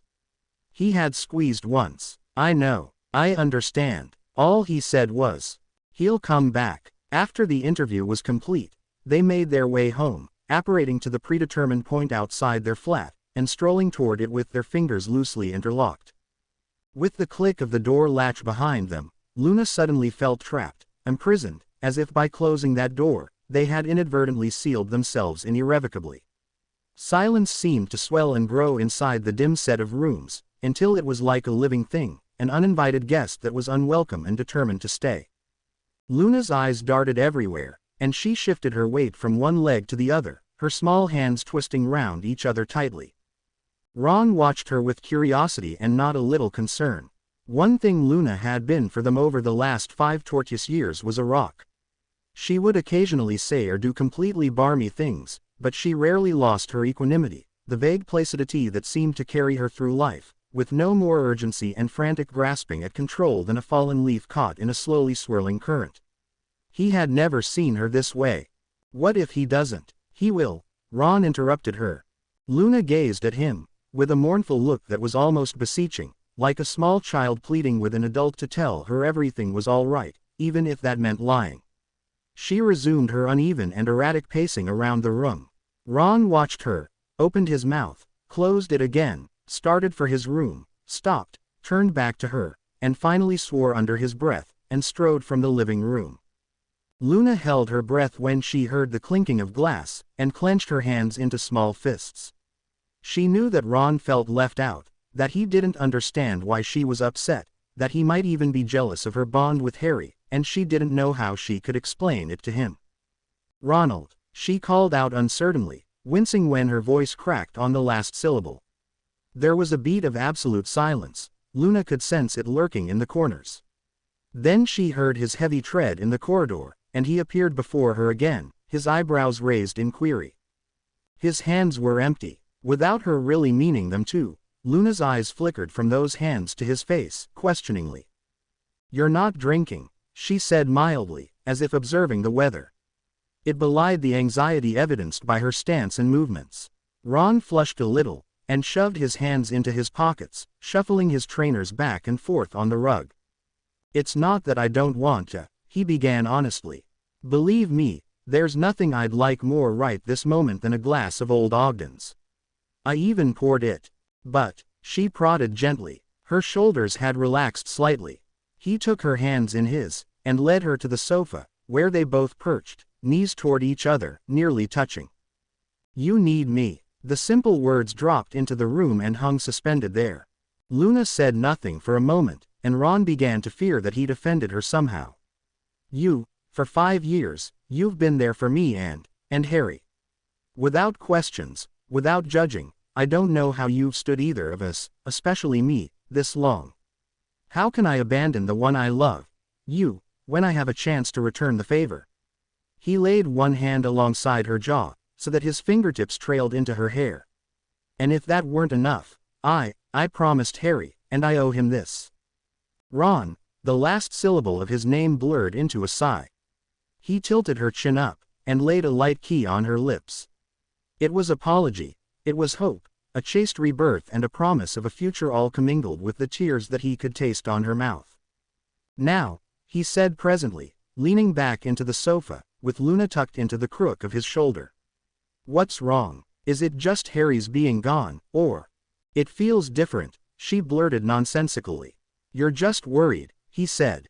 "It's probably better to keep ourselves busy, focused on something else so we don't think about what might happen. You don't understand. I felt him leave. He's really gone, and it doesn't feel like it did before." She appeared irritated by the inadequacy of her words. "What if I've made a mistake?" Ron was shaking his head, his eyes narrowed as he tried to glean the gist of what she'd said from its inarticulate expression. "It feels like the rest of the world is out of focus, or too sharply focused, so that it gives you a headache, like wearing glasses not meant for you." Ron wondered absently how often Luna wore other people's spectacles. "Or like a picture frame that seems to be hung crookedly, but really it's the ceiling that slants," she trailed off, and put her head in her hands, in an uncharacteristic gesture of despair. Her dirty blonde hair hung like a curtain, spilling over her arms and knees. "The universe was out of balance," Ron said slowly, staring into middle distance, as if outside forces were impelling him to speak. "I told Harry that," Luna said suddenly, looking up at him, brushing tears away from her sticky face. "On more than one occasion, if I recall correctly. He needed a lot of reminding. Apparently, do you?" Ron smiled fondly at her, and keyed her softly again. "What if the feeling you have of something being different isn't really wrong? Maybe it's the universe starting to realign itself correctly, and it feels a bit off because you're so used to it being out of balance." Luna grew very still, as if she'd been petrified. Her eyes were wide and staring. "Equilibrium," she whispered, almost to herself. When she turned to Ron, there was an ethereal and rapturous smile on her face. Harry wasn't sure how long he would be waiting, after the crystal holding him to this particular universe was deactivated. He hoped it wouldn't be long, and he tried to shake off the long, chill fingers of dread that tickled at him, as he thought of himself as a murderer, as a hater of the Muggle-born, as a violent despot, as Dark Lord. His eyes went pleadingly to the ruined stones of Hogwarts. "Please, get me out of here, please." If only he'd been able to do magic while out of phase, was the longing thought that skittered across his mind.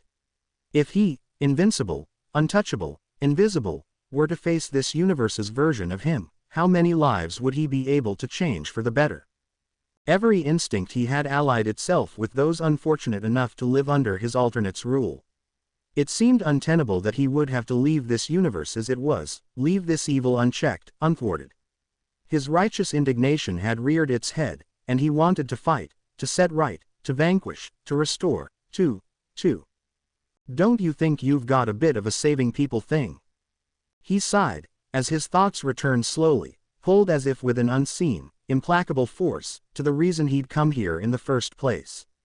"All that matters," he thought ferociously, "is that my Hermione was out of phase when she was here. When she left that universe, she was alive, and that meant that his journey wouldn't end here. Try as he might, he could not erase the coarsely spoken comments from the Death Eaters in the Hog's Head. You dare speak his name. His own name, which had once been an object of praise, thankfulness, and starstruck awe, was now the focus of elitism, terror, torture, and death. The hostile murmurs of the crowd surrounding the fallen servant girl, as she spit out her own blood, were still ringing in his ears as the world melted away around him once again. He passed through several universes in a blur, apparently so incompatible with his own that he could not remain there for any truly measurable length of time. As he was flung mercilessly from one whirlwind to another, he could only hope that Hermione had passed through as well. Surely she had. There was simply no opportunity to search for her. He found himself on a green similar that of Hogwarts, though the stone building standing in its place resembled more of a heavily fortified military stronghold than a castle or a school. There was a battle going on somewhere in the distance. He could taste the acrid tang in the air and hear the cries and clangs of the clash. Dragons soared in the sky, arcing and whirling, spurting fire from their nostrils and leaving smoky contrails in their wakes. There were so many of them. Unearthly silence surrounding him, and the ground beneath his feet was gone. He panicked, flailing his arms desperately, and would have beaked in a couple of lungfuls of water, if he'd been in phase. There was nothing as far as the eye could see but the churning, wrinkled, fathomless surface of an ocean. As he let himself sink, not that he could stop it anyway, he wasn't sure what was more disconcerting, the fact that there was a large body of water where Scotland should have been, or that, apparently and thankfully, he did exist somewhere in this universe. And in the space of a heartbeat, he'd gone from wet to dry in the most extreme of juxtapositions. Still standing in the same spot, geographically speaking, he was now in an arid wasteland, devoid of anything but featureless, rolling, desolate hills and the occasional desert scrub. He appeared to be in phase now, and the heat assailed him like a physically dominating foe. When he inhaled, he felt as if every molecule of moisture had been beeped from his mouth, his lungs, the lining of his throat. The sky was such a bright, pale blue as to be almost white, and twin suns hung in the sky. He stood on cool, smooth stone, a crisp and uniform grayness that extended outward in all directions. Where he had once seen the lofty turrets of a castle, there was now a building of a sort he'd never seen before, a domed structure, metallic and abstract and low to the ground. He saw no windows. As he turned on his heel, he could see other similar structures, some taller than others. People were everywhere, though no one seemed to notice him. It was as if he'd been planted in the center of some large, futuristic metropolis. A pretty girl in her early 20s brushed by, and passed partially through his left arm. Then he was on the green again, much as he remembered it, and felt a rush of emotion at the sight of Hogwarts intact, familiar, beloved. He reached for the tree, and his hand passed harmlessly through the rough edges of the bark once again. Damn, he thought, imagining another fruitless search, unable to touch any object, ask any questions. He supposed that, with the bizarre possibilities he'd seen so far, Hermione could be anywhere on the planet, or nowhere at all, and the task seemed to loom up before him, large, imposing, and utterly insurmountable. He heaved an enormous sigh, that did nothing to stir the air currents around him, and, reluctant to venture to Hogsmeade again at the thought of his last experience there, he began to head toward the castle itself. Even as he mounted the central staircase, he realized that, without having any clear plan in mind, he was headed for the headmistress's office. He was hoping that, like so many times before, the person in that office, whoever it happened to be, would be able to extend to him the answers for which he so desperately searched. The journey was not long. He was able to move swiftly, there being no student traffic due to the summer break, and he could also cut through classrooms and walls to take the most direct route. He had just seen the burnished edges of the gargoyle that marked his destination, when he spotted nearly headless Nick wafting at the far end of the corridor, apparently floating in a beam of sunlight from one of the leaded windows. And then, Sir Nicholas apparently saw him. The ghost streamed quickly in his direction.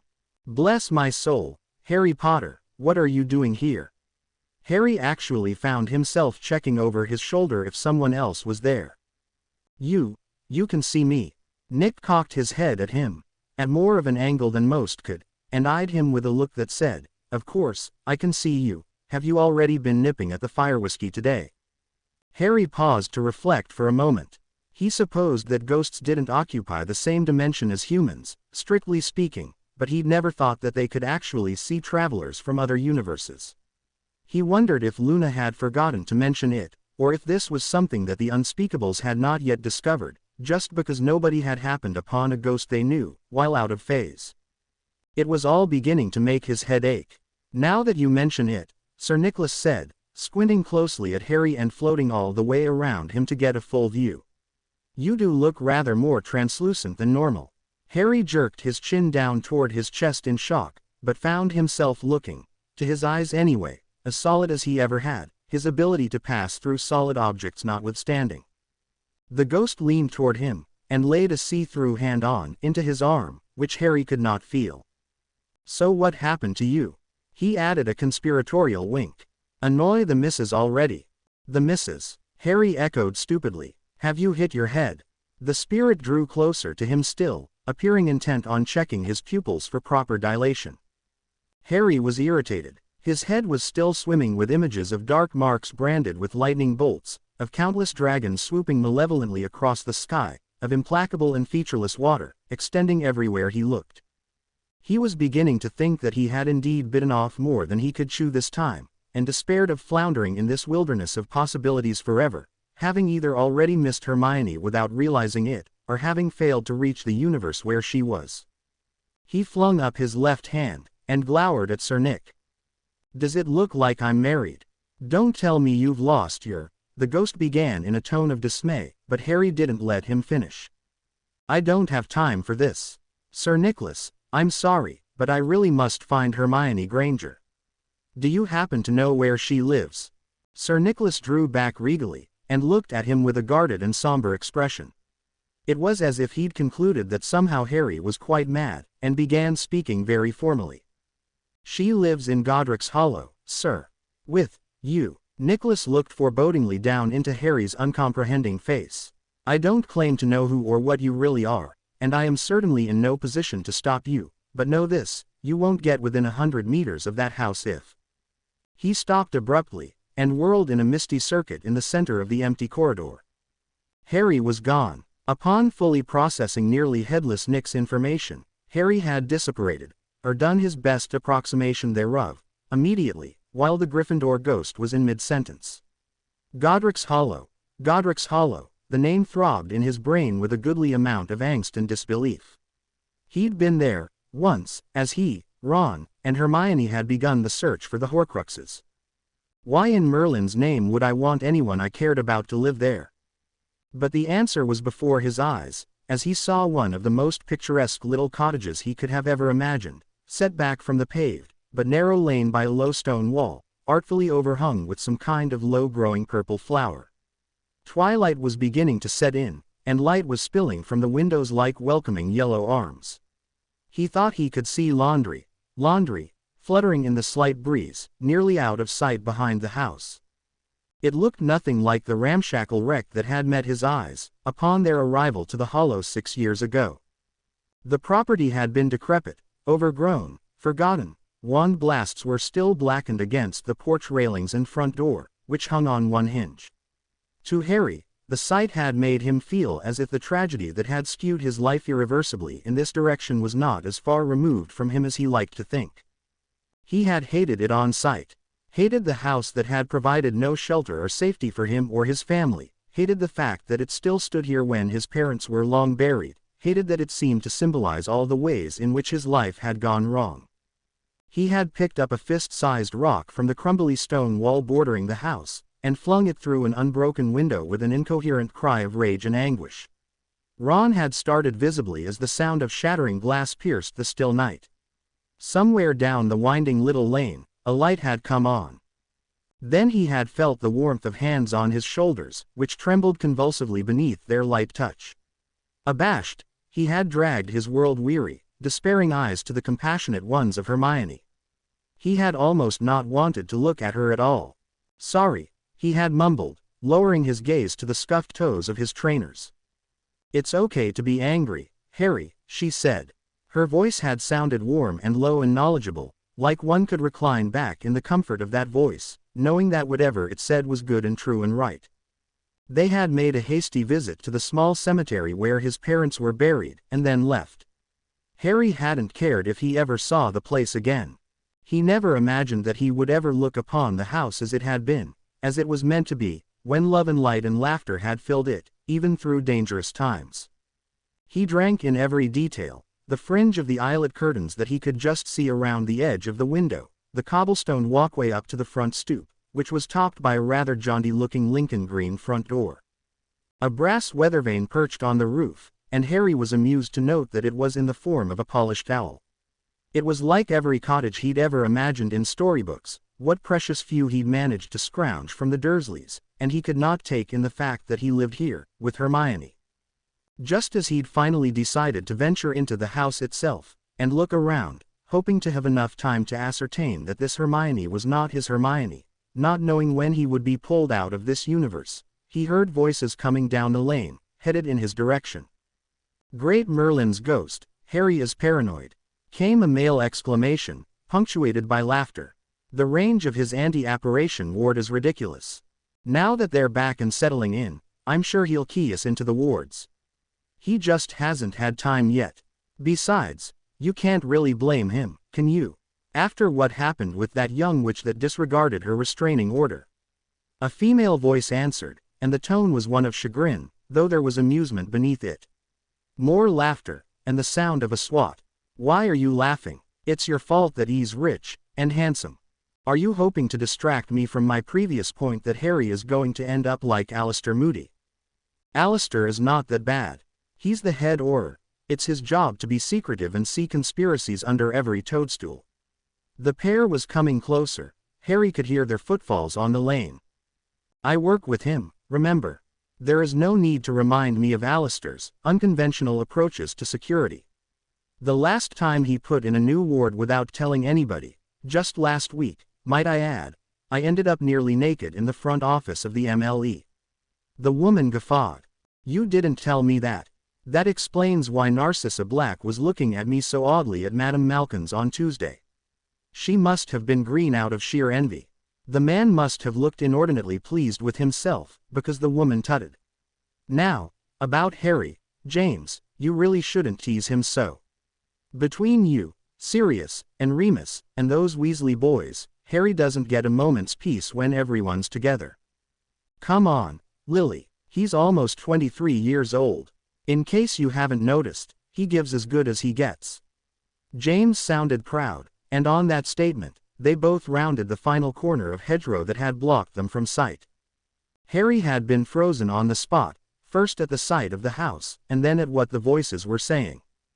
At what point he'd realized who they were, he wasn't even sure, but he was still unprepared for the sight of the middle-aged couple that greeted him. The man was trim, in black wizarding robes, rimless spectacles set upon his nose. His hair was as dark as Harry's, but with the addition of graying streaks beginning at his temples. The woman had her arm laced loosely through his, and her vivid red hair swung attractively around her chin and jawline. She was admonishing her husband. "Well, you shouldn't tease him tonight. They're only just back." Harry felt his heart stop, and then surge back to slow life, thumping painfully in his chest. "Mum, Dad," he barely managed in a throaty, hoarse whisper that nobody heard. James gallantly held the gate open for Lily, and they both strolled up the path. Before they could even reach the door, it swung open, and light from the house tumbled onto the lawn. "Mum, Dad, come on in, waiting on Ron," was work. His own voice drifted out to him. There was laughter and muffled exclamations, drowning out some of what was said next. "Yes, we had a lovely time. But we're so glad to be home." The new voice was exuberant, musical, filled a brimful with joy and laughter. He recognized it instantly, even though there had not been much opportunity for joy or laughter in those days leading up to the final battle. He found himself walking through the stone wall and over the smooth grass to where the party was clustered at the front door. Slowly, his heart still beating deliberately and agonizingly, and his mouth as dry as desert sand, he dragged his gaze upward to the beautiful house wreathed in light. And there she was. Harry caught between his teeth a ragged breath that no one would ever hear. It had been so long, So long since he had seen her as anything other than an 18-year-old girl in a photograph or in Ron's memory that he was mesmerized by the sight of her. She was standing in the doorway, just behind Harry's elbow, one hand on the jamb, framed by light. He moved closer without even really realizing that he was doing so, almost floating across the yard like a man entranced, his eyes fixed on her face. Like the Mediterranean agreed with you both, Lily observed softly. Hermione looked radiant, as she smiled. Harry was stricken by how grown up she looked, her hair and skin sun-keyed, her expression, which hadn't modified to anything less than joyful, since the door had opened. It was lovely, absolutely lovely, she murmured, looking not at Harry's parents, but at the man himself. So casually that they didn't even seem to be aware of it, the couple had twined their fingers together. Harry turned his head to gaze at the profile of the woman whose hand was in his, and nodded in agreement, a half-smile turning up one corner of his mouth. Somehow, I don't think either of them is talking about the scenery, James said, ostensibly sotto voce, to Lily. James, what did I tell you? Lily asked, under her breath as she nudged her husband in the side. Harry raked them over with a fond, almost humoring, glance, and turned from the front door, his hand still ensnared with Hermione's. Come on in, he said. Dobby has drinks waiting. I think Hermione negotiated him down to just the one task. Dobby? Lily asked in amazement. Harry hired him, Hermione put in. Though I'm not sure what he'll do around here, since this place is so small. You know you could always, Harry's mother put in hopefully. Mum, the manor is lovely, but this was the first home I ever knew. We love it here, and Hermione's worked so hard fixing it all up. And don't you forget it either. Hermione said playfully, nudging him in the side. Harry appeared to be on the verge of some kind of rejoinder, but it was cut off, as a voice called from outside. Oi, Potter. Their observer, Harry, had come through the front wall of the cottage, and he turned around with a start at the sound of the familiar voice, though again, it had been some time since he had heard Ron speak with that amount of bouillance. He watched Harry's face take on a look of sheer delight, as he rushed to the door and opened it. What's your problem, Weasley? He hollered out at the yard, as a gaggle of people made their way into the front gate. Your sodding ward popped us in across town, that's what. Ron returned. Need I remind you that some of us have had a very exhausting day of Quidditch practice run by a manager who's a bloody sadist. We don't need to hike all the way over here just because you're afraid of your little girly fans. People spilled into the room, and Harry recognized the four youngest Weasleys, their ginger hair glowing in the firelight, as well as a handful of people he didn't know. I'm sorry. Harry raised both hands toward Ron in a gesture of surrender, as he laughed. I'll key you into the wards right away. Although, he smiled possessively, as he wrapped his arms around his wife's waist, for everyone's well-being, I do suggest that you flow first. There was a resounding chorus of groans, the loudest of which seemed to be coming from one girl in particular, whom Harry did not recognize. She was petite, and her hair was a dark, shimmering auburn. Oh, look, Harry said in mock surprise. Ron's brought the miscreant with him. The girl glowered at him. Been reading Hermione's dictionary in the loo again. She sniped, though her eyes glimmered with fondness. I thought you were in France, Harry said. What are you doing hanging about with this lot? He was half laughing as he said it, but she flushed crimson and looked at her shoes, flicking a nervous glance toward Ron, who visibly paled. Harry caught the look, and his eyes moved rapidly between Ron and the girl, before something like awareness flamed to life there. A bemused grin spread across his face. You're not, he exclaimed, with a disbelieving grin. The girl mumbled something unintelligible, and Lily and James exchanged glances. And you knew about this? He questioned his parents, but turned to Ron without waiting for an answer. You're dating my sister, Weasley. You dated mine, said Ron, a trifle defensively. Yes, but I'm clearly of a different caliber, Harry said loftily. His sister swatted him on the back of his head, and Fred and George immediately began singing a catchy little chorus, the words of which Harry could not make out, although it began, Kate's a trifle violent, but we don't hold that ag in her. Ronnikins probably likes that about her, Ginny spoke up sweetly, and there was a roar of laughter. Oi, Ron said. turning to the tips of his ears. Not in front of her parents. Ron, you've spent far too many summers at the manor for our opinion of you to change now. James chuckled. Ron echoed the sound hesitantly, clearly unsure whether the remark was a compliment or not. Daddy, be nice, Kate pleaded, leaning up against Ron, who shifted uncomfortably, obviously trying to make the embrace look as platonic as possible. Well, he is a sight better than some of the gits you've dated, Harry stated, offhandedly. Ron looked at him sourly. Thanks for the hearty endorsement, mate, he deadpanned. The fond look he cast down at Kate Potter, however, needed no outside endorsement of its own. Harry couldn't take in the sights and sounds fast enough, as the front door admitted another slew of people, among which he noticed both Sirius Black and Remus Lupin.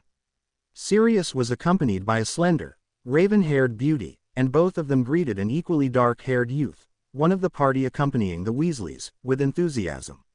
Sirius called him Altair. He slouched in a corner, in the shadow of a large potted tree, and tried very hard not to be jealous of himself.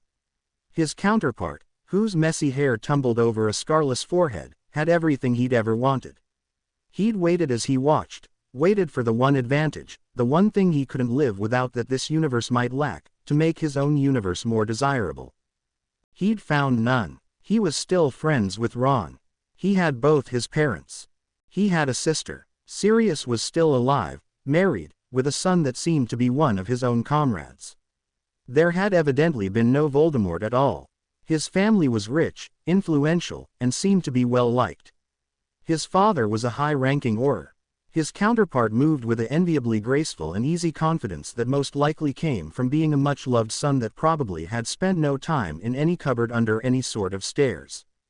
And he was married to Hermione, and they were newly arrived back in England from their honeymoon, by the look of it. Amid more laughter and high spirits, he saw his counterpart move to the table for another round of drinks, with Altair and Ron. Someone yelled, "Ah, come on, Vega," and he wondered if Sirius had a daughter as well.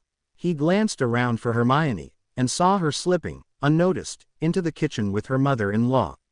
Curious, Harry followed. Hermione moved gracefully around the kitchen, lifting lids to pots enchanted to stir themselves, and inspected the contents therein. There was a platter of hors d'oeuvres on the worktop, and Hermione levitated it through the kitchen door with a gentle flick of her wand. Someone hollered, "Got it!" and Hermione released the spell. "So how is life being married to my son?" Lily asked gently, as she sipped her drink. Hermione flushed and looked a little dreamy, absently twiddling the strand of pearls around her neck. The light in the small kitchen glinted off the honeyed streaks in her hair, held back with two twisty combs, and added a bronze hue to the sage-green dress she wore. It's beautiful, and perfect. Better than I could have ever even dreamed," she sighed.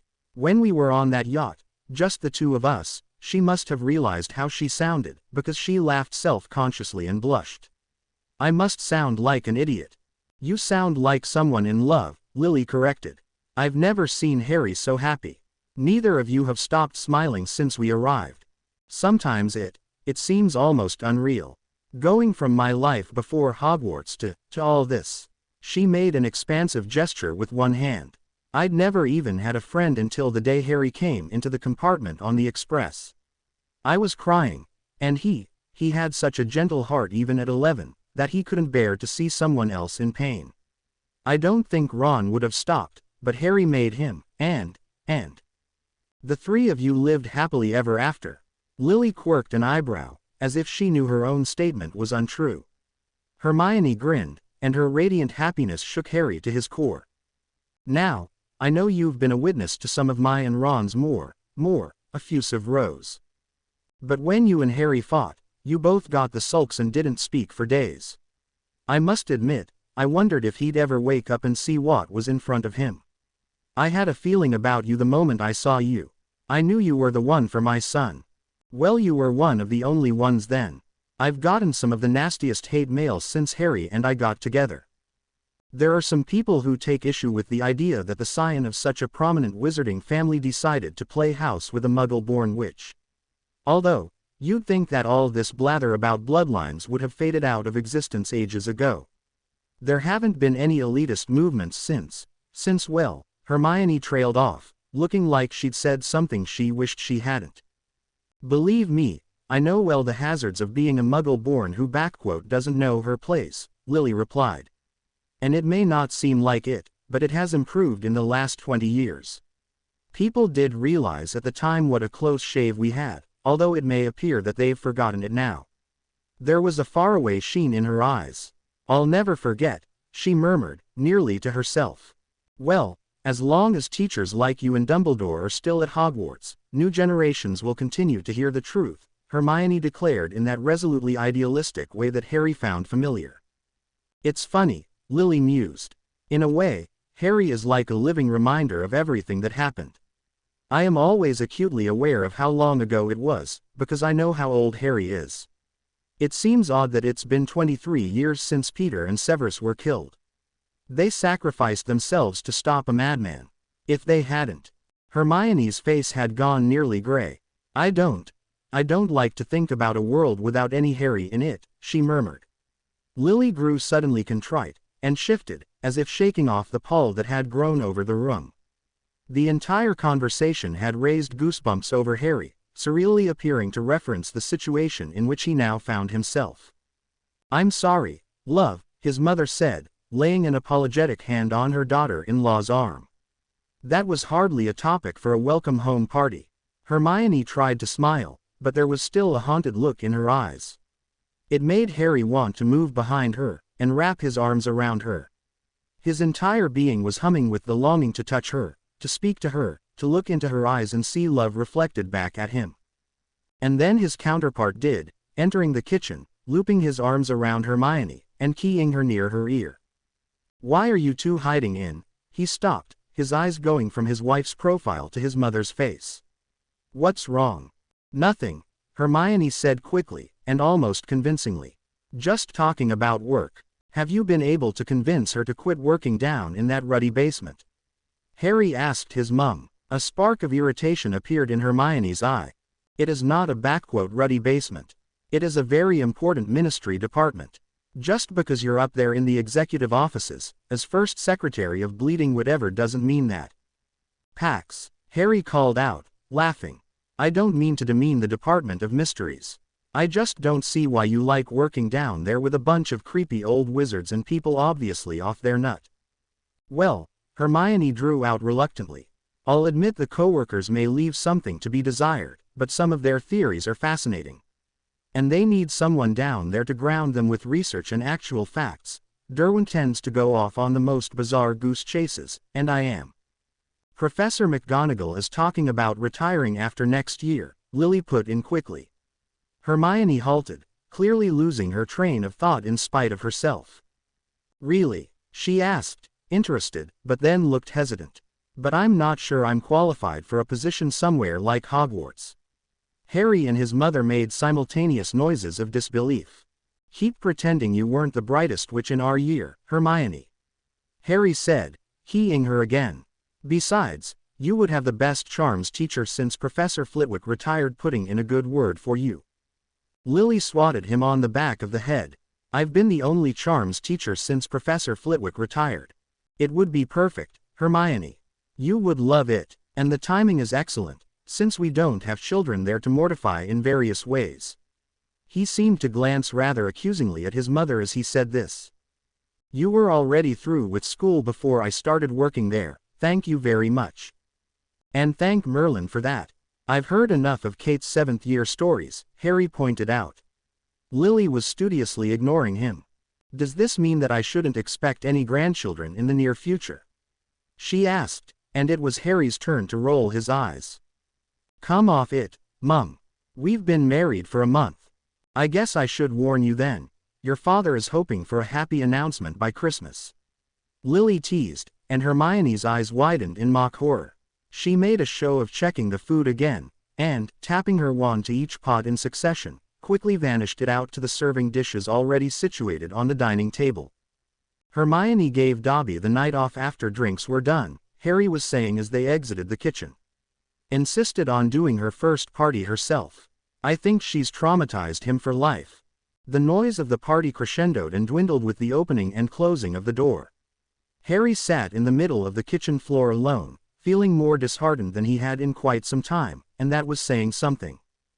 How was it possible for 3 universes, involving essentially the same people, to turn out so differently? He wondered, was it really as arbitrary as Draco seemed to indicate, all stemming from a random difference in choice? Where did the choice begin? Pettigrew and Snape had apparently defeated Voldemort. Why? Did it arise from Tom Riddle's decision against making Horcruxes perhaps? Or had his own father decided to treat Snape with a little common human decency? Had they been friends? Was his own ascension as Dark Lord the result of being sorted into Slytherin? Had he not argued with the Hat enough? Or was it the absence of Hermione? Or both of these combined? He was the sum of his experiences and natural tendencies, he supposed. And that would make these other Harrys merely doppelgangers who looked like him. But they weren't really him. For instance, this Harry had not had to consciously choose light, but light had been all around him, his whole life. This Harry had not fought a troll first year, had not been both bested by and victorious over the Triwizard Tournament. This Harry had not lost his family, had not lost Sirius, had not lost Dumbledore. It was not him at all. The other Harry did seem to embody the pinnacle of Harry's potential. He was everything Harry could have been, should have been, would have been, he hoped, if things had been different. It was like being able to see a wide array of one's own possible successes and being bludgeoned about the head with all the ways one had fallen short. This Hermione was different too. She was still kind-hearted, idealistic, and ferociously defensive. But the aura of confidence that surrounded his counterpart hovered over her as well. Her blood status would always cause her insecurity, it seemed, but she was well-dressed and sophisticated, having obviously, while not necessarily taking it for granted, grown accustomed to being on the arm of privilege. Clearly, education was as important to her as it had always been, but he really couldn't imagine her working as an unspeakable, struggling to find factual basis for wild ideas and cockamamie theories. He was prepared to sit in the kitchen and brood for a while, who cared how long. Time had almost no meaning for him while he was out of phase. He was at the mercy of the crystal, at the mercy of the random pull from his home universe, and he didn't know when it would activate again. This really could take years, he thought glumly, recalling his words to Luna. It hit him like a lightning bolt, at his remembrance of his Ravenclaw flatmate.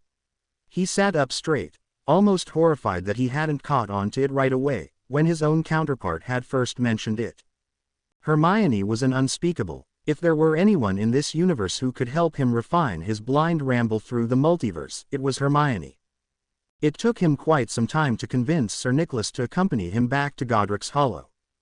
That's why it's called haunting a place, Mr. Potter, or whoever you are, you don't just pack up and leave whenever the fancy takes you. He had said indignantly. Harry had fleetingly worried that he would somehow send Nick to another plane, inadvertently, by making him leave Hogwarts. How do we do this? Harry asked hesitantly. Do we hold hands or, I mean, you can't apparate, can you? Nicholas sighed the sigh of the much put upon. If I am occupying the same space you are, then I should be transported with you, he said. Occupying the same? What are you? Harry never finished his sentence, as Sir Nicholas had moved until he was floating, superimposed over Harry, who was more than grateful that he was out of phase and unable to feel the undoubtedly icy cold sensation that would have accompanied such a position. Nearly headless Nick held himself loftily, as regally as a queen awaiting the first movements of her litter. Harry rolled his eyes, and thought of Godric's Hollow again. As they materialized, he could hear the clatter of dishes through the cracked kitchen window on the right side of the house.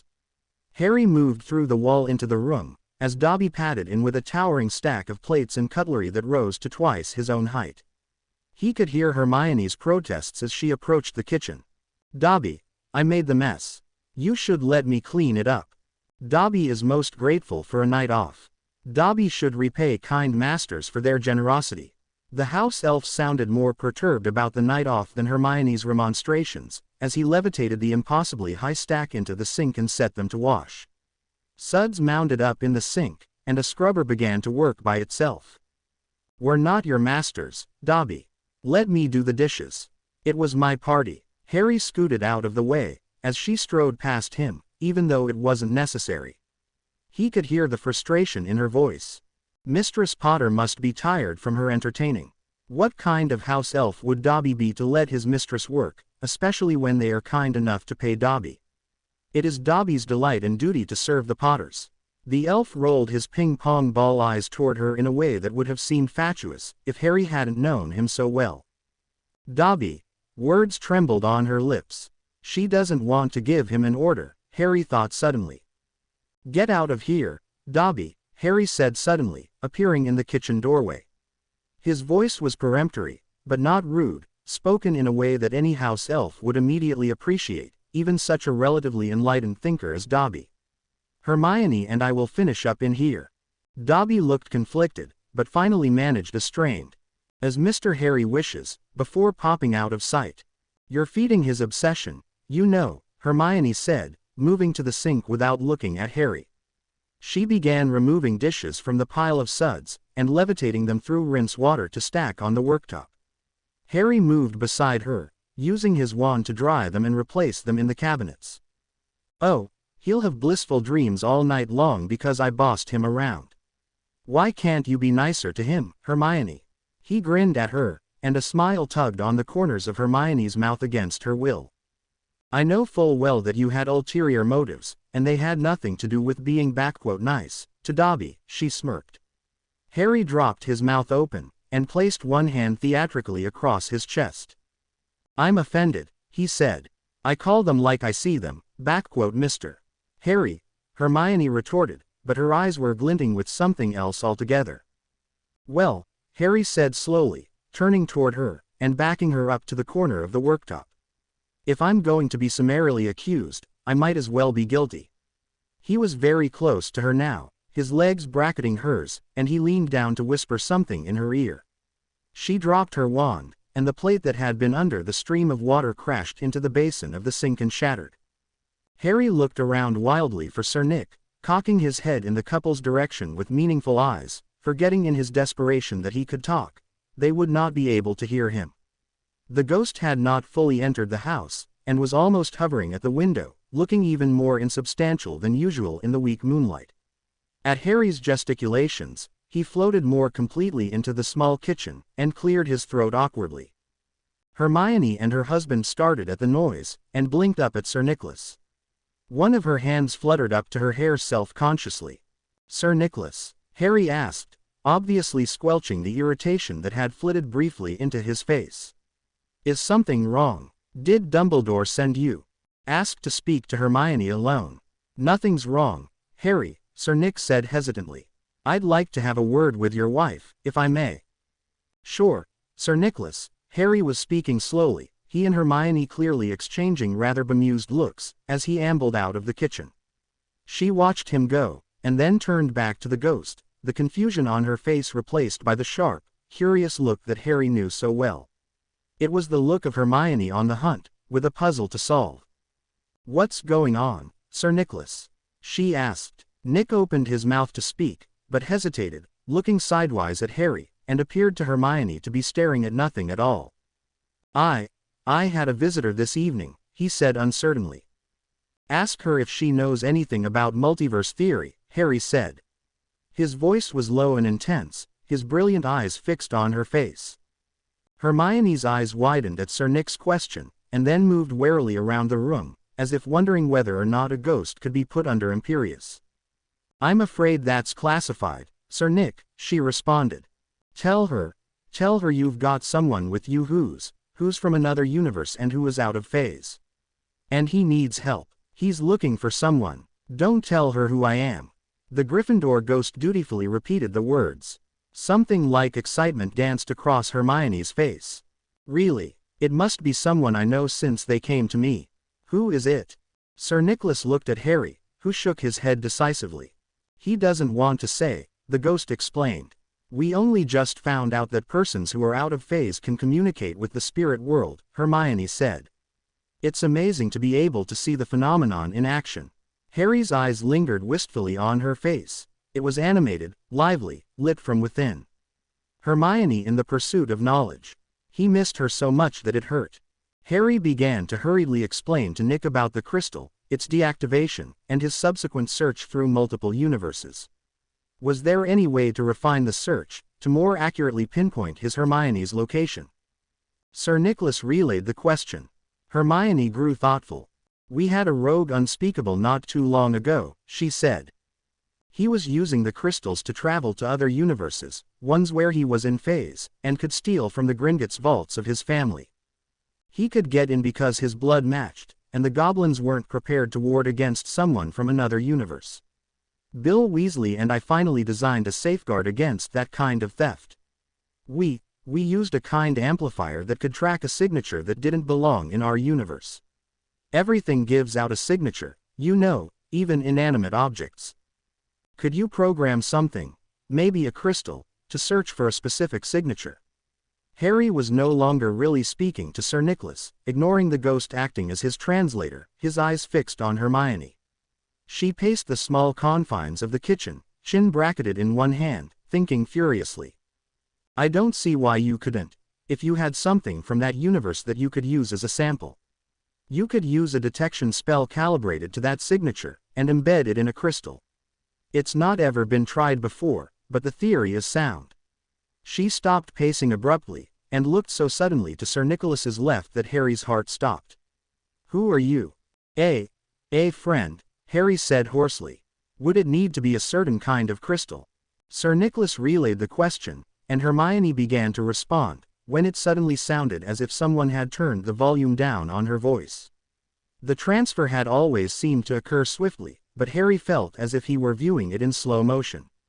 The details of the kitchen began to fade, blurred away by the very movement of the universe. Hermione's image seemed to crackle, like a bad film projection. Nearly headless Nick was staring at him with a kind of astonished confusion. Harry, he blurted questioningly. Harry saw Hermione's head snap up, her eyes blazing with a tawny light. Harry, her voice was sharp, panicky, worried. Tell her I'm all right, Harry shouted, but did not know if Sir Nicholas had heard him or not. Hermione had been giving him answers, a solution, a way to find her more quickly and efficiently, and now there was no more time. He cursed the horrific timing of the inactive crystal. The multiverse either did not hear him, or did not care. To be continued. I hope you enjoyed this story. Also remember to subscribe and like this video. See you in the next video.